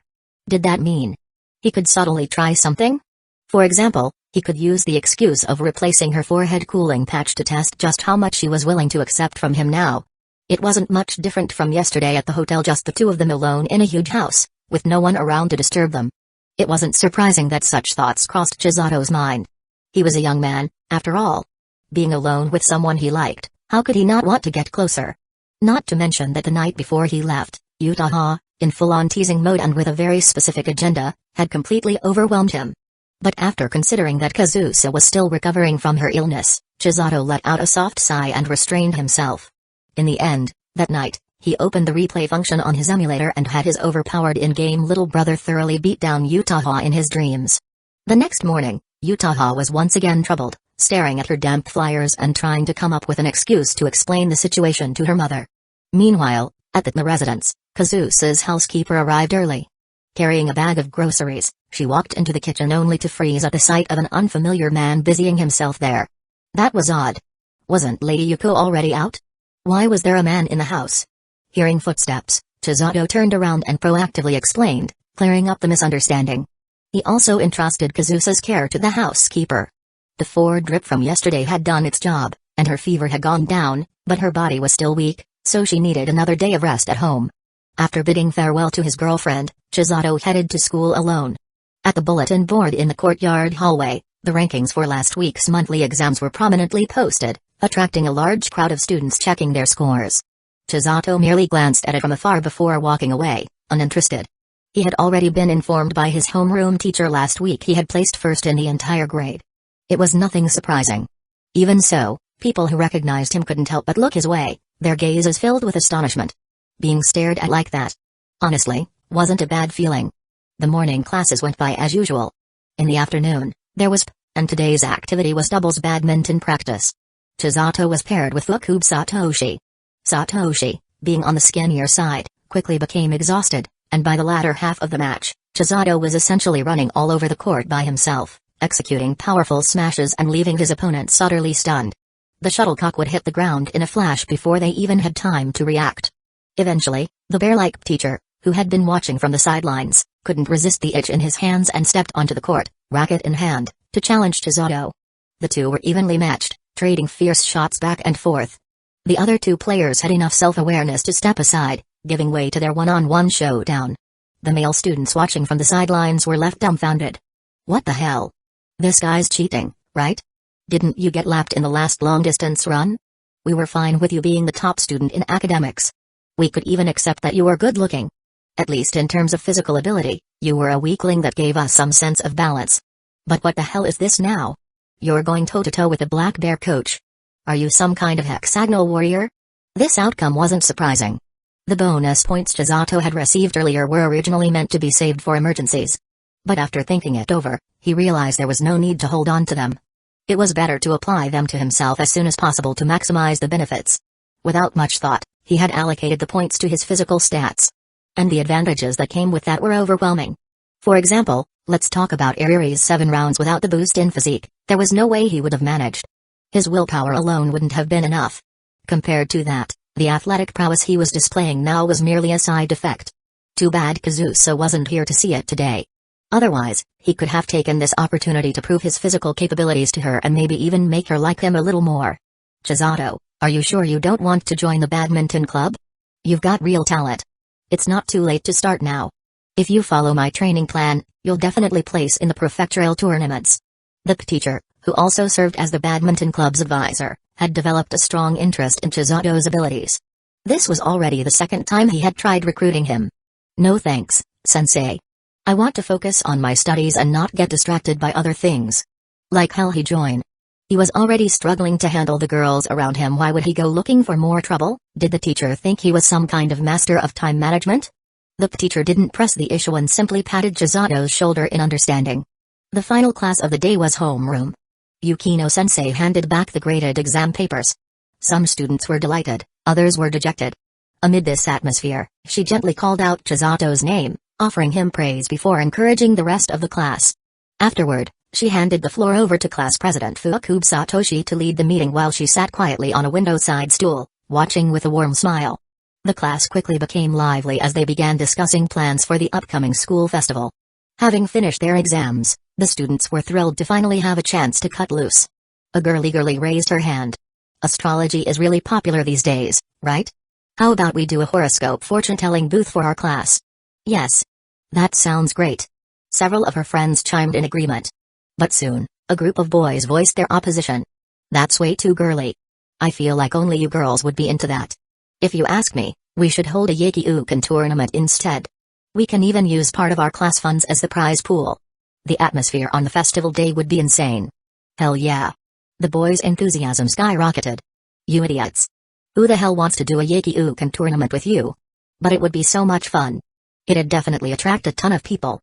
We could even charge admission fees and let visitors participate, maybe even make some money out of it. That's disgusting. I can't believe you're shameless enough to say that out loud. Chapter 306. Just in time. The class discussion was quite heated, with many people enthusiastically voicing their opinions and ideas. However, Chisato wasn't particularly interested in any of it. He just found them noisy. To him, it didn't matter whether his class chose fortune-telling or a strip rock-paper-scissors tournament. Either way, he was going to find a way to have the class rep exclude both him and Kazusa. When the school festival arrived, he only planned to take Kazusa around campus for a bit before either hanging out in the first music room for a while or just leaving entirely for a date outside. He preferred the latter option, since being surrounded by so many familiar faces at school would make it feel awkward to act too freely. Tuning out the classroom noise, Chisato quietly packed his bag and then, under his desk, used his phone to confirm his meeting time and place with Iroha. The class meeting dragged on for quite a while. It wasn't until the last 2 minutes before the bell that Fuku Satoshi settled the decision through a democratic vote. Neither of the earlier proposals were chosen. Instead, the somewhat old-fashioned idea of a costume cafe won with over 20 votes. Seems like people are nostalgic and traditional, Chisato mused.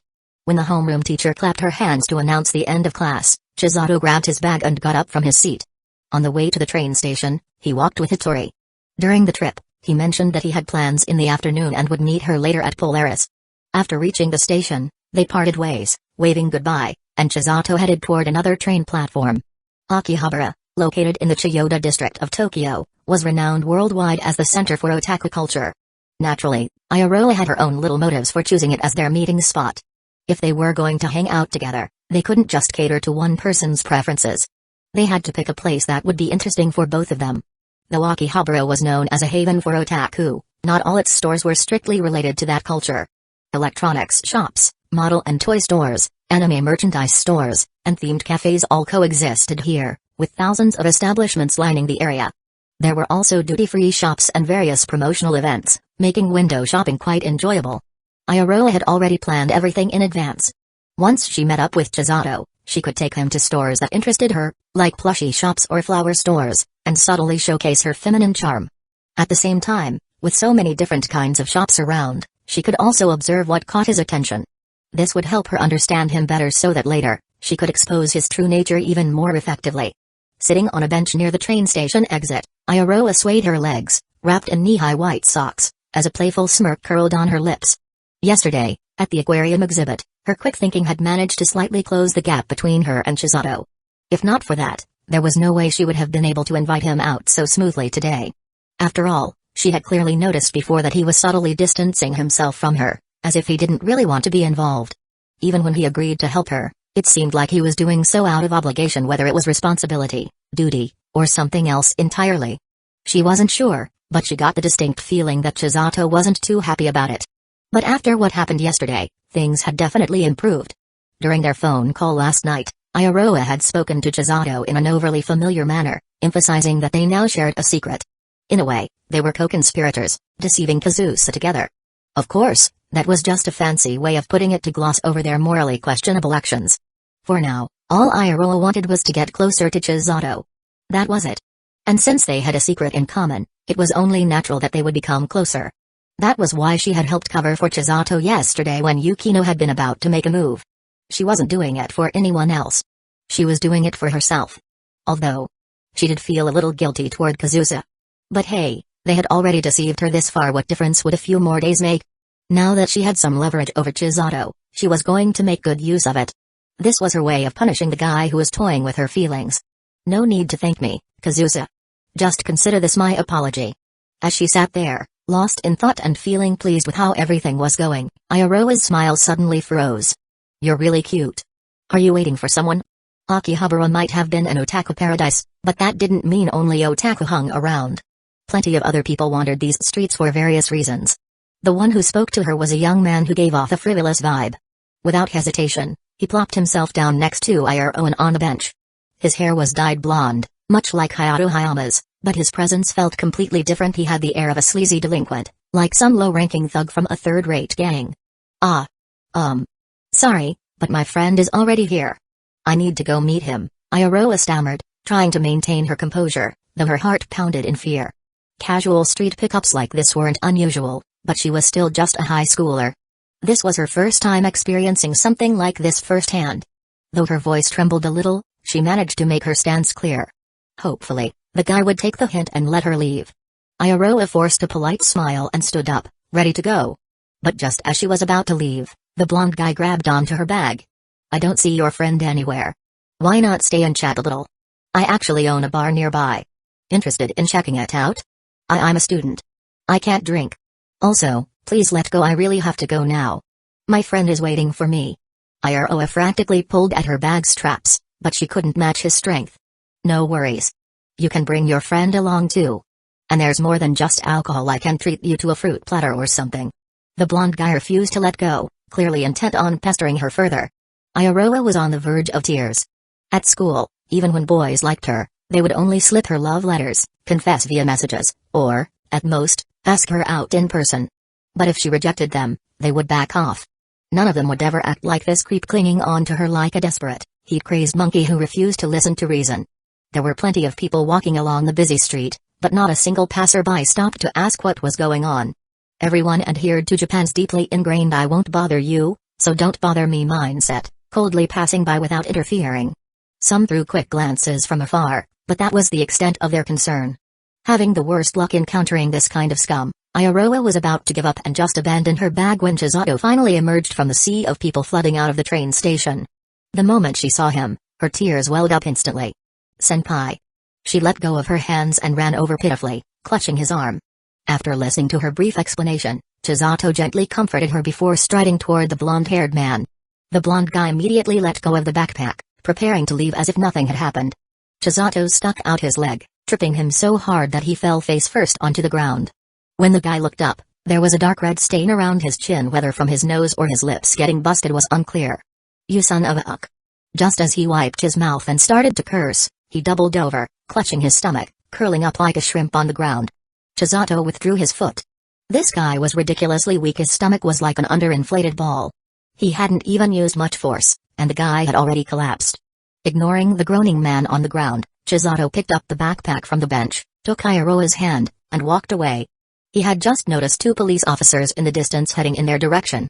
For the sake of a harmonious society, it was better to be considerate and not create unnecessary work for public servants. Chisato felt like he was becoming kinder by the day. Chapter 307, Cat Maid is too fatal. Senpai, you were too slow. I was scared to death just now. Chisato carried Ayaroa's backpack in his left hand as well. The two had already walked far from the train station, strolling down another street. Ayaroa was clinging to his arm, speaking in a tone that was half complaining, half coquettish. His kick just now had helped her vent her frustration, so she was feeling much better, and the tears had stopped. As for why she was now clinging to his arm so naturally, making them look like a couple strolling through the streets, she had already given a perfectly reasonable explanation, because the whole reason I asked Senpai out today was for this, to familiarize myself with the necessary steps of going on a date with Hayama-senpai. Did you forget? Ah, that did sound familiar. Chisato recalled their conversation from the night before. Although he felt it was somewhat inappropriate, in the end, he didn't refuse. Well, at least you showed up in time. But seriously, senpai, you looked so cool handling that guy. I almost got charmed by you. Have you trained in martial arts? Your moves seemed really professional. Something like that. Combat techniques refined through a simulator, of course they were professional. Senpai, are you even listening to me? I am. Then why aren't you reacting at all? Because, just as you said, it's my fault for arriving late, so I'm reflecting on it now. Senpai, you're totally brushing me off, aren't you? Not at all. At this rate, you'll never get a girlfriend. Oh no, how terrifying. Senpai. Ayaroa suddenly stopped, releasing his arm and staring at him with puffed-up cheeks. Senpai, you're deliberately refusing to help me, aren't you? Busted. Chisato replied honestly, I apologize, that was my bad. But honestly, I don't think what we're doing right now is actually helping you much. If you're trying to pursue Hayama-senpai, shouldn't you tell me more about him? Then I can give you advice from a guy's perspective on how to get closer to him. Wouldn't that be the right approach? Chisato's words were logical and well-structured, at least, they sounded that way. But Ayaroa wasn't convinced. She had her own ideas, and she only needed a single sentence to leave Chisato speechless, but I think that as long as senpai follows my lead, it'll be a huge help to me. Fine, whatever makes you happy. Chisato sighed, rubbing his forehead. Right, she was the one who had asked for help, so it was only natural that she had the final say. Besides, he had already agreed to it earlier.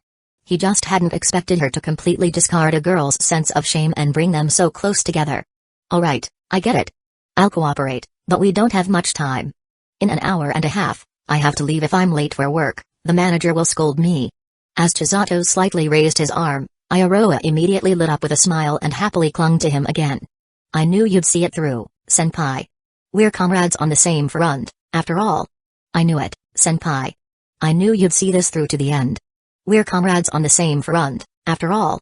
And so, once again, Chisato found himself enjoying the warmth and softness of Ayaroa's embrace as a girl. Whether she was doing it on purpose or not was unclear, but she had been pressing against him the entire way. It had been rubbing him the wrong way quite literally, yet she didn't seem to notice at all. So, what's our plan next? Are we just going to wander around aimlessly while you cling to me? It's not that boring.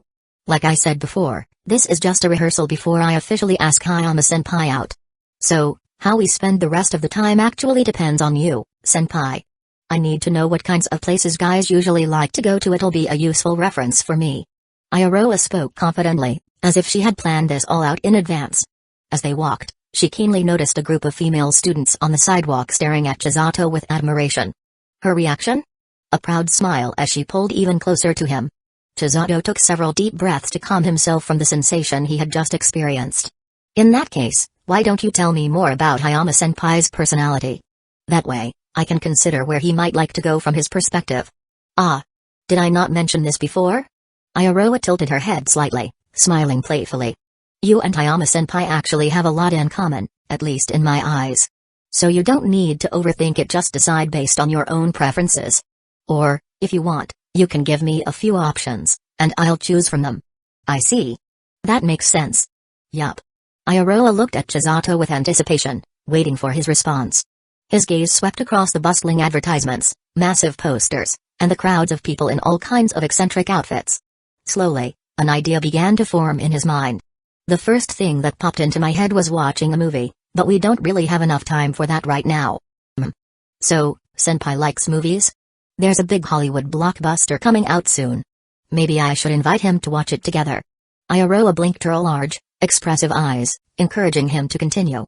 There are plenty of big arcades around here, with all kinds of games and attractions for all ages. I think it's a great date spot. Basketball machines and racing games can show off a guy's skills, and co-op arcade games help couples develop teamwork and deepen their bond. Not bad. What else? What else? Chisato rested his chin on his hand. Other than that, the only remaining date spots around here are themed restaurants and cat-girl cafes. See cat-girls. Iroha was caught off guard by his answer. After a brief silence, she hesitantly asked, Senpai. Do you like girls who wear cat ear headbands? Of course. Chisato nodded without hesitation. Not just cat ear headbands, the best would be over-the-knee white stockings, a maid outfit, and a collar or a little bell around the neck. And they have to have a soft, fluffy tail accessory. Oh, and they should talk with a cute Nyan Nyan catchphrase. That would be perfect. Honestly, I don't think many people in the world could resist the charm of a white-stockinged, cat-eared maid. Was that some kind of spell? The moment Chisato finished speaking, two cat-eared maids dressed almost exactly as he had described appeared in front of them. The only difference was that they were carrying a small, delicate basket filled with promotional flyers. Our cafe is just around the corner. If Master needs a place to rest and relieve his fatigue, please feel free to visit us. After handing them the flyers, the two maids gave a polite bow and walked away. Iroha looked at Chisato, feeling oddly sour inside. At first, she thought he was just joking when he said all that. But in reality, he had been staring at those maids for quite a while. The two girls had even blushed under his heated gaze. But, in truth, Chisato's attention wasn't really on them, it was on their outfits. He suddenly realized something. In simulations, Ariri had always played along with all kinds of outfits. So why had she become so plain in real life? It wasn't that Ariri looked bad in just lingerie and tights. But sometimes, he couldn't help but imagine other options. Alright, he has decided. Ariri might be too embarrassed to buy one herself, so he'd just buy it for her instead. Senpai. Iroha faced him, placing her hands on her head like cat ears. If I dressed up exactly like you just described, how high do you think my chances would be of charming? Hayama-senpai? Chisato smiled slightly and gave her a thumbs up. That would be an absolute knockout. After all, Iroha, you're already this cute. You don't have to state the obvious. Iroha put her hands on her hips as if to wrap up the conversation, then immediately clung to him again. This girl was going to be the death of him. Chisato had no choice but to silently recite math formulas in his head again, trying to suppress the natural responses of his body. I've given all my suggestions. You decide where we're going. No need to think about it, let's go to that cat-girl cafe. You seem pretty interested in it, and I'd like to see what it's like too. And maybe pick up a few tricks while I'm at it. Ikuyo-chan, you still haven't found a guitar you like? On the streets of Akihabara, Ryo asked casually. Ikuyo tilted her chin up, scanning the store displays. I don't know. Nothing really clicks with me. Even if it's just a backup guitar, I still want one that I really like the look of. Najuka chuckled. Come on, Ryo, don't be so impatient. We've been practicing so hard these past few days, think of this as a little break. I'm not in a rush, but I have been starving for ages. Ryo rubbed her stomach pitifully. I can handle being a little hungry, but the baby inside me. Hey. Quit joking around like you're some expectant mother. There's no way you have a baby in that empty stomach of yours. Najuka shot her a look. I literally gave you some biscuits back at the store. Like that tiny bag was enough. I didn't even have lunch. And who is it that finished half of my bento? Shh, Ryo whistled and looked away, pretending not to hear. Ikuyo laughed. It's fine. If you're really hungry, Ryo, let's go eat. Since you guys are keeping me company today, I'll treat you. The very next moment, Ryo hugged her tightly.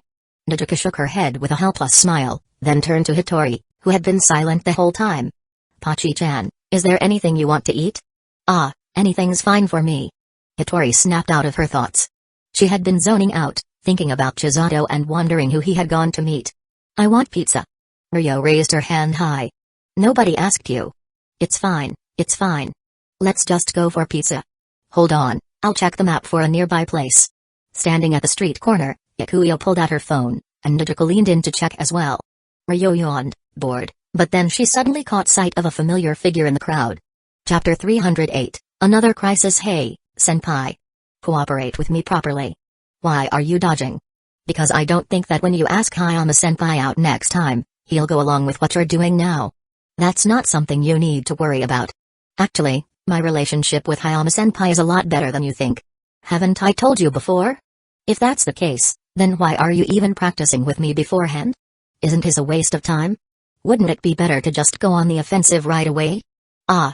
You're so annoying, senpai. You talk too much. I don't care, just hurry up and eat. Just do as I say, this is really important to me. Inside the maid cafe. Chisato looked at the spoonful of so-called energy-boosting Amaris that Iroha was holding up to his mouth. After their back-and-forth debate led nowhere, he finally gave in and opened his mouth. That's more like it.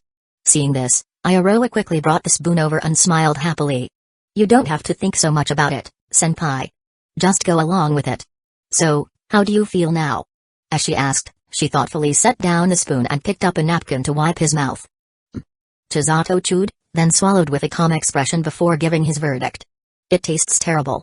The eggs are overcooked, the rice is too hard, it feels like it's been sitting in a fridge for way too long. The texture is just indescribable. I don't think I'll be coming back here. As expected, you really can't expect much from the food at these theme cafes. If you really want a good meal, a proper restaurant is the way to go. That's not what I was asking. Iroha huffed and leaned in closer, her unique feminine scent drifting over to him. The food quality doesn't matter.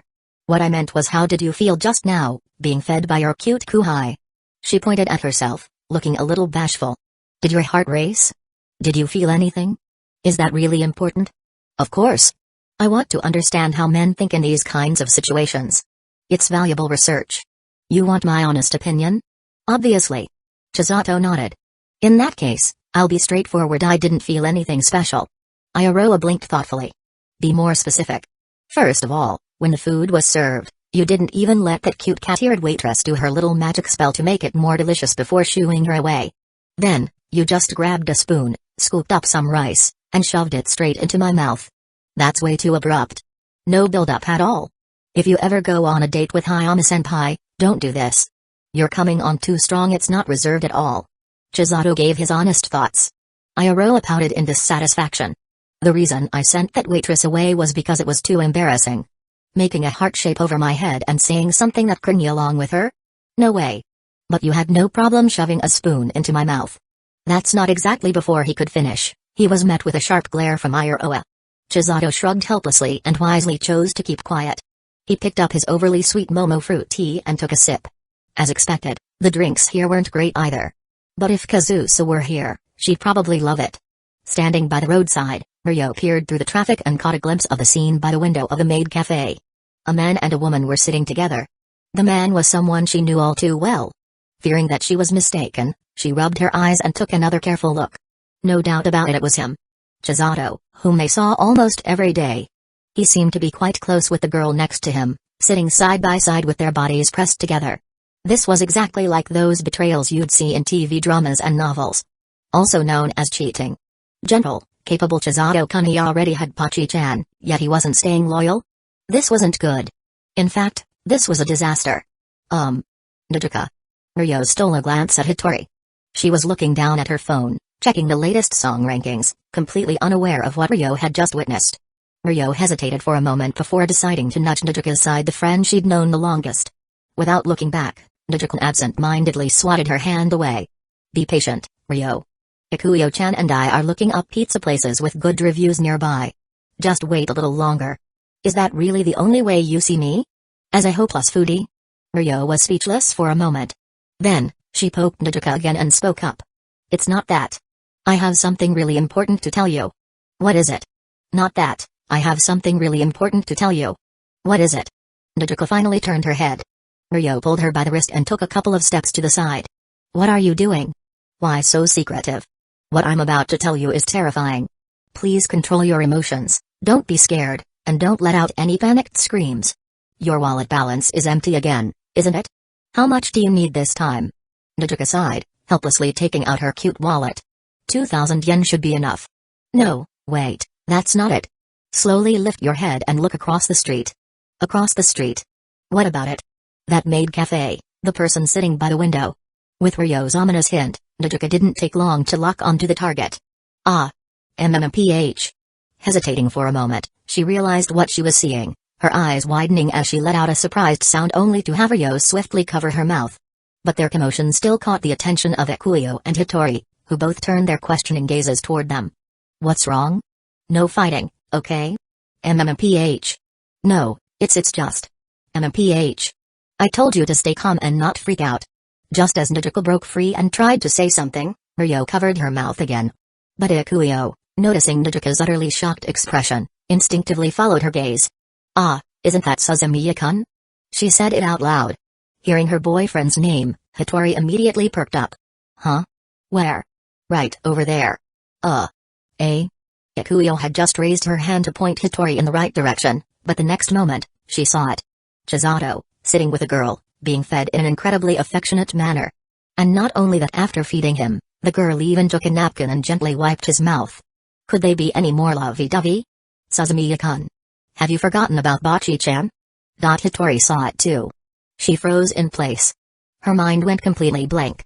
She had always known that there were other girls around Chisato, so what she was seeing now wasn't exactly surprising. But why? Why was the girl from her dreams appearing in reality right beside Chisato-kun? The shock was so great that Hitori's brain temporarily stopped functioning. Chapter 309, He is Cheating. Ryo felt exhausted.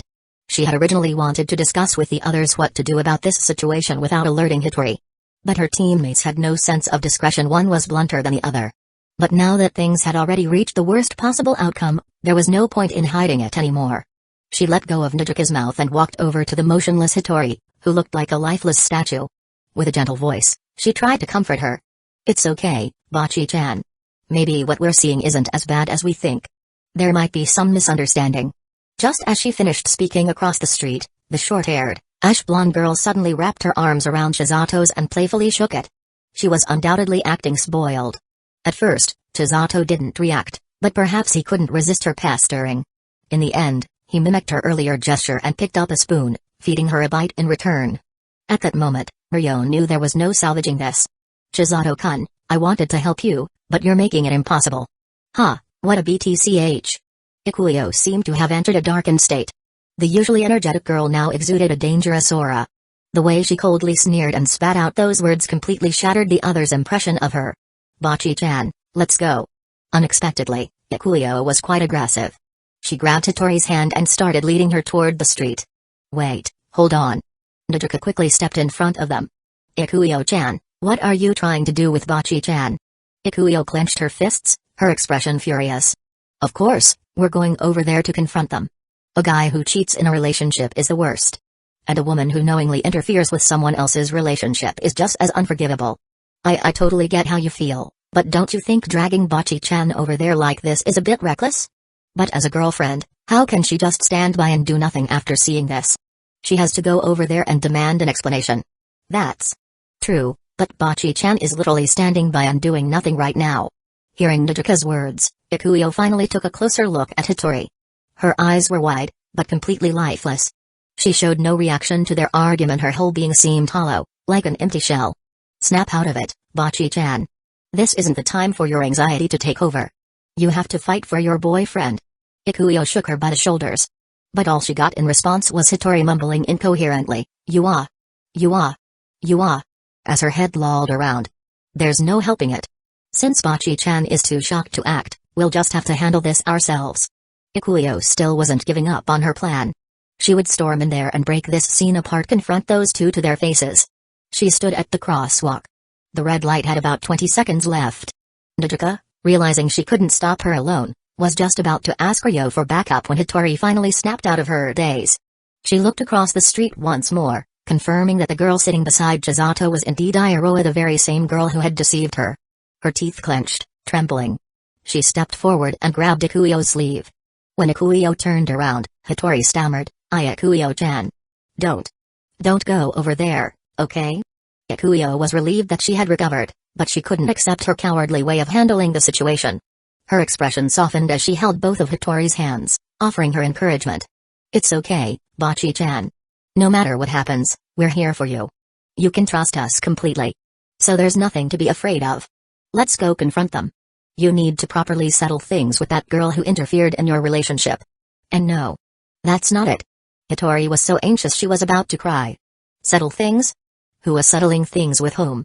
I've done so many terrible things to Iroha. If I go over there, she'll kill me. I don't mind. So, can we just pretend we didn't see anything? Let's leave here, okay? Hitori made a pitiful plea. But the more she acted like this, the more protective they felt toward her. Naruto, who had been in the same band and received a lot of help from Chisato, as well as Ryo, who had freeloaded many meals and borrowed money from him without repaying, both of them had initially leaned toward staying calm and confronting Chisato privately later to avoid making a scene. However, seeing Hitori in this state tugged at a soft spot in their hearts, making them abandon that plan and side with Ikuyo instead, determined to stand up for her. Bachi-chan might be a bit clumsy, but that doesn't mean just anyone can bully her. That's right, Ikuyo-chan is right. We'll help you, so there's nothing to be afraid of. Naruto hugged Hitori's shoulder. No, that's not it, you guys. Don't worry. There are 4 of us, and we even have weapons. Even if a fight breaks out, we won't be at a disadvantage. The weapons Ryo referred to were their basses and guitars. As a drummer, Naruto couldn't carry her drum kit around, but she did have a pair of drumsticks in her bag, which could hurt quite a bit if used to hit someone. No, listen to me.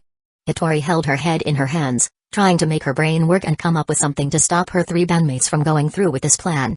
But in such a panicked, fearful, and sudden situation, she couldn't think straight at all. Ryo looked across the street again. There's no need to hesitate anymore, Bachi-chan. Chisato already saw us. Chisato had indeed noticed them. With their different hair colors, the 4 adorable girls standing at the roadside were eye-catching even if they did nothing. Had it not been for Iroha clinging to him and half pouting, half whining to be fed, he probably would have noticed them earlier. But now, it seems a little too late. Seeing Ikuyo standing with her hands on her hips, glaring at him from a distance, he got a rough idea of the situation. They must have seen his interaction with Iroha just now. Seriously, of all places in Tokyo, how did they end up running into me here? Chisato turned his head slightly and glanced at Iroha. Ever since she showed up, the delicate balance he had carefully maintained kept getting shattered over and over again. What the hell? Are you some kind of plot-driving character from a novel? What? Why are you looking at me like that? You should feel honored to be feeding such a cute girl like me. Not to brag, but I'm actually pretty popular at school. Since the semester started, at least 4 or 5 guys have confessed to me already. Iroha pouted, clearly dissatisfied with the expression on Chisato's face. It felt like he was looking at her with annoyance. Chisato sighed and closed his eyes, rubbing his temples in exhaustion. Iroha. Thanks to you, I'm about to explode. Huh? A giant question mark seemed to pop up over Iroha's head. Chisato subtly gestured with his fingers toward the window. Iroha turned her gaze outside and met a few pairs of eyes filled with hostility and discontent. It was as if they were ready to dump their drinks on her face at any moment. Iroha's heart sank. She stammered in disbelief, "Senpai. Why you? No way. But how could this be? This is way too much." Given Chisato's natural playboy tendencies, she immediately pieced together a possibility in her mind, but she just couldn't bring herself to accept it. But Chisato, thinking she had understood, simply nodded. Iroha was stunned. Her pupils shrank as if an earthquake had just struck inside them. Sawamura-san, Kazumijouka-san, Kazusa-san. And now, adding the 4 girls outside who were glaring at her with intense hostility, that made a total of 7. Suzumiya Chisato, you're absolutely shameless. Dating so many people at once, doesn't your conscience hurt? You absolute scumbag. Do you even have enough time for this? There were so many things suddenly flooding into Iroha's mind that she could only stare in stunned silence, unable to voice any of them. Chapter 310, Steering the topic. Sorry, Ishiki, today's meeting has to be cut short. Chisato had noticed the pedestrian light outside turning green. The 4 members of Keshoku Band were now walking towards them amidst the crowd. Although Hitori was panicking, desperately tugging at her companion's arms and sleeves, she couldn't stop them from moving forward. They were determined to demand an explanation for their friend. Chisato watched them approach, already strategizing how to handle the situation. As for Hitori, he understood her personality. She probably didn't mind all that much. The only real concern was that she had now seen Iroha in real life, the very person she had been deceiving in her dreams. She might not be able to process this immediately, possibly feeling fear and anxiety. But that was a minor issue. Unlike him, Hitori had a hidden identity in the dream world. As long as she played dumb, nothing unexpected should happen. He could explain things to her properly later, and she would likely calm down. The real problem was the other 3 members of Keshoku Band. From the way they had been glaring at him, there was no doubt in his mind that they had labeled him as a womanizing scumbag. Well, technically, they weren't wrong. But if possible, he didn't want them to find out the full truth about his private life. He still had to interact with them frequently in the future. If their resentment grew too much, it would only make things difficult. You should head home for today. Chisato suddenly spoke to Iroha. If you take your bag and leave through the other exit now, you should still be able to avoid running into them. Huh? But wouldn't it be better if I stayed to explain that this is all a misunderstanding? I appreciate the thought, but look at how angry they are. Who knows what they might do? You know how wild rock musicians can be. And their tempers. Well, let's just say they're not great. If they see you, they might just lash out without listening to reason. Chisato half coaxed and half intimidated her, making Iroha visibly uneasy. That was exactly what he wanted. He had no intention of letting Hitori and Iroha meet under these circumstances. But if I leave, won't that just make you look even more guilty? That's still better than having you stay and risk a bloodbath, don't you think? The more he spoke, the more fearful Iroha became. She glanced outside again, and under the influence of her imagination, the 4 girls now seemed to be radiating pure murderous intent. Don't worry about me, I can handle this alone. If you stay, things might spiral out of control. So, go. Chisato urged her, shoving her bag into her hands. But if we still can't clear up the misunderstanding later. Yeah, don't worry. I'll call you later. Chisato pushed Iroha towards the other exit, making sure she left. Shortly after he returned to his seat, the 4 members of Keshoku Band were standing in front of him. Ikuyo, as expected, stepped forward with an angry expression. Gotcha this time. Huh? Where's that girl? She left. Chisato's response made Hitori, who had been hiding behind the others, breathe a huge sigh of relief. When he smiled at her and patted the seat beside him, she hesitated for only a moment before shyly sitting down. Her lips pursed as she blushed, especially when he took her hand. Ryo couldn't take it anymore. Bachi-chan. Have you already forgotten what this man just did? Come over here. Don't be so spineless. Not until he gives us an explanation that actually makes sense. Chisato silently pushed forward the untouched cake and fruit salad he had ordered earlier. We haven't touched these yet. Judging by how they look, they should taste pretty good. Gulp. Ryo swallowed hard. Without another word, she sat down across from him, picked up a spoon, muttered a tadakimasu, and started eating with single-minded focus. The speed at which she changed sides was astonishing. Ikuyo and Nijuka were both completely dumbfounded. Ryo-chan. Don't let him distract you. Seeing one ally fall, Nijuka immediately stepped up. You can't just go behind Bachi-chan's back and get all cozy with other girls. Do you have any idea how heartbroken she was when she saw that? Chisato silently glanced at Hitori. Hitori immediately shook her head in protest. Then, she nervously looked at Nijuka and carefully spoke. Nijuka-chan. Actually, I wasn't heartbroken. You. The betrayal hit hard. Nijuka was at a loss for words but still tried to continue. I know you're just scared, but putting that aside, why are you guys even here? Chisato suddenly changed the subject. Nijuka was momentarily thrown off but reflexively answered, we're here to sit down and tell me. Oh. Okay. Nijuka obediently took a seat next to Ryo, unknowingly falling into Chisato's pace. We came here to buy a backup guitar for Ikuyo-chan. You specifically came to Akihabara for that? Yeah. Aren't there plenty of instrument shops near Shimokitazawa? Chisato's sharp gaze landed on Ikuyo, who immediately looked away, guilty. The confidence she had when confronting him earlier completely vanished as she slowly sat down next to Nijuka. Buying a backup guitar was just an excuse, wasn't it? You guys just wanted to go out and have fun. But have you considered that the Shibuya Music Festival is coming up soon?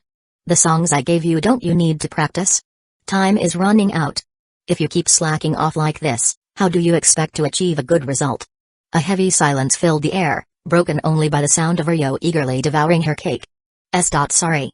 Nodoka and Ikuyo exchanged glances before slowly lowering their heads in apology. But aren't we supposed to be questioning him about cheating on Bocchi-chan? Ryo, now finished with her cake, finally spoke up. Oh, right. Nodoka and Ikuyo suddenly snapped back to their original purpose. Chisato calmly pulled the fruit salad back from Ryo's reach. Alright, this one's off limits for you now. Chapter 311, I'm his little lover. Nodoka and Ikuyo, snapping back to their senses, were both furious and flustered. Chisato was far too cunning, trying to distract them and slip away from the consequences of his actions. They had almost let him get away with it. No use struggling. There's no way we're letting you escape. If you make a mistake, you admit it. If you're about to get scolded, you stand up straight and take it. No matter what, he had to confess his wrongdoings today and make a sincere promise to Bocchi-chan that he would never betray her again. That was their bottom line. Their expressions were now filled with righteous determination, making it abundantly clear that they would not back down. Chisato looked at them and thought to himself this was going to be tough. Reluctantly, he pushed the fruit platter back in front of Ryo. Given his recent blunder, he even ordered several extra dishes for her. This glutton might be unreliable in many ways, but she wasn't always so easy to fool. If he could just keep her occupied with food, that would be one less enemy to deal with. The problem was, the situation had already escalated to this point.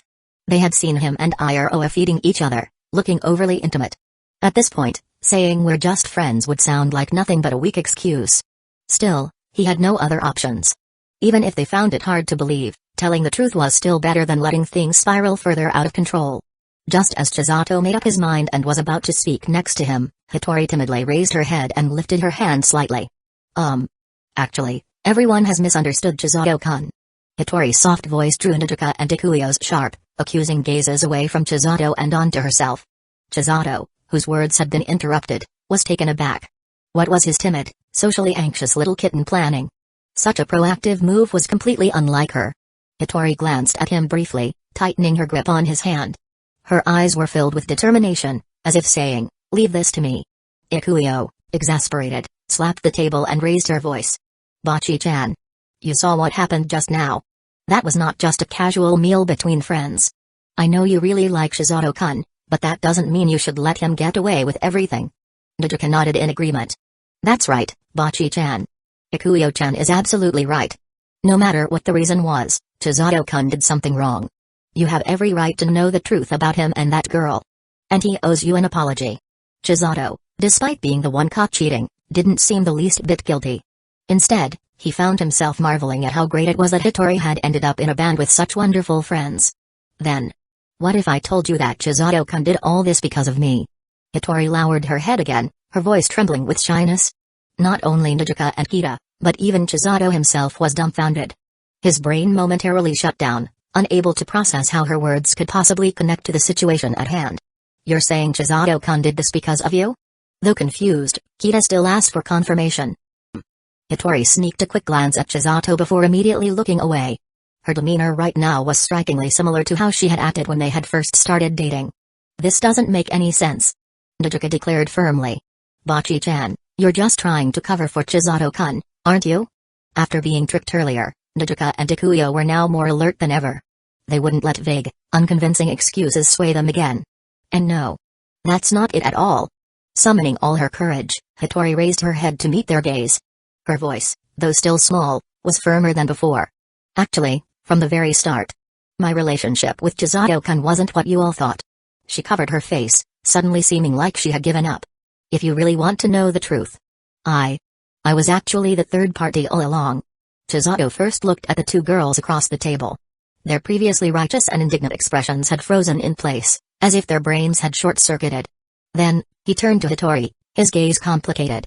So this was how she planned to get him out of trouble? But if she said this, what would happen to her identity and position? Chisato shook his head slightly, unable to accept such a self-sacrificing way of handling the situation. "Don't listen to her." Noticing his intent, Hitori immediately interrupted him. "In the beginning, it was me. I was the one who couldn't resist Chisato-kun's handsomeness. Even though I knew he already had a girlfriend, I still secretly seduced him." Hitori's words were like a nuclear bomb after an earth-shattering explosion, Everything settled into silence. The so-called dispute, the rights and wrongs, all ceased to exist. The expressions of Naruto and Ikuyo changed from blank shock to sheer terror. Their mouths and eyes were wide open at the same time. Their bodies even had a faintly pale hue, as if a gust of wind could blow them away at any moment. Oh, even Ryo, who had been quietly devouring her food, couldn't help but let out an exclamation. So this is the real you, Bocchi-chan. I'm so sorry. I'm just such a shameless, hopelessly terrible woman. I've caused so much trouble for everyone. I'm really sorry. Hitori closed her eyes and repeatedly bowed her head in apology. After saying this, she resolutely grabbed the dining knife from the table, sitting in her seat with a face of complete resignation. It's all my fault. Ikuyo-chan was right. There's no excuse for a woman who interferes in someone else's relationship. I'll take responsibility for myself now. Thank you for always taking care of me. I'm sorry for betraying everyone's trust. Goodbye. Don't die, Bocchi-chan. Hurry up and take the knife from her. No, please, let me go. I have no face to continue living in this world. Stop talking nonsense and stop struggling. Ah, Bocchi-chan is stronger than I expected. Come help me, Ikuyo-chan. The dining table instantly turned into chaos. Chisato covered his face with one hand. Letting Hitori act on her own had made things even more complicated. However, she had indeed managed to cleanly remove herself from the situation. Now, the pressure was on Naruto and Ikuyo. As for Ryo, she remained the most relaxed from start to finish. Like a spectating weasel in a melon patch, enjoying the drama from multiple angles, completely entertained. Yo, nice job, Suzumiya. I heard Bocchi-chan is your little lover? The moment they stepped into Starsea, the store manager, Saga, greeted Chisato with an amused smirk. Judging from her cheerful mood, she must have been bored after being in the store for too long and had specifically come to find some fun. But they had just arrived from Akihabara. How had she already learned about what had just happened? Chisato remained silent, then turned to glance behind her. Ikuyo and Naruto looked utterly confused.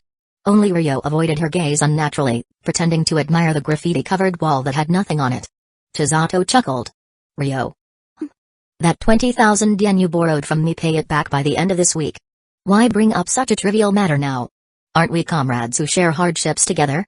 Ryo responded with an utterly serious expression, deliberately ignoring the topic of repayment. If you don't pay it back by this weekend, I'll deduct it directly from your next gig's earnings. With that, Chisato walked off toward the storage room behind the bar. Ryo suddenly regretted indulging in her love of gossip. She quickly jogged after Chisato. Suzumiya-kun, can't you give me a little more time to pay it back? Saga watched them walk away with amusement before shifting her gaze to the remaining three. Crossing her arms, she asked, so, what exactly happened? Hitori covered her face, hurriedly running into the recording studio, tripping over a trash can on the way. That left only Naruto and Ikuyo exchanging glances. Finally, they both let out long sighs. Saga, it's all too complicated. I still don't understand how things ended up like this, but no matter how much we don't want to believe it, judging by Bocchi-chan's reaction, she really didn't seem to be lying. Yeah, Nei-san, just don't ask anymore.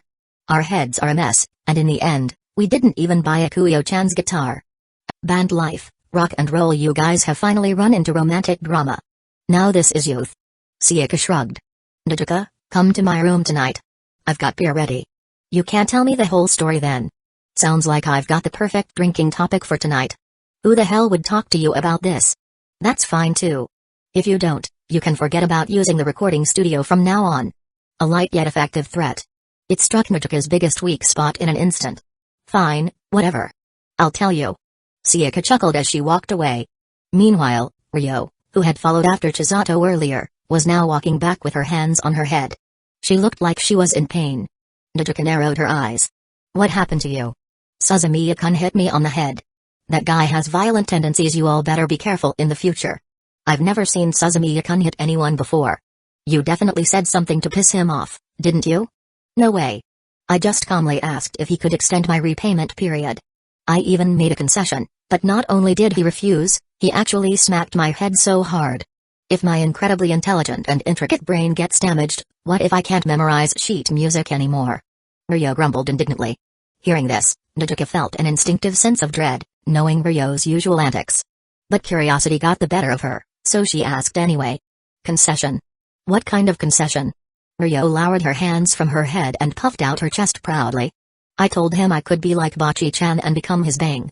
A swift and precise karate chop landed on Ryo's head, sending her crouching down again while clutching her head. Ryo. That's way out of line.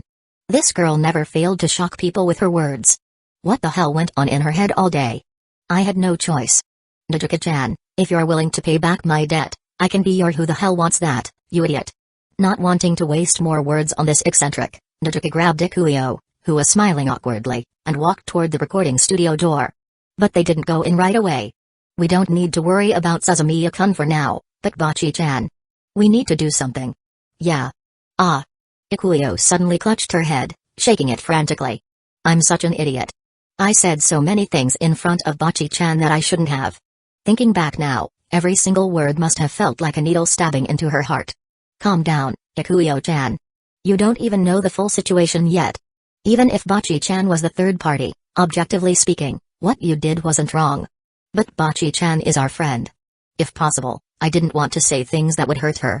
There were definitely better ways to handle this. Don't think too much. I don't think Bachi-chan will hate us. To be honest, my head was a mess back at the cafe. I had no idea what to do. But now, I've decided, no matter what Bachi-chan did, she's still Bachi-chan. If she's struggling, I'll help her. If she did something wrong, I'll make her realize it even if she ends up hating me. That's what a real friend should do, right? Nezuka-chan, I'm so glad you're here. Ikuyo threw herself into Nezuka's arms. Chapter 312, Growing Unease. Nezuka and the others told me not to worry. No matter what I've done, they're still my friends. They apologized and comforted me for a long time, then told me that I should find a chance to talk things out with you privately. They said I should let you choose between me and that girl. That would be the right thing to do.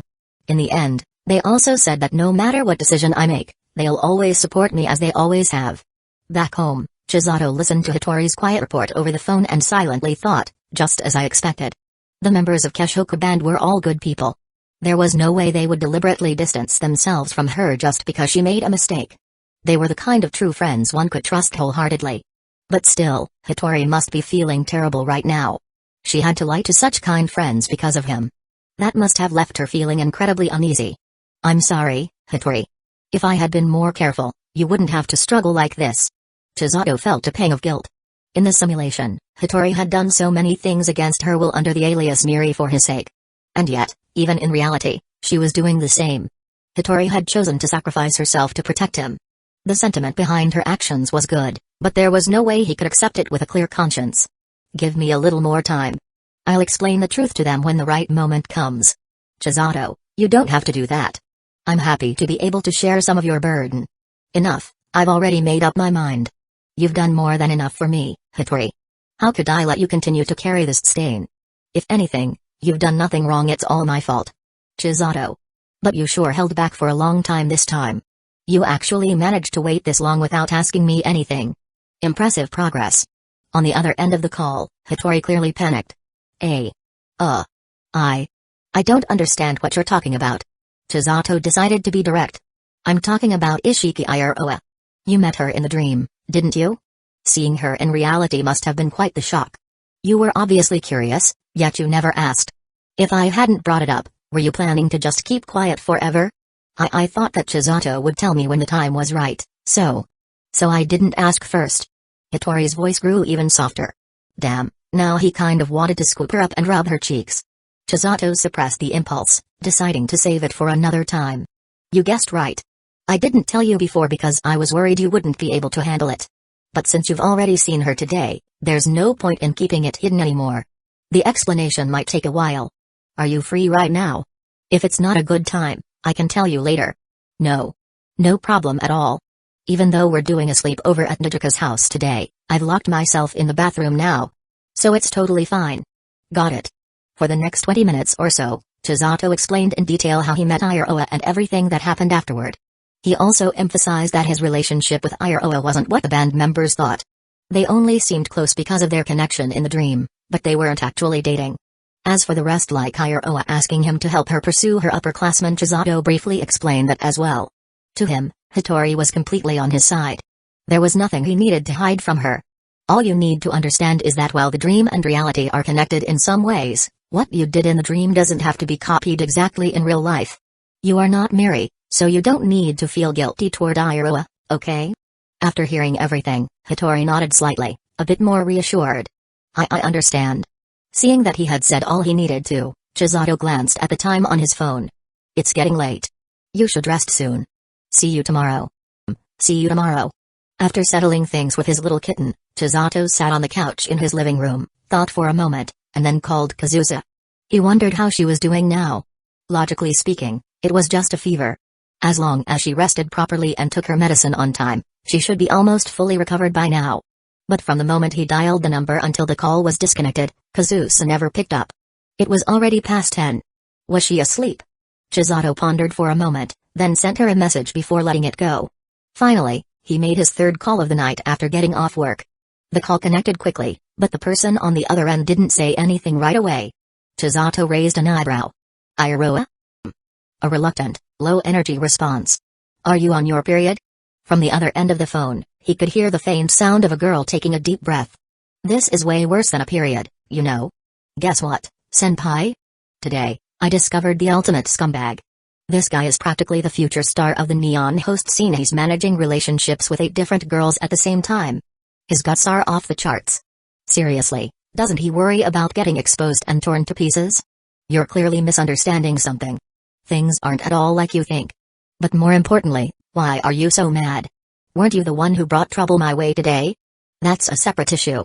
I just feel bad for those girls. Also, what do you mean by things aren't like I think? Explain yourself. Iroha sounded quite concerned. It's not important. Anyway, I just called because I promised to check in with you tonight. Just letting you know I've already taken care of everything, so you don't need to worry anymore. Who the hell would be worried about a playboy like you? Good, that makes things easier.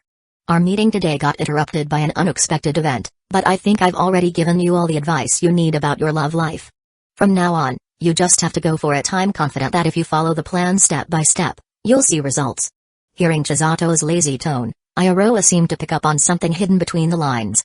She sounded a little flustered as she asked, "Wait, what do you mean by that, you jerk? You promised to keep helping me until I won over my senpai. Are you trying to ditch me halfway through?" "I'm not ditching you.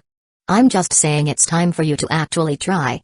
Think of it like studying. You can read all you want, but unless you take a test, how will you know how much you've really learned? After that, we can go over your mistakes and focus on the weak spots. That's the most efficient way. You're just making excuses because I caused you trouble today, and now you don't want to help me anymore. I can't believe this. And after I even covered for you at the aquarium." Iroha tried to argue her way back into a better position, but Chisato shook his head. His mind was already made up. "Go ask your senpai out. I'll be waiting for your battle report. Good luck. Good night." "Hey. Wait. You jerk. Scumbag." Hearing the busy tone on the phone, Iroha furiously threw her phone onto the bed, grabbed her stuffed toy, and started pummeling it.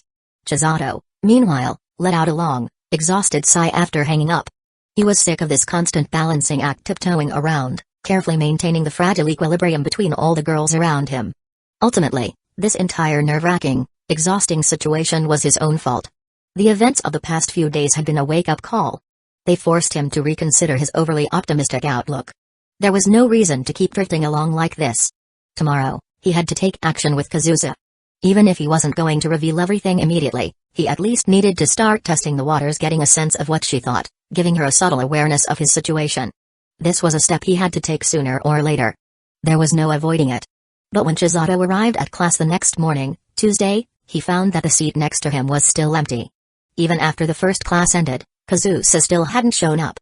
Pulling out his phone, he checked the message he had sent her last night. It was still unread. He quickly tried calling her again. Just like last night, no one answered. The call disconnected automatically. Still asleep? But it was already past 9. If she was really still sleeping, that meant she'd been out for nearly 12 hours. Clutching his phone tightly, Chisato felt a growing sense of unease, but the second period bell rang, forcing him to push down his emotions and focus at least outwardly on the teacher's lesson. During the second break, and then the third, he tried calling Kazusa again and again. Each time, the result was the same: no answer. His anxiety and frustration only grew stronger. Finally, when lunch break arrived and he still hadn't been able to reach her, Chisato decided he couldn't wait any longer.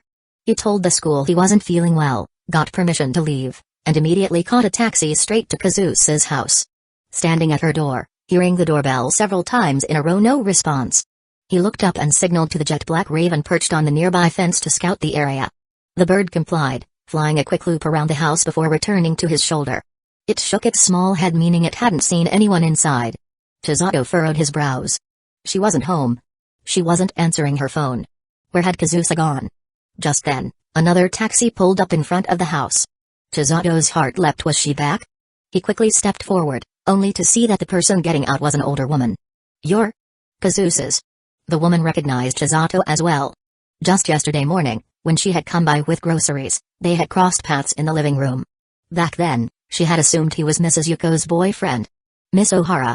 Chisato also recognized her, the housekeeper who took care of Kazusa's daily life. Kazusa hasn't answered my calls since last night. Do you know where she is? Well. Miss Ohara could see the worry on Chisato's face. Even so, she hesitated. Should she really tell him what she knew? After all, they had only met once. She had no idea if this boy could be trusted. But she quickly made her decision. Come with me. She was just a housekeeper. About 20 minutes ago, Kazusa had called her from an unfamiliar number, asking her to pack some fresh clothes and bring her phone to a private hospital outside the city center. If she couldn't make the choice herself, she could let Chisato call Kazusa directly and let her decide. Disaster had struck without warning. Everything had happened too fast. Dressed in her pajamas, Kazusa sat on a cold hospital bench in the hallway. Her beautiful, sharp eyes were swollen from crying. The light that usually filled them was completely gone. She sat motionless, her head hanging low, looking like a lifeless doll. The sound of approaching footsteps echoed through the hallway. Muko stopped beside Kazusa, holding out a rice ball and a drink.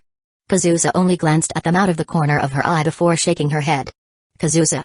I know you're worried about your mother, but you have to take care of yourself too. You can't just stop eating. Muko spoke with deep concern. But Kazusa didn't respond at all this time.